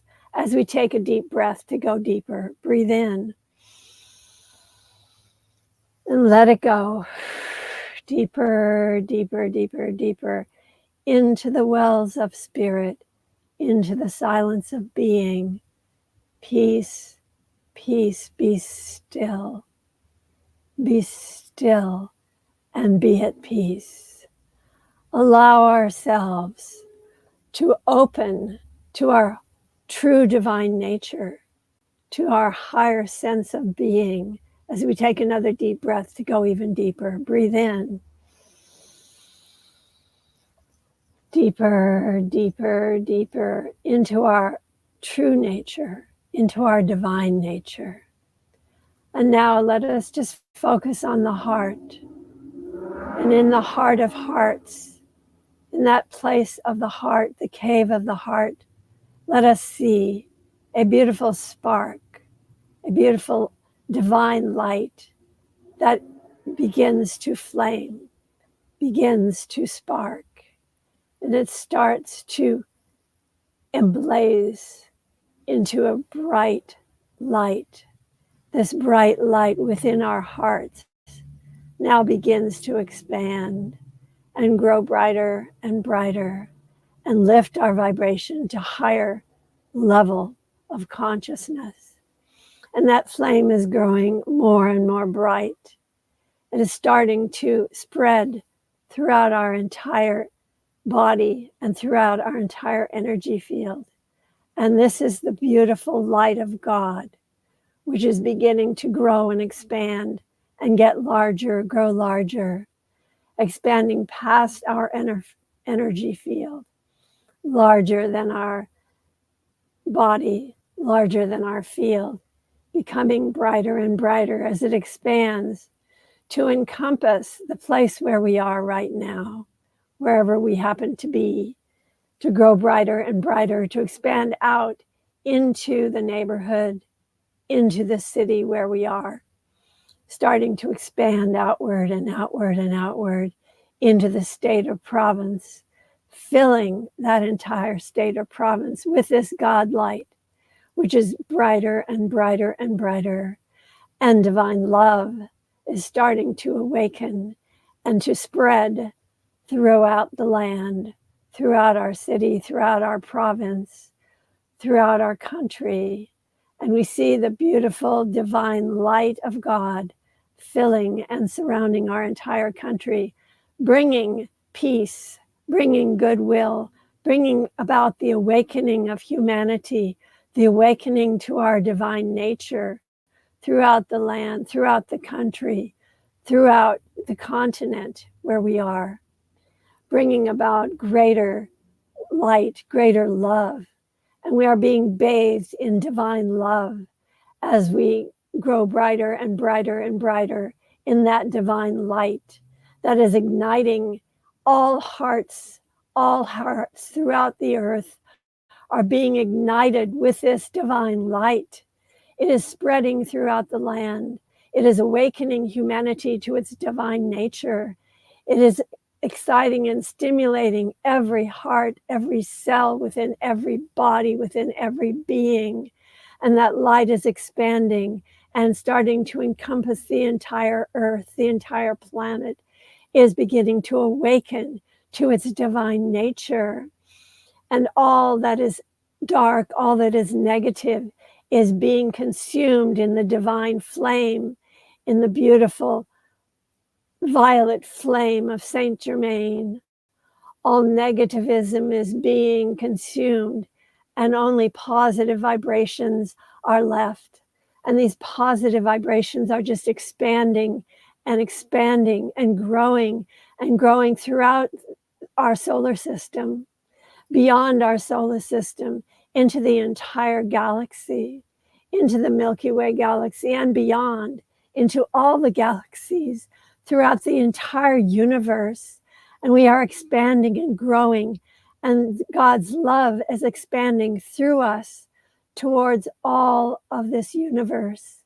And we are seeing the bursting light of Mother, Father, God encompassing the entire universe, filling the entire universe with pure love, pure light, pure radiance, pure joy. And we are dancing the dance of life, the dance of awakening of humanity. All are holding hands in this dance, and we are bringing about the awakening, the light, the love, the power, the presence, the good, the glory of God. And that glory is spreading throughout the universe to touch all hearts, to awaken all minds to the true divine nature of being. Glory to all, glory to this universe, glory to all beings who inhabit this universe in a divine dance of love, a divine dance of love, where we are stepping in tune with each other to this dance of awakening of humanity to its divine nature of being. We are the light, we are the love, we are the power, we are the protection of being, we are the purpose, we are the good, we are the glory. And we live in the light of God, we live in the presence of God, we live in our God Goddess nature. All is well, all is light, all is love. All is purpose, all is power, all is well. Peace, peace, be still now. Be still and be at peace. And we now come forth from this meditation. Just keep your eyes closed until I tell you to open them. We come forth with the sure knowingness that we are God, Goddess incarnate in human form and human flesh, and that we bring forth divine love into every breath of our breath, into every atom of our being, into every purpose and presence of our being. And so we now come forth from this meditation. What we're going to be doing is pretend we're blowing out a candle like this. Let's do this together. Just like that, blowing out a candle. And we now come forth from the level of spirit to the level of mind, knowing that our minds have been permanently transformed, lifted, and healed by this meditation. And we now blow out another candle, coming forth to the level of body, knowing that our bodies have been healed and lifted, and that if it is our desire for ascension, that our bodies are being transformed into light bodies, and we are becoming light beings. And we now blow out another candle, coming forth to the level of environment, knowing that our environment is healed, lifted, and transformed by this meditation, knowing that we are now filled with the light of God, Goddess, and we are living our true divine purpose in each and every moment, that we are breathing the breath of divinity with each breath we take. And we blow out another candle, coming all the way out, keeping our eyes closed, But let's just now blow out at least 4 candles and then come all the way out to inward and outward balance and then open our eyes. So let's just blow out at least 4 candles. Come all the way out, open our eyes wide open, looking at the screen now, eyes wide open. And let us just say together, just repeat after me. I am alert. I am very alert. I am awake. I am very awake. I am inwardly and outwardly balanced. I am in control. I am the only authority in my life. I am divinely protected by the light of my being. I close off my aura and body of light to the lower astral levels of mind, and I open to the spiritual world. Thank you, God, and so it is.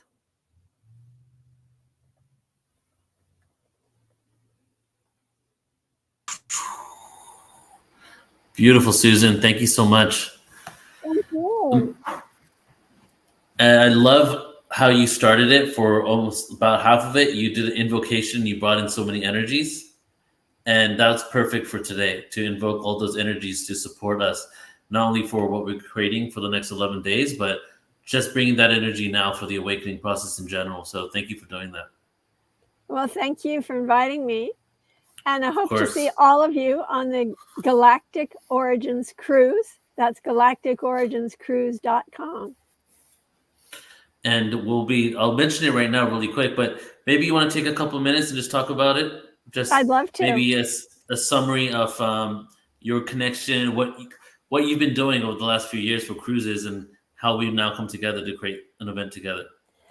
Yes, since 2011, when I did my first cruise, I have done over 20 cruises that are themed cruises. They're all spiritually based cruises, and they're so much fun. We have such a great time on the ship, as well as attending the wonderful seminars at sea in our conference rooms on the ship, and also at port on our port stops that we visit. For example, on the Galactic Origins Cruise, we're going to be exploring the Maya Riviera. The Maya Riviera, the places we'll be visiting are Cozumel, Costa Maya, Honduras, and Belize.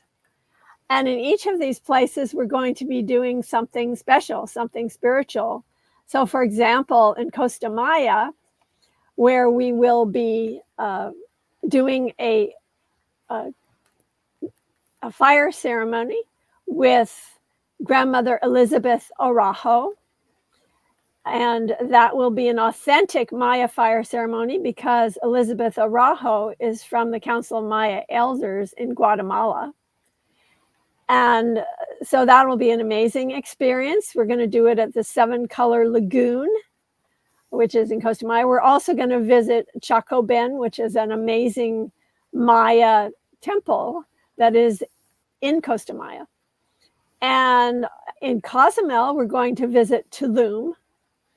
And we will be doing that with Desiree and JJ Hertak. They are the authors of the Keys of Enoch. And so they have had a lot of experience with visiting Tulum. And in fact, they had an amazing phenomenon that happened to them when they were in Tulum one time. And they recorded that on a photograph. So they're going to be with us in Tulum. In Honduras, we're going to have an immersion in the Garifuna culture, which is a very colorful kind of gathering where we'll be experiencing that culture that originally came from St. Vincent.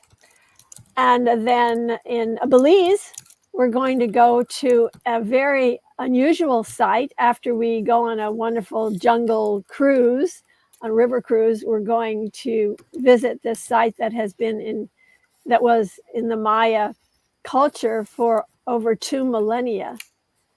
So that will, and that's an amazing site. I can't wait to visit it. I've never been there, but I'm very excited about it. So those are some of the things we'll be doing at port on the Galactic Origins cruise. Yes, yes. And we'll be talking more about it over the next 11 days, everybody. I'll show you the trailer, things like that. But the cruise is running out of rooms because it's getting booked really quickly. I just want to share that, I've done thousands of events, and this is probably the largest production ever. And I jokingly say, I run out of time when I do 3-day conferences. So having 7 days to do a conference is like a field day for me. It's my happy place, So we get to not only experience so much awareness and have the most amazing speakers there, but as you shared, JJ and Desiree Hurtak is going to be with us. And they're some of the foremost alternative, this world researchers for the sites we're going to be at. And it's kind of like a retreat, a transformational workshop, a luxury cruise, vacation, and a consciousness and awareness, 40 plus presentations, special events, excursions. And I think we have like 10 of the presenters that are going to be on the cruise are going to be a part of this 11 days as well. So you heard more about it. But if you want to come and join us December 14th to 21st, and that's galacticoriginscruise.com. And Susan, I just love working with you. It's just so great having a partner in this, creating this. It's been a great experience for me doing it. And I appreciate everything you're doing and all the work that you put in. So thank you so much. Well, thank you. And I feel exactly the same way about you. Yeah. It's made it so easy. It's pretty fun. It's just really great to have someone like you to work with. I appreciate it so much. Thank you. Me too. All right, Susan, thank you for being here, and we'll talk soon. Great. Okay. Take care. All right, everybody. So we're going to get into our next guest in a second. I'm going to pass the baton over to Lori. Hey, Lori. You're muted. You're muted, Lori. Let me unmute you. There we go. There we go. Unmute. There we go. That was awesome. We love Susan so much. She's so amazing, isn't she? She's great. Yeah. And today has been, I feel a lot of activations, right? Setting the energy, calling in the energy too. So I love it. And I'm excited for our next guest because Julia Balas, I have been following her work for a couple of years, and I wanted her on Portal to Ascension about a year ago, but it didn't work at that point. And now is a moment in time where she's ready to come on Portal to Ascension. So it's her debut here, and her information is incredible. And people have been telling me for a couple of years, I get, random emails where people suggesting people to have on Portal to Ascension. She's actually the #1 person that people have suggested. Really? Wow, that is so amazing. Yeah. So I'm excited to have her on. So you want to do the official bio? Well, I mean, if you want to, it's fine. I just know that she does galactic astrology, and she's a researcher, and she does a lot of QHHT, which you had mentioned Dolores Cannon earlier. So she follows a lot of Dolores Cannon's teachings, and she has an insatiable curiosity about personal alchemy. And she has been doing this since her early teens and making incredible breakthroughs for people. And it seems like people have had such incredible experiences with her, and her work is definitely really helping people to come into anatomy and advanced anatomy healing and soul realignment. She's using very unique techniques in addition to all of her teachings everything she's learned from Dolores Canyon. So I think it's a beautiful combination. I'm really excited to hear from her and to learn more. Do you want to read her bio, her official bio? No, that was perfect, Lori. Oh, okay. Hey, Julia. Hey, Julia, welcome.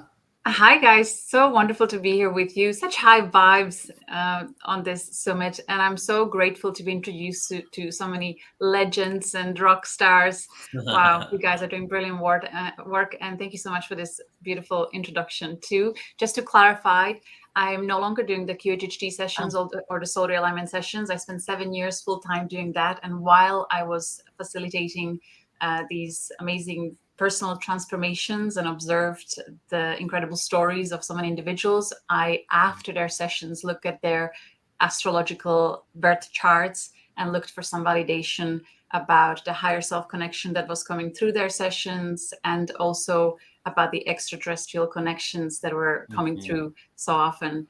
and I just continue to fall deeply and deeper and deeper in love with the brilliance of the universal design, and seeing that there is order in chaos, and just the magnificence of synchronicities. And then when you see them in astrological placements, it's just like you're looking at the behind the curtain of Creator, seeing the divine plan unfolding in front of you. And there's just a lot of validation and clarity and activations that comes through this work. So I'm deeply honored to share this information with the world, and most of all, ever more so excited seeing the community, the growing community of astrologers expanding their consciousness rapidly and really reaching for the stars and beyond, and seeing how much we are impacted by these celestial bodies and how they play their role in our evolution of consciousness, in the unfolding. And actually in the presentation that I'll have today, I'll share information about the upcoming energies that are actually really powerfully impacting this summit. Like, it's such a divine timing for what you guys are doing here. So I look forward to sharing more about that. Yes. Awesome. Well, we're so excited to hear from you. Yes, yes. So great. What a treat. And you're do a PowerPoint, right? Screen share? Yes. Will I do that now? Yeah, go for it. And I'm so excited to hear what the energies are that are supporting this, because that seems to be a theme. We create an event and then we find out the day after something was happening. And an example I gave, we did a Pleiadians conference, and then we found out a week later that the day we did the Pleiadian conference was when Earth was aligned with the central star of the Pleiades. Of course. You can't make that stuff up. Yes. So much magic. Okay. All right, 1 second. Almost there. Okay, I see it. Okay, go ahead and go to the PowerPoint. And then when you screen share your PowerPoint, click the hide button on the screen share so we don't see that. Okay. Take it away. Thank you. I'm only seeing this presentation, so in case something goes off, you need to let me know by speaking. All right. So I am starting this presentation with this amazing art created by Jean-Luc Bozzoli, which I feel represents perfectly the perspective that I've witnessed over and over and over again as I held space for people either regressing through their past lives, parallel lives, whatever you want to call it, connecting with the galactic soul family. There's just so much in this universe, and people who deeply feel the connection to this art, to the representation of the worlds and our cosmic family, are usually people who at least once in their life experienced conscious shift to either theta or alpha or gamma brainwave state. It happens naturally every single day to us, or night when we are drifting into a dream state, or when we are awakening. We go through all these brainwave states, but consciously going through or experiencing theta brainwave or gamma brainwave state, when we are suddenly able to perceive past, present, and future at the same time, when we're able to perceive world and reality from multiple perspectives, not just from your own perspective, but also beings that are next to you, and not only on the earthly plane, but also the higher self, the angels, the spirit guides, and really all that is. Our brains are so wonderfully designed that we are able to perceive different realms of creation at different times. And also wonderful to have the beta brainwave state, our natural, everyday, kind of analytical, logical state of being that allows us to be seemingly disconnected and only focus on the here and now, and get on with our current identity, current reality, building what we came here to build. If we were always remembering and perceiving all that is at all times, first of all, it would be quite overwhelming for our bodies, and it would be really hard to focus on on just one project, one lifetime purpose. So, perfect divine design. And there is actually, if people will stay with us till the end of this presentation, I am including free access to a simple to follow higher self connection course, where I include breathing techniques and meditation techniques to help people shift into these altered states of consciousness, so that they can start exploring their own deeper connections to other star systems, or explore their ancestral history from earthly planes, and really just get to know themselves better. Because really, once we know ourselves, we understand our unique imprint, our path, we can shine that amazing light of creator consciousness on this planet, and make this a world somehow a better place in our own unique way.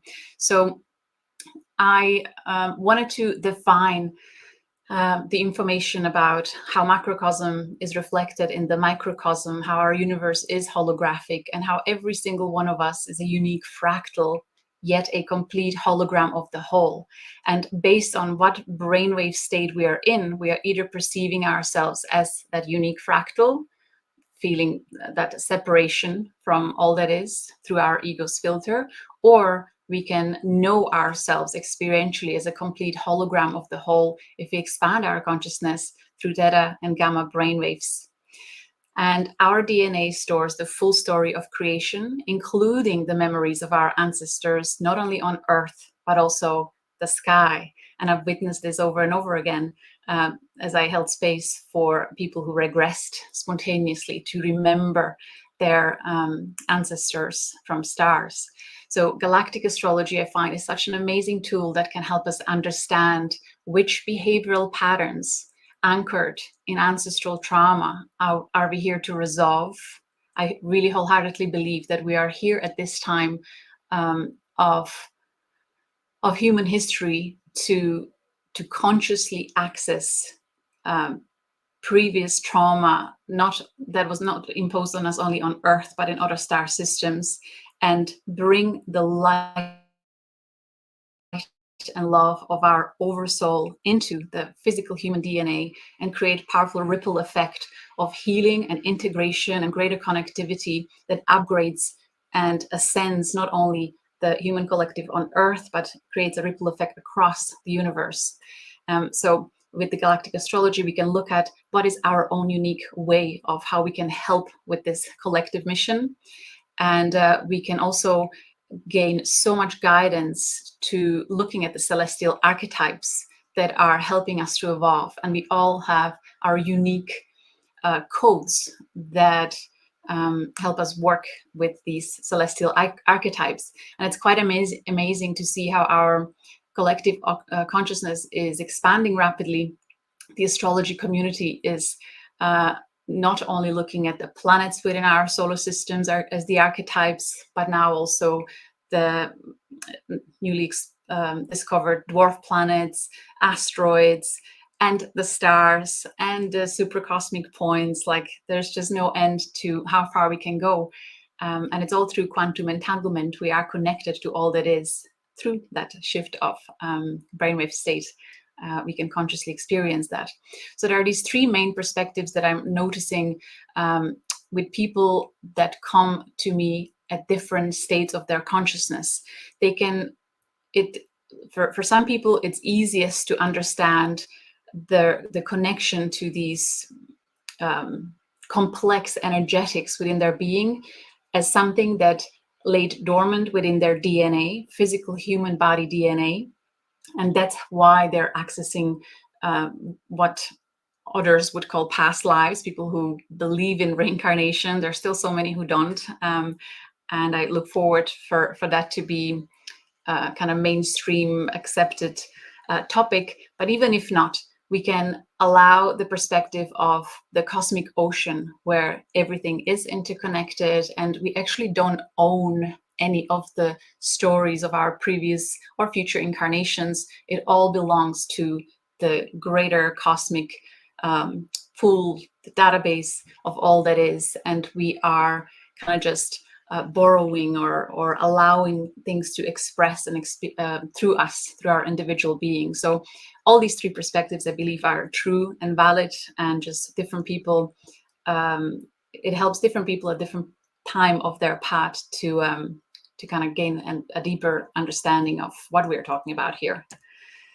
So as I was developing my deeper understanding of how powerful astrology can be and how much it can help us on this path of awakening and conscious integration of our celestial origins and heritage, at one point I was supported in creating a software that helps us calculate cosmic alignments in a matter of seconds. So if people go to galacticastrochart.com website and go to free reports, then click on the tab there, enter their birth details, and click on generate birth data. Then you have a few options of either seeing very simple placements or more complex charts.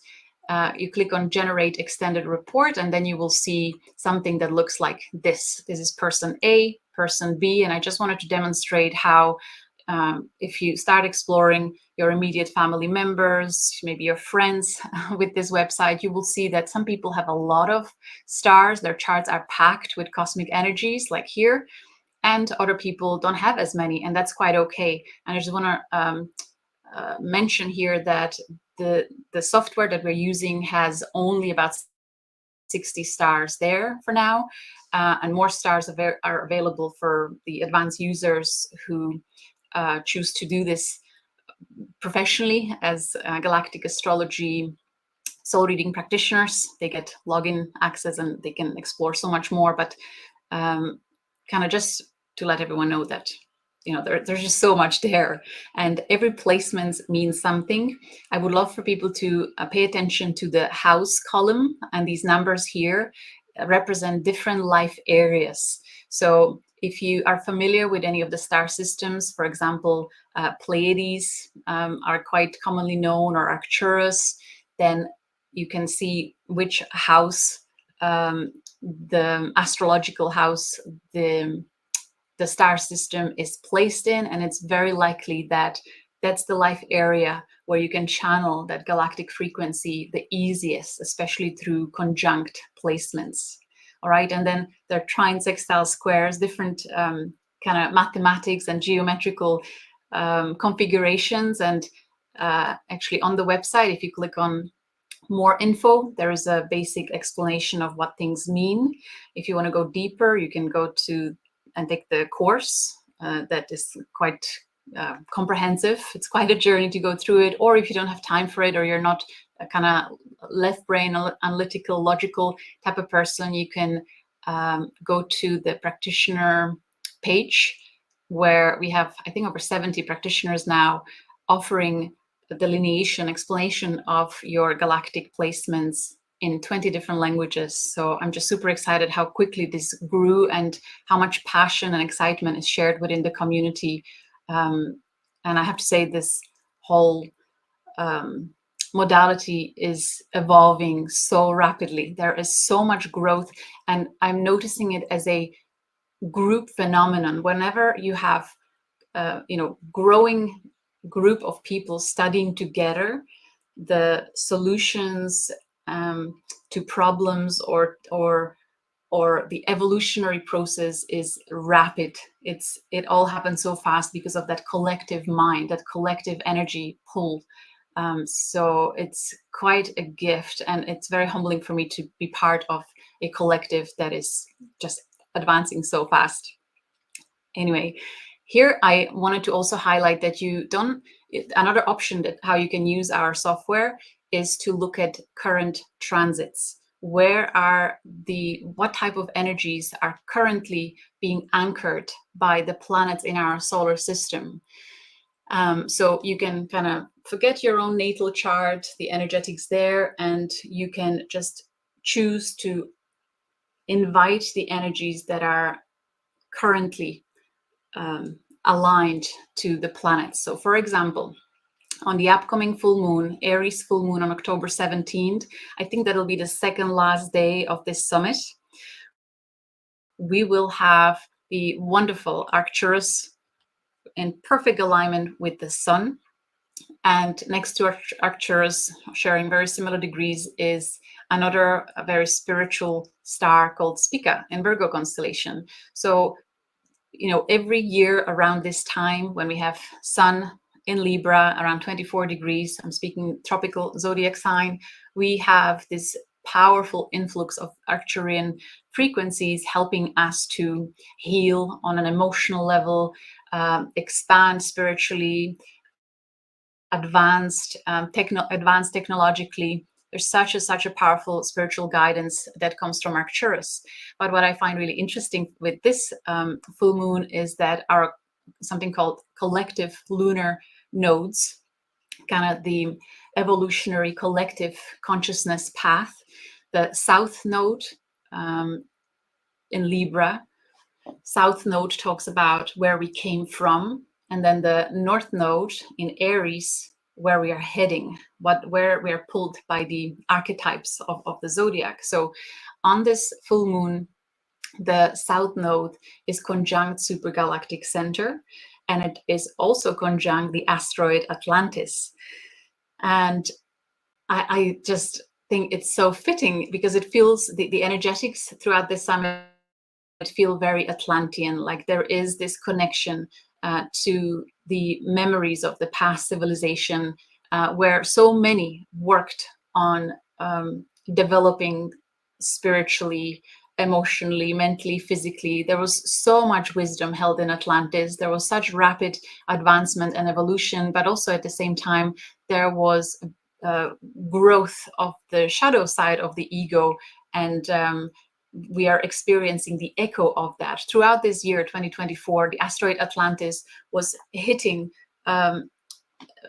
very particular placements through our planets in the solar system during the important times, during eclipses and full moons. So it feels like this Atlantean energetics is very, very potent.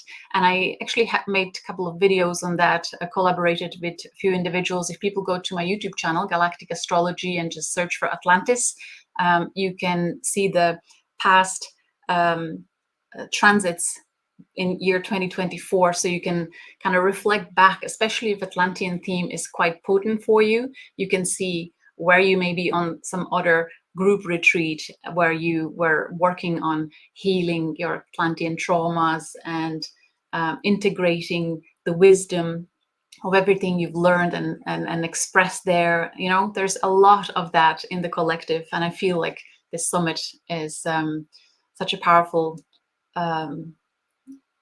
reawakening of these energetics where we come together as one, not in the kind of hierarchy type of model of one leader and then everyone else's light is diminished. That's not what we want anymore. So here there is a catch here with this placement, because we have Mercury during the Aries full moon in Scorpio conjunct Shapley attractor. It's a very powerful energy where our mind, the Mercury, will want to really dig deep to the core of the essence of truth of our lives. What is the driving force that moves us through our human life experience? And we will want that to be known. There'll be a lot of hardcore truths that will be revealed in the collective. A lot of information will be shared, and that's kind of the theme of the entire year with Jupiter in Gemini, conjunct the stars of Orion. The Orion themes are also very, very potent throughout this year. So a lot of that information will be coming up, and the aspect that is formed between Mercury and South Node is semi-sextile, so it's 30 degrees apart. It's tough energy. It's not compatible, and what it means, how it shows up, usually on a very unconscious level. It's like this itch you cannot scratch. You're not aware what is the nagging feeling that's inside you, but here, thanks to galactic astrology, we can get a conscious understanding of what will be occurring in the next week or two we will be influenced by the Atlantean collective karmic imprints inside our being, the past behavioral patterns of us kind of wanting to be diplomatic, have harmony and balance, but in the shadow side of Libra, to the point of we'll become kind of aware of our patterns of self-sabotage, where we want to keep balance and harmony, but to the detriment of our own identity, our own well-being. You know, there's been a lot of awareness, a lot of talks about how we are overgiving, how we celebrate almost the martyrdom. So many religions taught us for a long time to suffer, and that is a way to be. So these themes will be coming up quite strongly throughout this time. And the North Node, where we are heading, Aries, opposing Supergalactic Center, is also helping us becoming aware of the passion that is arising inside us to become leaders in our own life, to follow the excitement. And again, because these are early degrees of Libra and Aries, it's the kind of the shadow side expressions that may be coming up as a result of the Atlantean karmic patterns that need to come out to surface, thanks to Mercury, Scorpio, and Shapley Attractor. And we can thank the beautiful alignment of the Arcturus here in high degrees of Libra through Sun, helping us to express the diplomatic side, the bringing balance and harmony into our relationships in a way that doesn't sabotage our own well-being. Here we have Moon in the high degrees of Aries, which helps us become compassionate leaders, and understanding that what we choose, we need to be also consciously aware of how our choices will impact the collective. Right?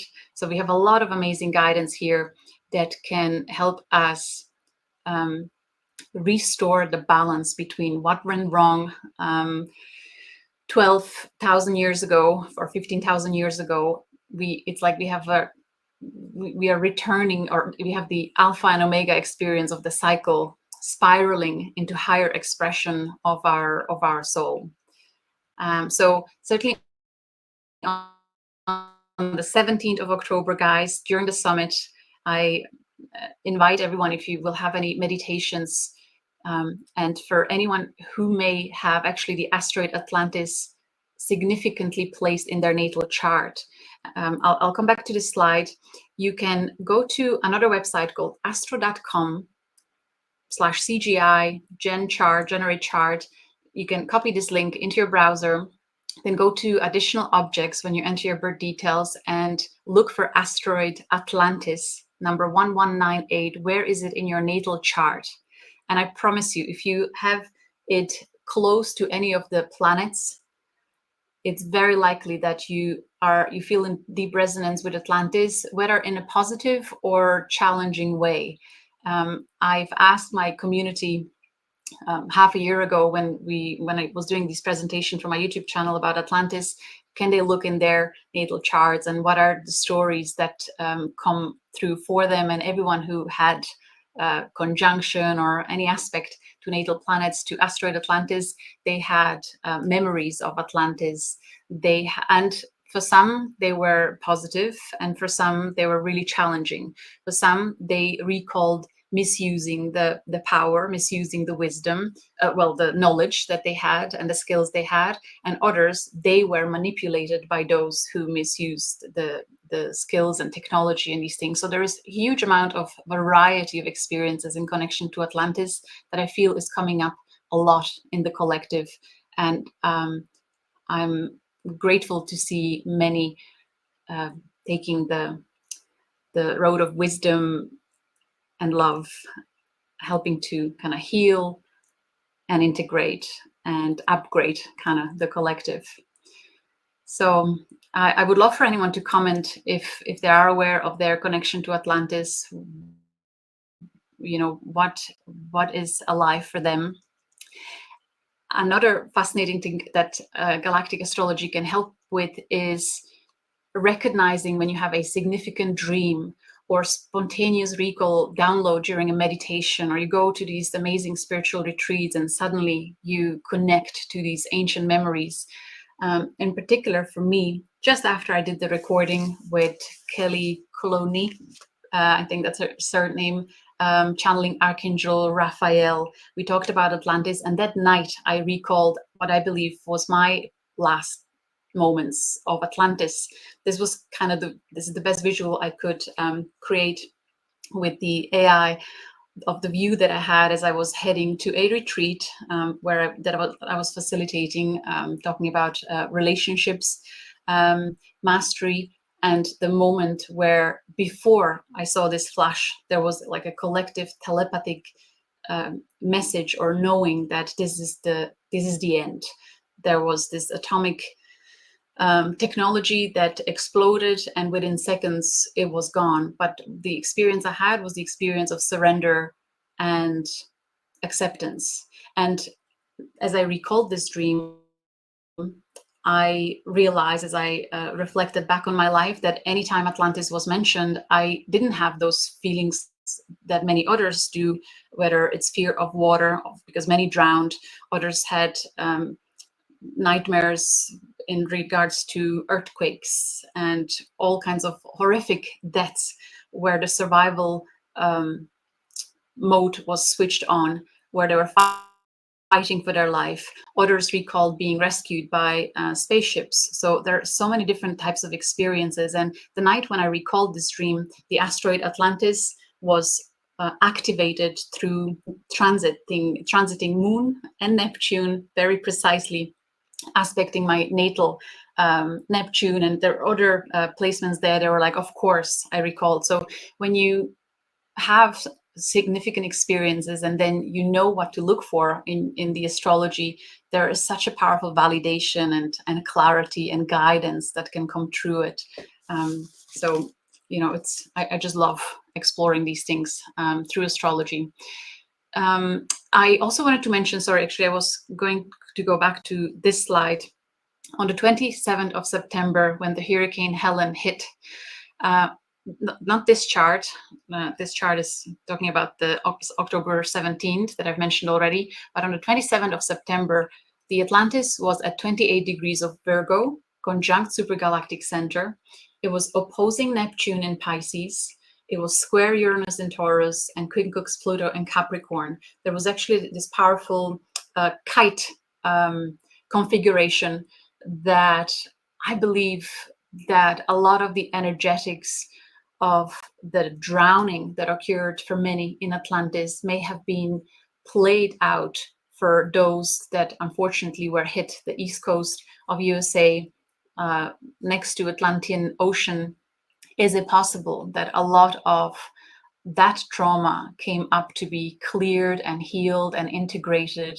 And I have to say, I am deeply humbled and inspired by how much self-mastery has been demonstrated through so many individuals that were deeply affected by the Hurricane Helen, and how much we are growing collectively into self-mastery and to kind of collective mutual support in these difficult times. So I just thought it was quite fascinating to see. I kind of only realized it as I was preparing this presentation. So perhaps those who are hearing this may need it to hear it, and maybe you can reflect and ponder some more about what the floodings meant to you personally or to those you've loved, and can you go into meditation, into the heart of your soul to help resolving and dissolving whatever trauma you may have experienced in times of the fall of Atlantis. And how can we overcome that now and start bringing the highest frequency of wisdom and love of the Atlantean era to support our collective evolution? So the energetics will continue to be quite potent, and especially then at the end of December, early January, the asteroid Atlantis will move into Scorpio, and it'll be conjunct Shapley Attractor, one of the greatest force in our known universe that helps everything to move in that spiraling motion of evolution. So I believe there'll be even more revelations and prophetic experiences and miraculous experiences occurring on a collective level. So see where asteroid Atlantis is in your natal chart and what it means for you. And if you need help with delineating anything in your astrological chart, you can, as I said, call to our certified practitioners. I wanted to bring this slide in. I'll not actually go over it and through it. I just want people to take a screenshot to help them learn about different life areas represented by different astrological houses. So you can keep that in your phone handy, and then when you see the numbers in the Galactic Astrology Report, you can look at this image and see, okay, that's the area where my Arcturian connection is most alive. Can I become now consciously aware of it and channel it for the greater good of all? And as an example, this is another slide that I want you to take a screenshot of to explain the sextiles, trines, and squares, what they mean. And there is more information on the website. And of course, you can go a lot deeper when you go through the courses, but everything can lead to really important information about your galactic connections, your past or parallel or future lives, however you want to perceive it. There can be so much guidance to help you navigate the challenging relationships with people that have strong placements with certain star systems. It's quite fascinating to see how our connections occur and how much magic and synchronicity is happening on an individual and collective level. I wanted to include a slide with this beautiful comparison of different stars in terms of size and color and density. Every single star has very unique frequency, just like us, just like human souls. We're all unique, yet connected to all that is. And it is wonderful to see more and more people being guided to journey within and connect to different star systems, and then allow these unique frequencies to come through in support of our healing and evolution. It's beautiful to see. So inside the courses, or as well, if you just go to Galactic Astrology YouTube channel, and of course online, there's plenty of information about what it means to have certain stars in your natal chart, what type of frequency is coming through your unique being. And oftentimes there are many different stars. I believe you're all kind of multi-galactics at this point. Our DNA is so complex. We are carrying codes of so many different lineages, not just on Earth, but from stars too.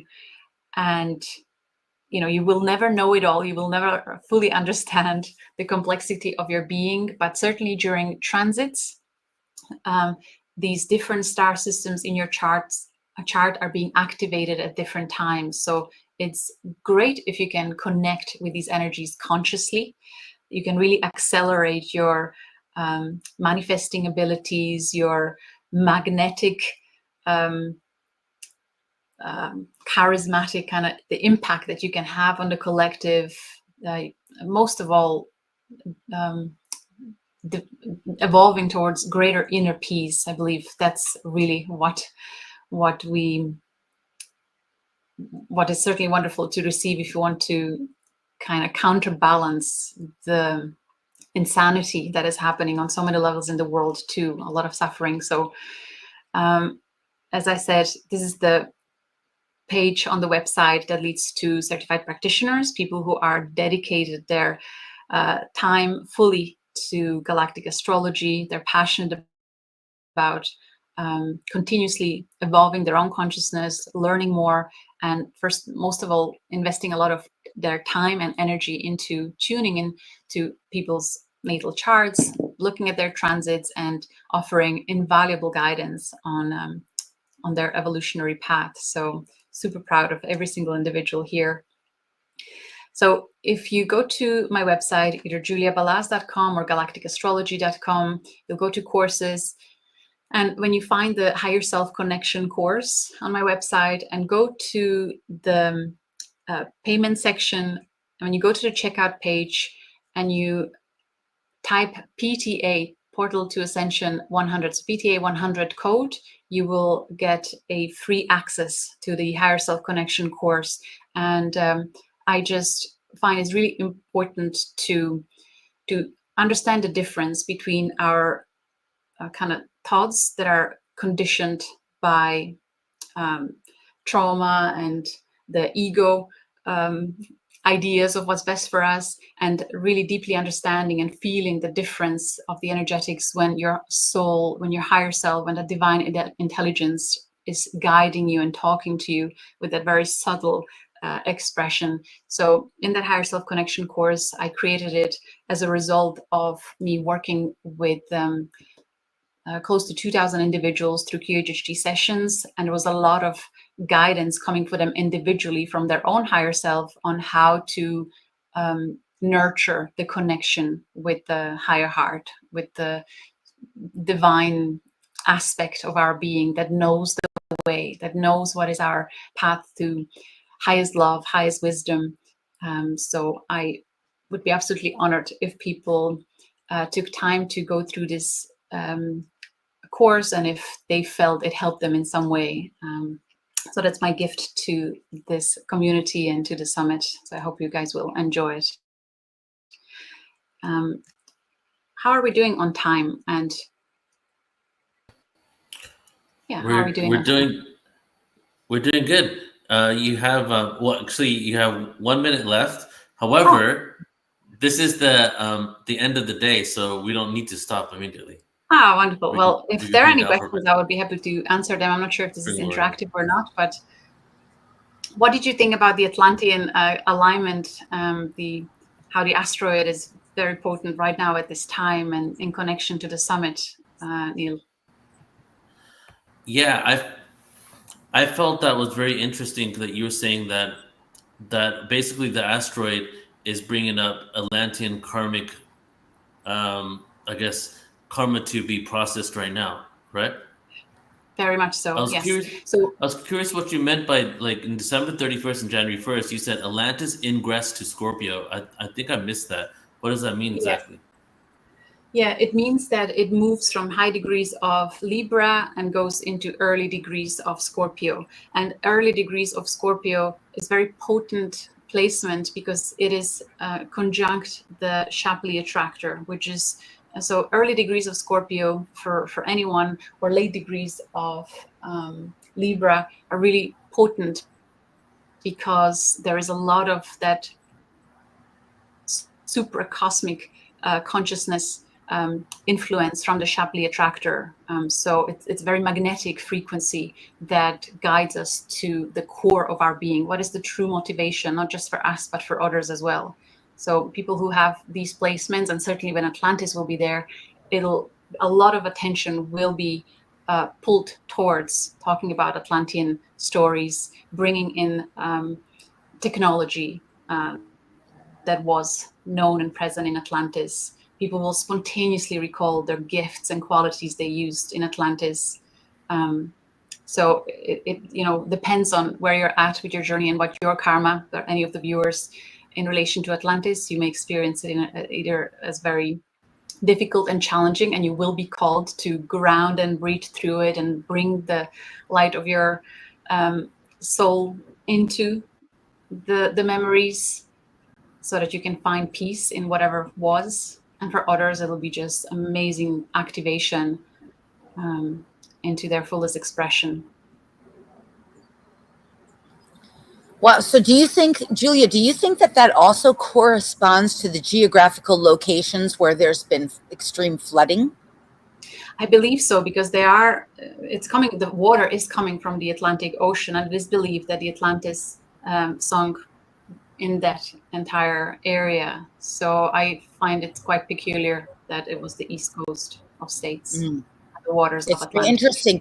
I mean, what's also interesting is that there's a lot of people in the area where the hurricanes are most hit, like Sarasota, where they resonate, though, interestingly, with either Atlantean or else Lemurian energies there. So yes, it's very interesting correlation. Yeah. And as I said, it's inspiring to see how those that are consciously or spiritually awake, how masterfully they're transmuting the experience, how they're not falling into fear and blame, but really just self-mastery and inspiration. What's one of the most fascinating things you've ever seen in someone's chart, or that you've learned from your own exploration of how the charts play out? Thank you for such a great question. The magic of synchronicity and the divine alignment, when we are seemingly blindly navigating life and creating these pivotal points of rapid transformation, evolution, and change, where you have like this day where suddenly you are like your life has changed. And when you look back at the transits, you see how much the cosmos was playing its part. And I love exploring the asteroids that are calling to the archetypal energy. So there's asteroid not just for Atlantis, but for anyone interested in Lemurian codes. There's asteroid Hawaii that seem to be really potently connected to that. So see where that plays a role in your chart. You can again find it at the, in the extended selection on the astro.com website. There are asteroids for Egyptian deities, and seeing that prominent in people's charts also totally makes sense why they navigate towards those stories. So it's just amazing. Do you ever wonder, though, with the charts, it's a very fascinating, I mean, it's really interesting. Do you ever wonder if it's like a little chicken and egg, like which was created first? Was the chart created first, or is the chart, because everything's reflection, right?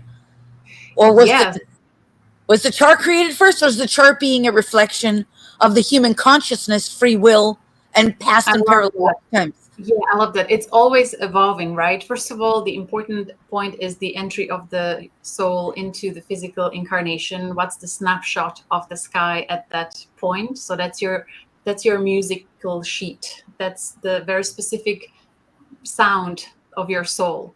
And then as the sky continues to evolve, as you move through space, there's new music being played in every single moment, and whatever is played, is it in resonance with your natal chart, or is it in discord? And that's why people are experiencing different transits at different time. For some people, this full moon is super powerful and potent because it is hitting mathematically and geometrically on what's in their natal chart, and for others, just browse through it.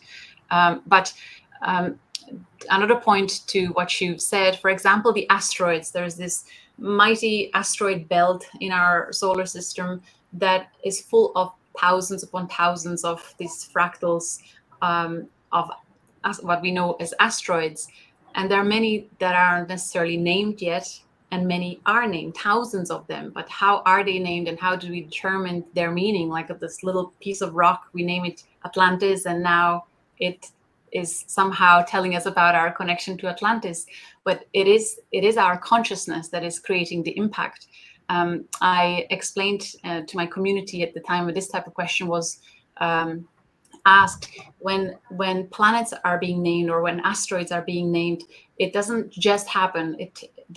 These objects are being observed by human consciousness, by the observers, the astronomers, for a long period of time. Data is being collected. And then there is a collective decision making about the name, and the date is very specifically kind of collectively. There's a lot of consciousness imprint being put on these objects. And then in time, as over the thousands of years, astrologers, astronomers, mathematicians pay attention to these objects. We continue infusing more and more codes of the energetics of what we know about these different archetypal energies. So it's becoming more and more potent the more people are paying attention. So it's a dance between the cosmos and us. And I feel like there is excitement being built through but of course it's just our my perspective of it, how we can now consciously participate in this cosmic dance, how we can pay attention to the songs and to the inspiration that is coming to us through these archetypal beings. Just in the QHHT sessions, many people regressed to knowing or remembering themselves as a solar being, as a star that that was beaming light into cosmos, and they were able to telepathically connect to other star systems, or they regressed to being a planetary being, and that also had its expression and meaning. So it, universe is mental, and it's all consciousness, and it's all fun and play. So I hope that answers Fascinating. Yeah, it's like an endless, infinite Pandora's box of its own. Mm. How would you advise someone who wanted to learn more about their chart? Obviously, you gave us some great next steps and some websites. Your website, Galactic Astrology.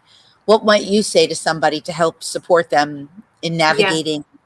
I would like to highlight first the importance of recognizing whether you are the creative, artistic, more right brain focused type of person, then this may feel like upstream path for you, and maybe some spiritual path of just going within and following the center of your core is the better option for you. Because the map is inside our heart. We don't need to know these astrological placements in order to fulfill our destiny. If we just follow the higher heart, the inner knowing, then we're fine. We can't miss the mark. But if you are someone that loves collecting data and analyzing things and discovering stuff through mental experience, then this path will bring you so much joy and excitement. And I have to say that the Galactic Astrology soul reading, because there is the soul reading element, the divination part of it, it brings the right brain right to it. There is this beautiful coherence between the left and right brain hemisphere in our community. We have the artists and we have the researchers too. So just see how you feel about one or the other, but certainly just first maybe starting with the free content on the Galactic Astrology YouTube channel. And if your heart keeps pulling you towards it through excitement and passion, then explore the courses or book your session and see where it takes you. You're all different. That's awesome. Yeah, I think there's so much to learn and unpack there. So wow, that was fabulous, Julia. Neil, do you want to add anything? It is. Yeah. I would like to ask you another question. You shared about the hidden truths. I think you said something about that this year a lot of things are coming up to be uncovered, something along those lines, right? And that's been a theme for definitely the last few years, but this last year, many things are coming up when it comes to celebrities, politicians, the music industry, and just it seems that much of the entertainment in the world, right, I'm giving you a broad picture here, is more of an illusion than we even thought. And so much of this is coming to the surface to be healed and dealt with. And you shared some of the alignments that are going on. And it's interesting because, just as you shared, you were going to share things and I was going to have kind of mind-blowing experiences, realizing why I'm doing certain things. And Orion has been coming like hardcore in my life for the last year. And so much so that I'm doing a whole conference, 8 hours on Orion in a few months. And so I would love for you, if you could just share more information about what Orion has to do with this. What is it? Something that happened there that we're healing? Is that got to do with these truths coming out, or what is actually going on with that connection?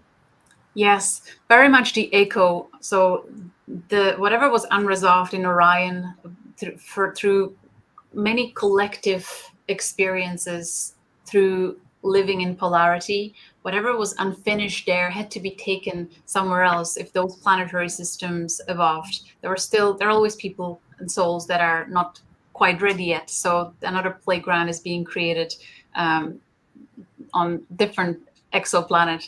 So what was unfinished in Orion was taken to Earth. The echo of that, perhaps in the Atlantean times first, and then another echo in our current era. So it's all interconnected. And if we go beyond Orion, it may have been Lyra. And that is really coming through so clearly through regression sessions. And I'm sure in the QHHT community, many would have seen. So if a client had strong Lyran connection, experienced Lyran wars, it's like whatever was there, the refugees moved to other planetary systems Some ended up in Orion. Then the stories were evolving there. Then it moved to Earth, ancient Atlantis. Now we are here again, all over. But I feel, because of everything, all the signs, everything that the astrology is showing us in terms of how much guidance and support there is from the celestial bodies through these archetypes that are coming through into our conscious awareness. There is so much mythology that is clearly showing up in our collective human experience. And there are placements that even astrologers that are spending decades looking at these things, they're like, oh my God, I've never in my 30, 40, 50 year-old career as an astrologer have seen such powerful impact playing out. Like there's something really epic going on. And if we expand the perspective to these other star systems, to me, what I see, like that art at the very beginning of the presentation, and from the stories from the regression, when people remembered why they came to Earth, how they will call to Earth to support this ascension, collective ascension process. As I said, I believe we are healing karmic, traumatic experiences anchored in polarity of dense realities. And we are called to bring the light and love of the Creator into these memories, resolve them, dissolve them in love and peace, integrate all the wisdom that we learned from those experiences, and anchor this universal peace in these denser realities, so that there can be a ripple effect perhaps through other star systems where there's a lot of suffering too.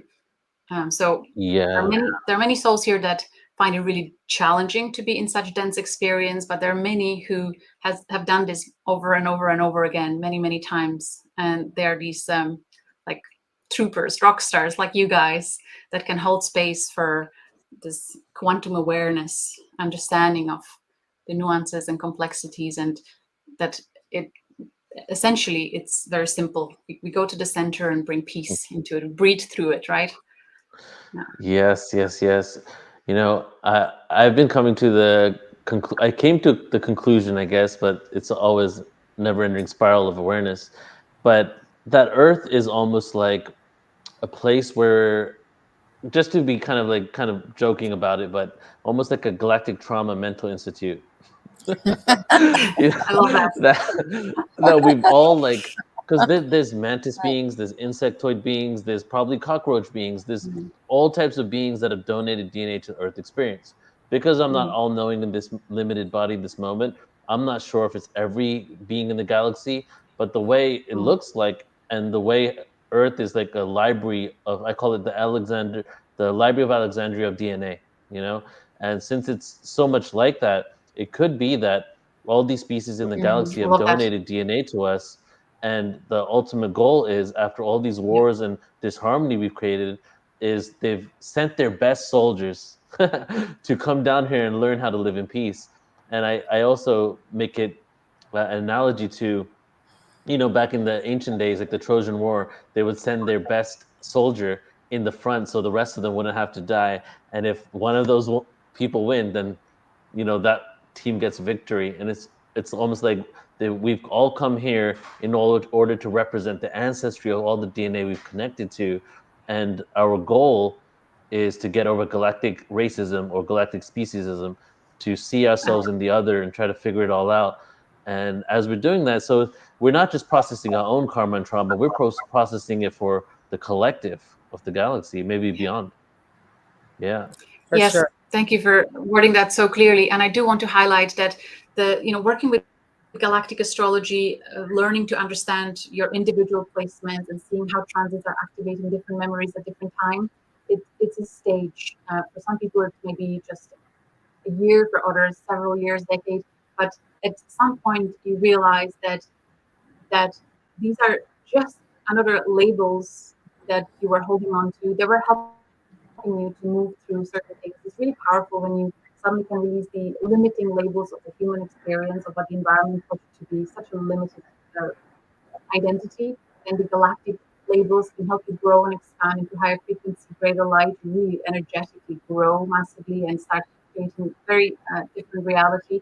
But then there's this experience where you just feel like, okay, I'm just being called to the center where it's there's just there's no hierarchy of which star system and star being is better than the other. Oh, I have more galactic placements than you, and it's just it doesn't matter anymore. You just come to the simplicity of holding peace and love and wisdom anchored in the physical human experience, and just doing that.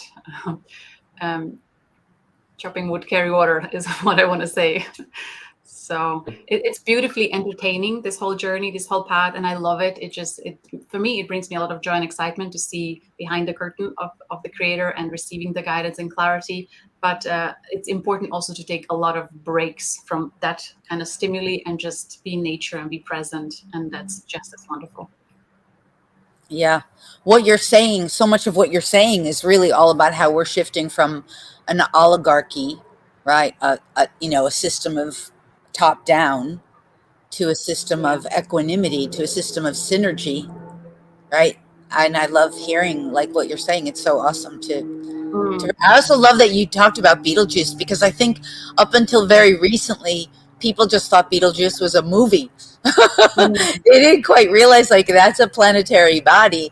And I never had that visual. I have a good friend, a dear friend who's in my inner circle. She resonates as from Beetlejuice, and she's got all those energies. And even when you showed that picture, I was like, wow, I never had that awareness before, that it was so much larger as a planetary. Like that's not something I expected. Very cool. Yeah, so right now Jupiter is conjunct this star. So a lot of star seeds that have Betelgeuse in their natal chart can really feel activated. Jupiter is very expansive, like energy. So when we looked at the soul memories of people that have Orion stars, whether Bellatrix or Betelgeuse connections, they recall themselves being members of a collective that was helping others realize how much deception there was in the world by power-hungry, controlling system. So very much the echo of what we are experiencing here on Earth. So there is a huge amount of, large amount of souls here that are here to kind of repeat what they have done previously in Orion. So there are many people who are quite savvy at navigating polarity, and they feel really passionate about speaking the truth, revealing the dark secrets. And with the placements astrologically that are happening right now, the truth has to be revealed. The time is up now. The karmic bells are ringing. Exactly. So it's quite amazing how collectively we are navigating this together. Yeah. That is our seed's story, right? We're here for those reasons. It's a very beautiful story. The whole Orion thing, I just want to keep talking, to be honest, because this is getting even. The Orion thing is just like so powerful, because just to kind of give you a summary of how I got connected to it, or how I realized my connection. So when I first woke up, I was all about Arcturus. I'm Arcturian, and I started hearing about how the Arcturians were really good with technology. Yeah. And because I was into tech and computers, and then when I started doing webinars, I'm the master webinar Arcturian, And so I was super into, the technology, that mental thing. Then I started realizing that we're all that is. We've been everything, and many times specific themes are more relevant to this experience now. I think Dolores Cannon even shared about that, like specific themes. So you might have had like multiple lives in Pleiades, but only a couple in Arcturus. But the theme of what happened in Arcturus is relevant now. So then I never really thought of Orion, and you never hear of Orion star seeds, right? You hear Lyran star seeds, Andromedan star seeds, Arcturian star seeds. So, and all I ever heard of was the Orion Wars.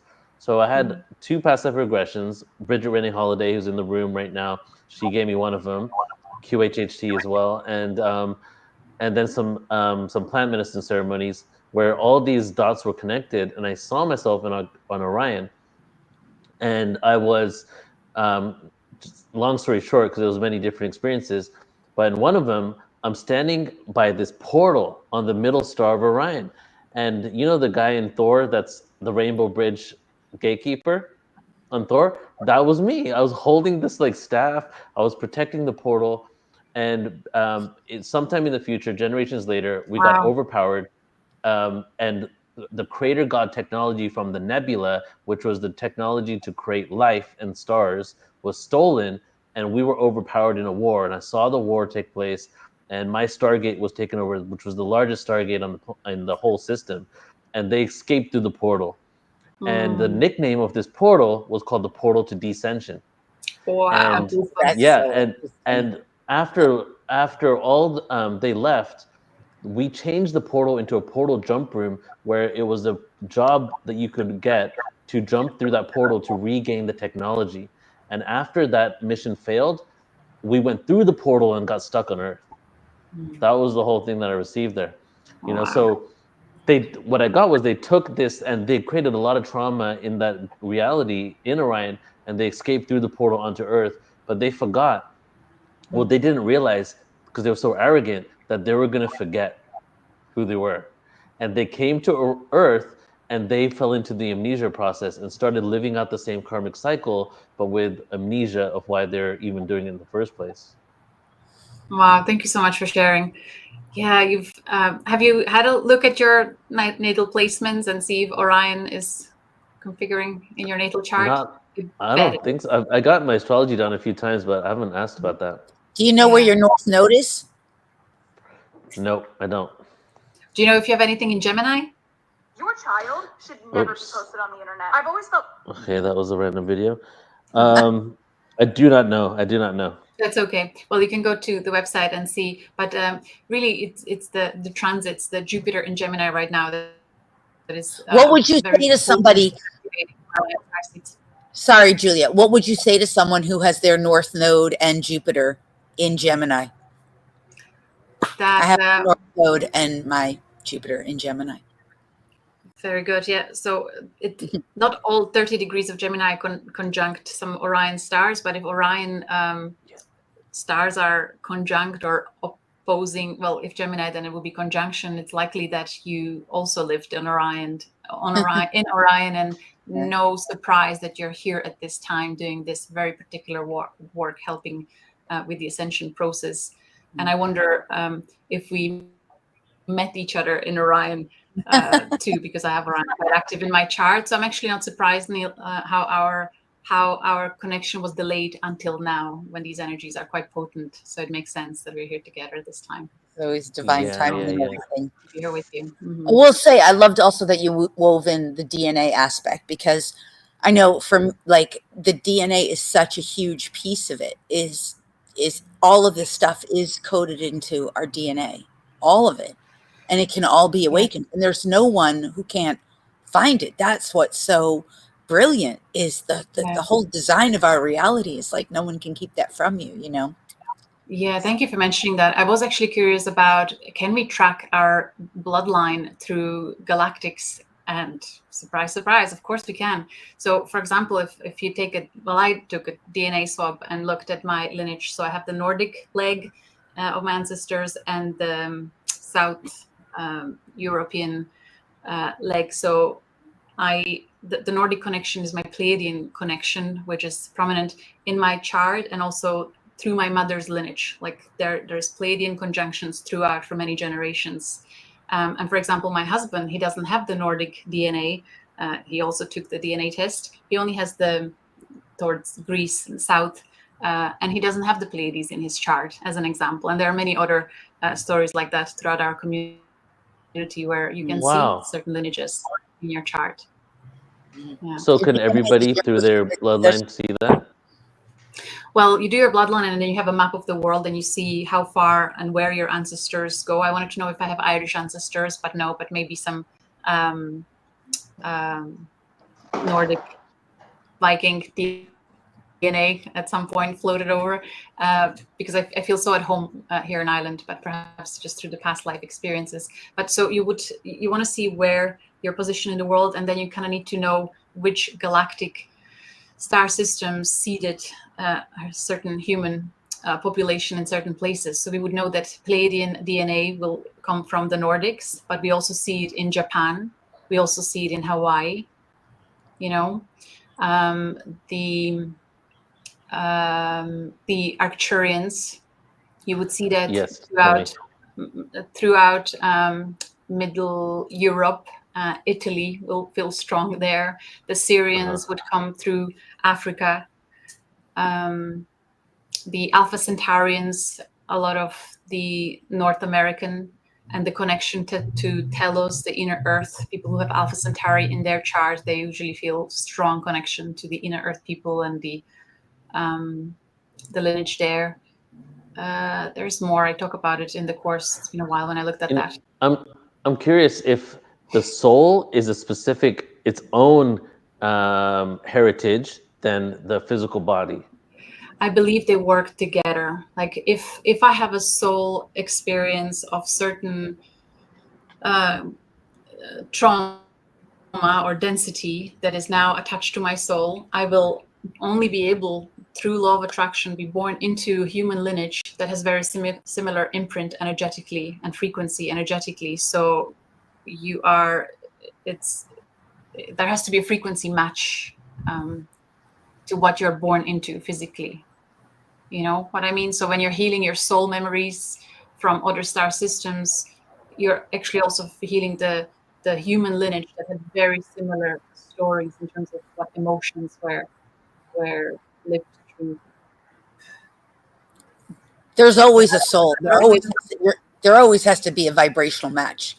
Yes. You can't incarnate into something that you're not a vibrational match for, which is why also it's so important at this time to clear and resolve karma, because we often think about the incarnational experience, this lifetime meaning, as the most important thing there is. You have one life. But in reality, the work that you do, any person, in this incarnation is what supports and assists you in your infinite journey, because we're all infinite beings. So to the degree that you can resolve karmic issues, and karma is never a punishment, it's the traumas. That's what we were talking about. It's traumas that you came in with from your other incarnation experiences. To the degree that you can resolve those, you get freed from them so that your future incarnation experiences, or whatever you may choose, doesn't imprint, so that when you, because as an infant being, you're traversing time, space, reality. Yeah. Karma, to me, what I'm hearing now is like a record of unresolved, dense emotions that want to come through to be cleared, so that peace and harmony can be restored. Yeah.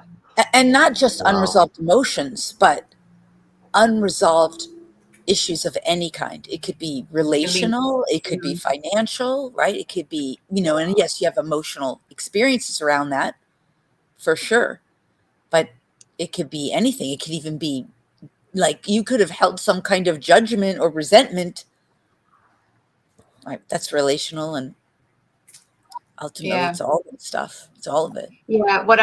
What I'm seeing now is, if anyone ever listened to people who have near-death experience, who were on the other side, and and also through past life regressions, when you get to a moment before you're planning your incarnation, and you start deciding what will you put on into your card, what kind of experiences, it's challenging, because when you're in the if you're in higher density, you don't realize that the difficult emotional states that you're agreeing to experiencing on Earth are not just that split second when you're picking them from the whole variety. You're actually going to live them for long periods of time. It's like a little secret that they don't really elaborate on the other side. But when you look at your astrological chart, it can help you remember what is it that you decided on for this journey. What are the main themes that you're here to explore, and what ancestral energetics are you here to help clearing? Which star systems are you best at helping to heal, clear, integrate, embody? Like there's just so much guidance there, and it's so wonderful to work with it, if that's something that it is so true. Once you get in touch with your potential to affect the DNA, we've been doing this for years, where we're like healing the bloodlines through the lineages of DNA. And I am so certain that that's part of what's contributing to this massive shift. Yeah. It's not the only thing, of course. It's becoming easier and easier for people. Yeah. Yeah, Absolutely. that's brilliant. Yeah, I think the collective healing prayers are really, really potent at this time, because really that's what we are here to do, the universal healing. So Yeah. thank you for doing And the all other this. thing too is just that in the DNA, what's so great about referencing all the different galactic origins here is that I happen to be of that consciousness that says you've got it all. You've got it all. It's that you're claiming where you're most resonant with. Yes. You're claiming what's going to serve your soul's agenda and your soul's, divine purpose for being here at this time. But really, there's nothing you can't tap into, right? I remember I had a first contact experience, and I was so dismayed that there were all these ugly looking beings. Remember, there were reptilians, there were insectoids, there was all kinds. And I was like, it took me quite a few regressions to make peace with some of that, right? And to realize oh, this is just all about the universality, the multidimensionality of all the different aspects that are in my DNA bloodlines from all the different realms of what I was here to bring forward, right? And everybody has that. There's not that's something we can all discover, right? That's part of what you're helping people to do. Yes. Love Yes, that. Awesome. Very cool. Beautiful. Julia, thank you so much. I do have one more question, though, if we can close it on this one. I'm curious if you have any, since you do QHHT, or you did, and you followed Dolores Cannon, she spoke about the first nuclear bomb that, went off, and how there was a call out to the universe after this, and all these souls rushed in, right? And also, I believe it was her, but it's so long ago that I read this. I don't know if it was something related to her or if it was Dolores, said that many souls were incarnating in specific bloodlines up until that moment. And then after that, many rules of incarnational experiences basically went out the door, because it was like, just come in and save everyone. In all your experiences, your QHHT and galactic astrology, what's your take on nuclear energy, extraterrestrials, and souls incarnating since then? Yeah, what I'm seeing is this hybridization, where what I've witnessed is this infinite variety of the potentials, that it's really hard to share a story as something that is a pattern for many, many others, because I'm seeing really dense, heavy bloodlines that have dark magic for so many generations, and then bright light souls with a lot of spiritual stars coming through to hijack that bloodline. But what I'm also seeing is really bright light bloodlines with a lot of spiritual stars who can have this darker soul that now wants to be influenced, impacted by, well, there may be a plan to hijack it, but it is actually for evolution. I believe everything is for evolution, collective, universal evolution. So, and I believe the greatest force is the evolutionary force, guiding us towards greater connectivity, greater harmony, consciously. So in that sense, at this point, because we are in the age where there is this greater connectivity and kind of quantum awareness becoming more and more natural for all of us, it's easier for these rules to become more loose. And the souls that are coming through now are these rock stars that are able to navigate this type of experience. So again, there has to be a frequency match for whoever comes in, and there is always this order. there is order in how it's done, but it's just very complex. To me, it feels like Earth is this infinite potential. There's such a variety of universal cosmic energies, and so what a playground. Wow, what an intricate tapestry of creation that is taking place here. It's beautiful. Yeah, Julia, thank you so much. I do Yeah, want go to ahead. say that with Neptune in Pisces right now, there is there can be a lot of escapism happening and addictions happening in very subtle levels for many of us, including this could be a form of escapism. And I just want to highlight how important it is to make sure that we don't get sidetracked from what is important in our everyday experience, with our everyday relationships, presence with the people who are next to us, with us, whether it's the family or someone we meet randomly on the street, where the real work should be happening. So kind of just wanted to mention that. Yeah. Thank you for sharing that. And yeah, a lot of distractions. This is coming from a person who used a lot of distractions in his whole life. And what would you say is, maybe you can leave us on what is a good way to not escape, but to sit and to feel what we should, basically, so that we can really process what's coming up for us instead of looking for things to take us away from really feeling what's happening. Yeah, as you kind of answered it in the question, to sit and to feel, and the inner inquiry, and allowing for the inner conversation to what is it really that is present and that is arising, and can I allow that to be good enough exactly as it is, or what I was about to do in a form of my addiction. Why am I doing that? What is it that I'm avoiding? And again, astrology can be so wonderful at guiding us in these experiences. There is a lot of unconscious happening that we kind of just go with the flow and things happen to us. But when you learn how to understand this language of universe, you can become consciously aware and guided through the experiences.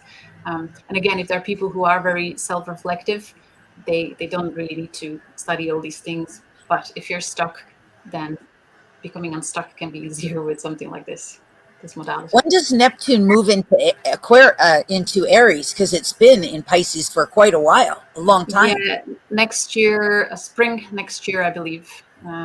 What do you think? And actually, I will go back to Pisces for a little bit afterwards. So, what do you think that's going to have an effect? Because Aries is like the higher I am. Well, how do you think Neptune and I know we were just rapping, so I didn't need to ask you another question. When Neptune is in high degrees of Pisces, and Pluto is in high degrees, and Uranus is in high degrees, right now we are all going through these like culmination of the endings of cycles, and we are talking many cycles. It feels like infinite fractal experience of, as we said, reflecting on childhood, past lives on Earth, Atlantis, Orion, Lyra, and so on. So ending of cycles, and we're really facing the shadow collectively, big time. And we are asked to bring the light of wisdom and peace and love, acceptance into it, to heal it. And so then when Neptune goes into Aries, and as these long-term transit planets shift signs and go into the early degrees of new signs, that it'll feel like a new beginning. It'll feel lighter, clearer, but we will really be asked to step into that self-mastery more consciously and more publicly, being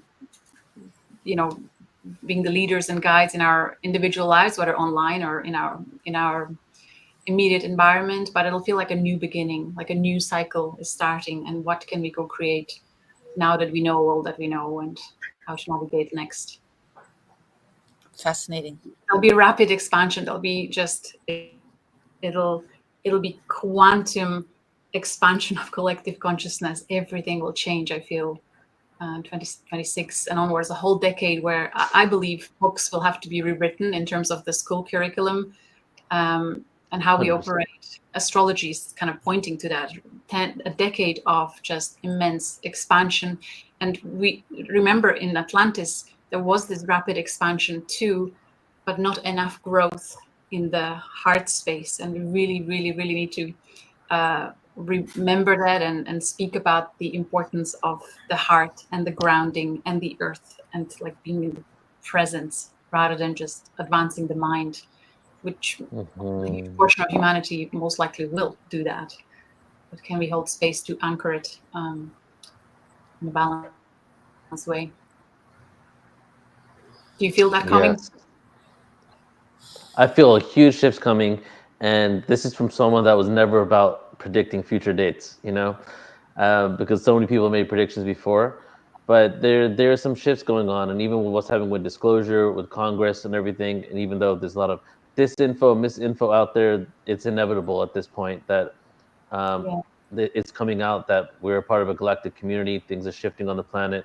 There's even, we'll get into this over the next few days, but even one of this CIA whistleblower came out a few months ago, and when they were talking about congressional disclosure, and said the memo got out to the government that they're going to make themselves known in 2027, and they got to get their crap together, you know, and that was his tweet.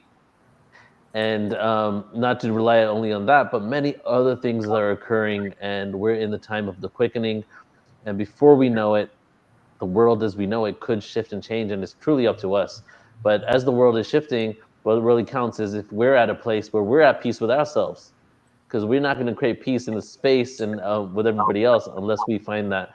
And part of that is also seeing ourselves in those that we've considered to be those that have hurt us, you know, or are doing what people may consider evil. So the work is increasing. I feel like I like to do the analogy that if we were rotating around a black hole, and that 100, 200 years ago, we were at the end of the black hole, it would take multiple lives to have the same experience. We're now at the event horizon, and we're rotating at the event horizon so fast that we're smacked in the face every single day with the same lessons. And a lot of us aren't even listening to it. It's like, and the reason why the chaos is so rapid right now, not because of all the stimulation and the distractions, which is part of it, but also because we cannot take our baggage into the next dimension with us. It needs to be processed, right? Yeah. I'm not sure if you are aware that the Vatican Library is being scanned into digital format and really available to public, that they are halfway through that process. Yeah. Really? Very interesting. Robert Edward Grant, who received keys to the library so that he can decode whatever they want to be decoded. He mentioned that he commented it publicly that he heard it firsthand from people that are involved in the process that this is an ongoing process, and that the records of human history are due to be, like, there is a date on when it will be. It's time to let the truth be set free. Epic times. That was the first time I heard you say, Neil, that there was a recent disclosure person said that there was a memo like that there would be ships by 2027 landing. Because the collective within the collective that I bring through, there's a sub collective called the Fleet, and the Fleet are beings that are, you know, star family races, and they really are ready to land. They're saying for those of us who want to move to other planets, if we're ready for that option, that will be available for humans this lifetime, within our lifetime. But they're not landing. What they've shared is that they're not landing. Yeah, I believe it in our lifetime, absolutely. Yeah, but they're just not going to land until humans have enough discernment to really understand. To really understand, number one, the benevolent intentions, and to no longer stir up. They're saying that it's humans who are stirring up drama around negative alien agendas, that negative aliens have, for the most part, been kicked out of this quadrant where we are. But that's not. I believe that can only come after. I believe that can only come after the religious dogma will come clean with how much of extraterrestrial information is in the books, right? And it's amazing to see this work of Paul Wallace. Is that this gentleman's name? He's going to be on here. He's one of my favorite guys. I love him. Brilliant. Yeah. Exciting. So it's well, it's also really cool that recently Pope Francis acknowledged other religions. Yes, I saw that. That was that's pretty big, right? And even some people in the Roman Catholic faith are, calling it blasphemy, right? But that's an indication. So it's definitely, I mean, even the congressional hearings, if you listen to the Congress members, but not just the congressional hearings and disclosure, but you listen to them on the podcast, because I basically listen to almost all of the congressional members and politicians that go on podcasts about disclosure. And most of these individuals, it's Democrats and Republicans, but definitely a lot of Republicans, and they are fundamental Christians, okay? Some of them are hardcore.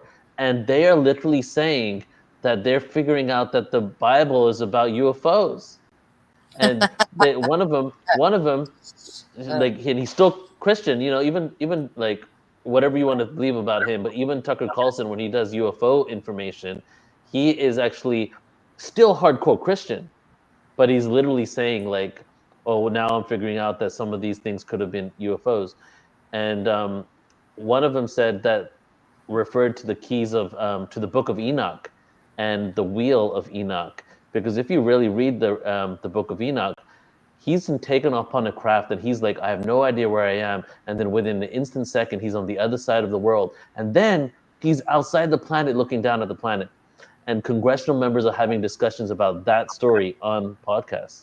I love that. Right? That's brilliant. So it's Disclosure. happening now. It's very interesting. Yeah. It's exciting. All right, beautiful. So Julia, thank you so much for being here. I really appreciate you coming on, and I'm excited because I knew a little bit about you, and now I got to experience you more fully, and I'm excited to work with you a lot more. You're amazing. Likewise, and much love to all the viewers. Thank you so much for being here with us. And Thank you, Lori. Julia. And so what I'm going to do now is to close this out, we're just going to have a meditation, and because my favorite meditation is actually Vipassana, which I don't know if you're familiar with, but that is literally the art of just feeling sensations and allowing yourself to feel everything in a sense of quiet. So I'm going to do, and everybody tuning in, we're going to end every day with a poem that's kind of taking in the energy of the day.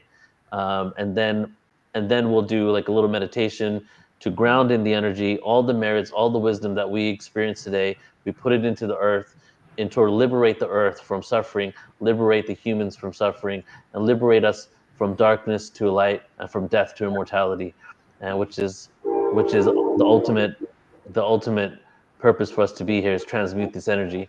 So I'm going to do a poem, and I'll put you guys in the green room. Please do stick around if you want to be here for the meditation, and then we're going to close out for the day. But I'll just let everybody know that tomorrow, hope you guys enjoyed your day today. So this is the closing before the poem here, and hope you guys enjoyed it. We got 10 more days, 1 out of 11 done. And tomorrow we have super galactic morning. Okay. Debbie Solaris going to be going over different ET races. Toni GHAZI is going to be channeling the mantis beings. Marilyn is going to be channeling Zazar. And then we have some amazing other speakers, not sure exactly what their topics are, but we're going to start off going super cosmic here. So the poem that I want to do, and what I'm thinking we'll do is for fun here, I'm going to put up the Pleiades star system. Okay, let's see, you could hopefully still hear me. Yeah. So we'll go to the Pleiades for this one. So this one is called All I Want to Do Is Be. I wrote this one around 2003, 2004. Let me just check the chat, see how you guys are doing. Love and appreciate you all. See you all tomorrow. And here we go. I have the world at my fingertips, but I don't grasp. Infinite possibilities, asking the universe, what is the next task? All I want to do is be. All I want to do is breathe. Conceptual knowledge made manifest. Take action to myself. I confess. I am all that is. I have moments of ecstatic bliss, and I thank the universe for this with utmost gratitude. Elude the confines of cerebral masculine energy that defines the path we're all upon. Moving into the feminine. The earth, the moon, shone down upon, cast eclipse over the sun, a pathway to union, where we all finally feel one. I have the world at my fingertips, but I don't grasp. Infinite possibilities, accelerated, time is moving fast. All I want to do is be. All I want to do is be free. From self-expectations, projections of false promises, achieving through external operation, hope is misplaced in changing the earth without doing the inner work. My soul will be gone soon, heading back to Saturn's moon, contractually living a lie, created a fragmented reality based on who, what, where, and why. So I fried my mind to numb out the fake, but it's all a game, and we're all playing a role in every moment. I know I'm an old soul. I know I'm an old soul. I know I'm an old soul. But it's not just about what I know. Orion war, karmic balancing on planet Earth, forgetting our simultaneous lives, universal worth. History repeats, like when in Rome. All I wanted to do was go home to Arcturus. Density got me on my knees, was so furious, questioning my own creation. Who is this? And who am I? An internal fight. At the end of the Earth tunnel, there is something that shines bright. Embody the darkness, full spectrum being, so we can transcend and live in the light. Deep breath in, everybody. If you're still tuned in, deep breath in. Let it out through the heart. Deep breath in again. Expand your auric field around the planet Earth. Deep breath in. And now the whole solar system lives within your heart. Now just take a moment as we started today in silence. Let's end it with silence too. This is an 11-day ceremony, and each day is its own initiation, its own ceremony. Today we've opened up the energy for the depths of awareness that is going to be shared over the next few days.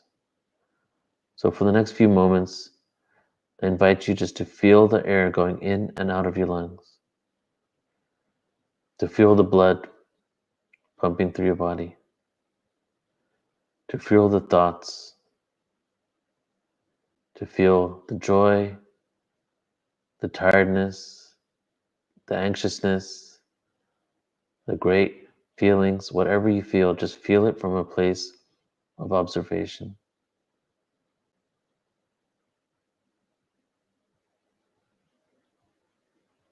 Feel what it means to be human.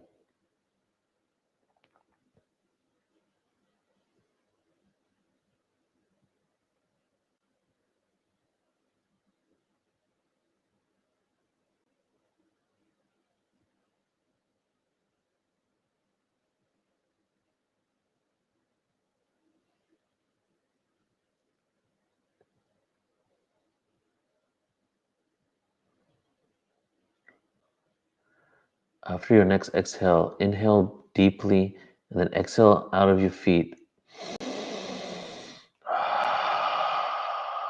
As we now, with each breath, we feel the energy going through our bodies, going out into the ground below us, with all the merits, all the wisdom that was shared here today, into the grids of planet Earth, out to all the people, the insects, the plants, the animals, the buildings, the structures, the weather systems, the frequency of harmony, to all the individuals that can benefit from this frequency the most, for the liberation of the shackles that we've imposed on ourselves.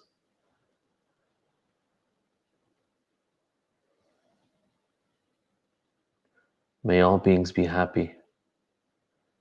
May all beings be liberated.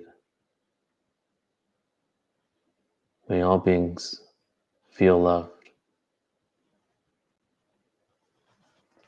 All right, everybody. Go ahead and open your eyes.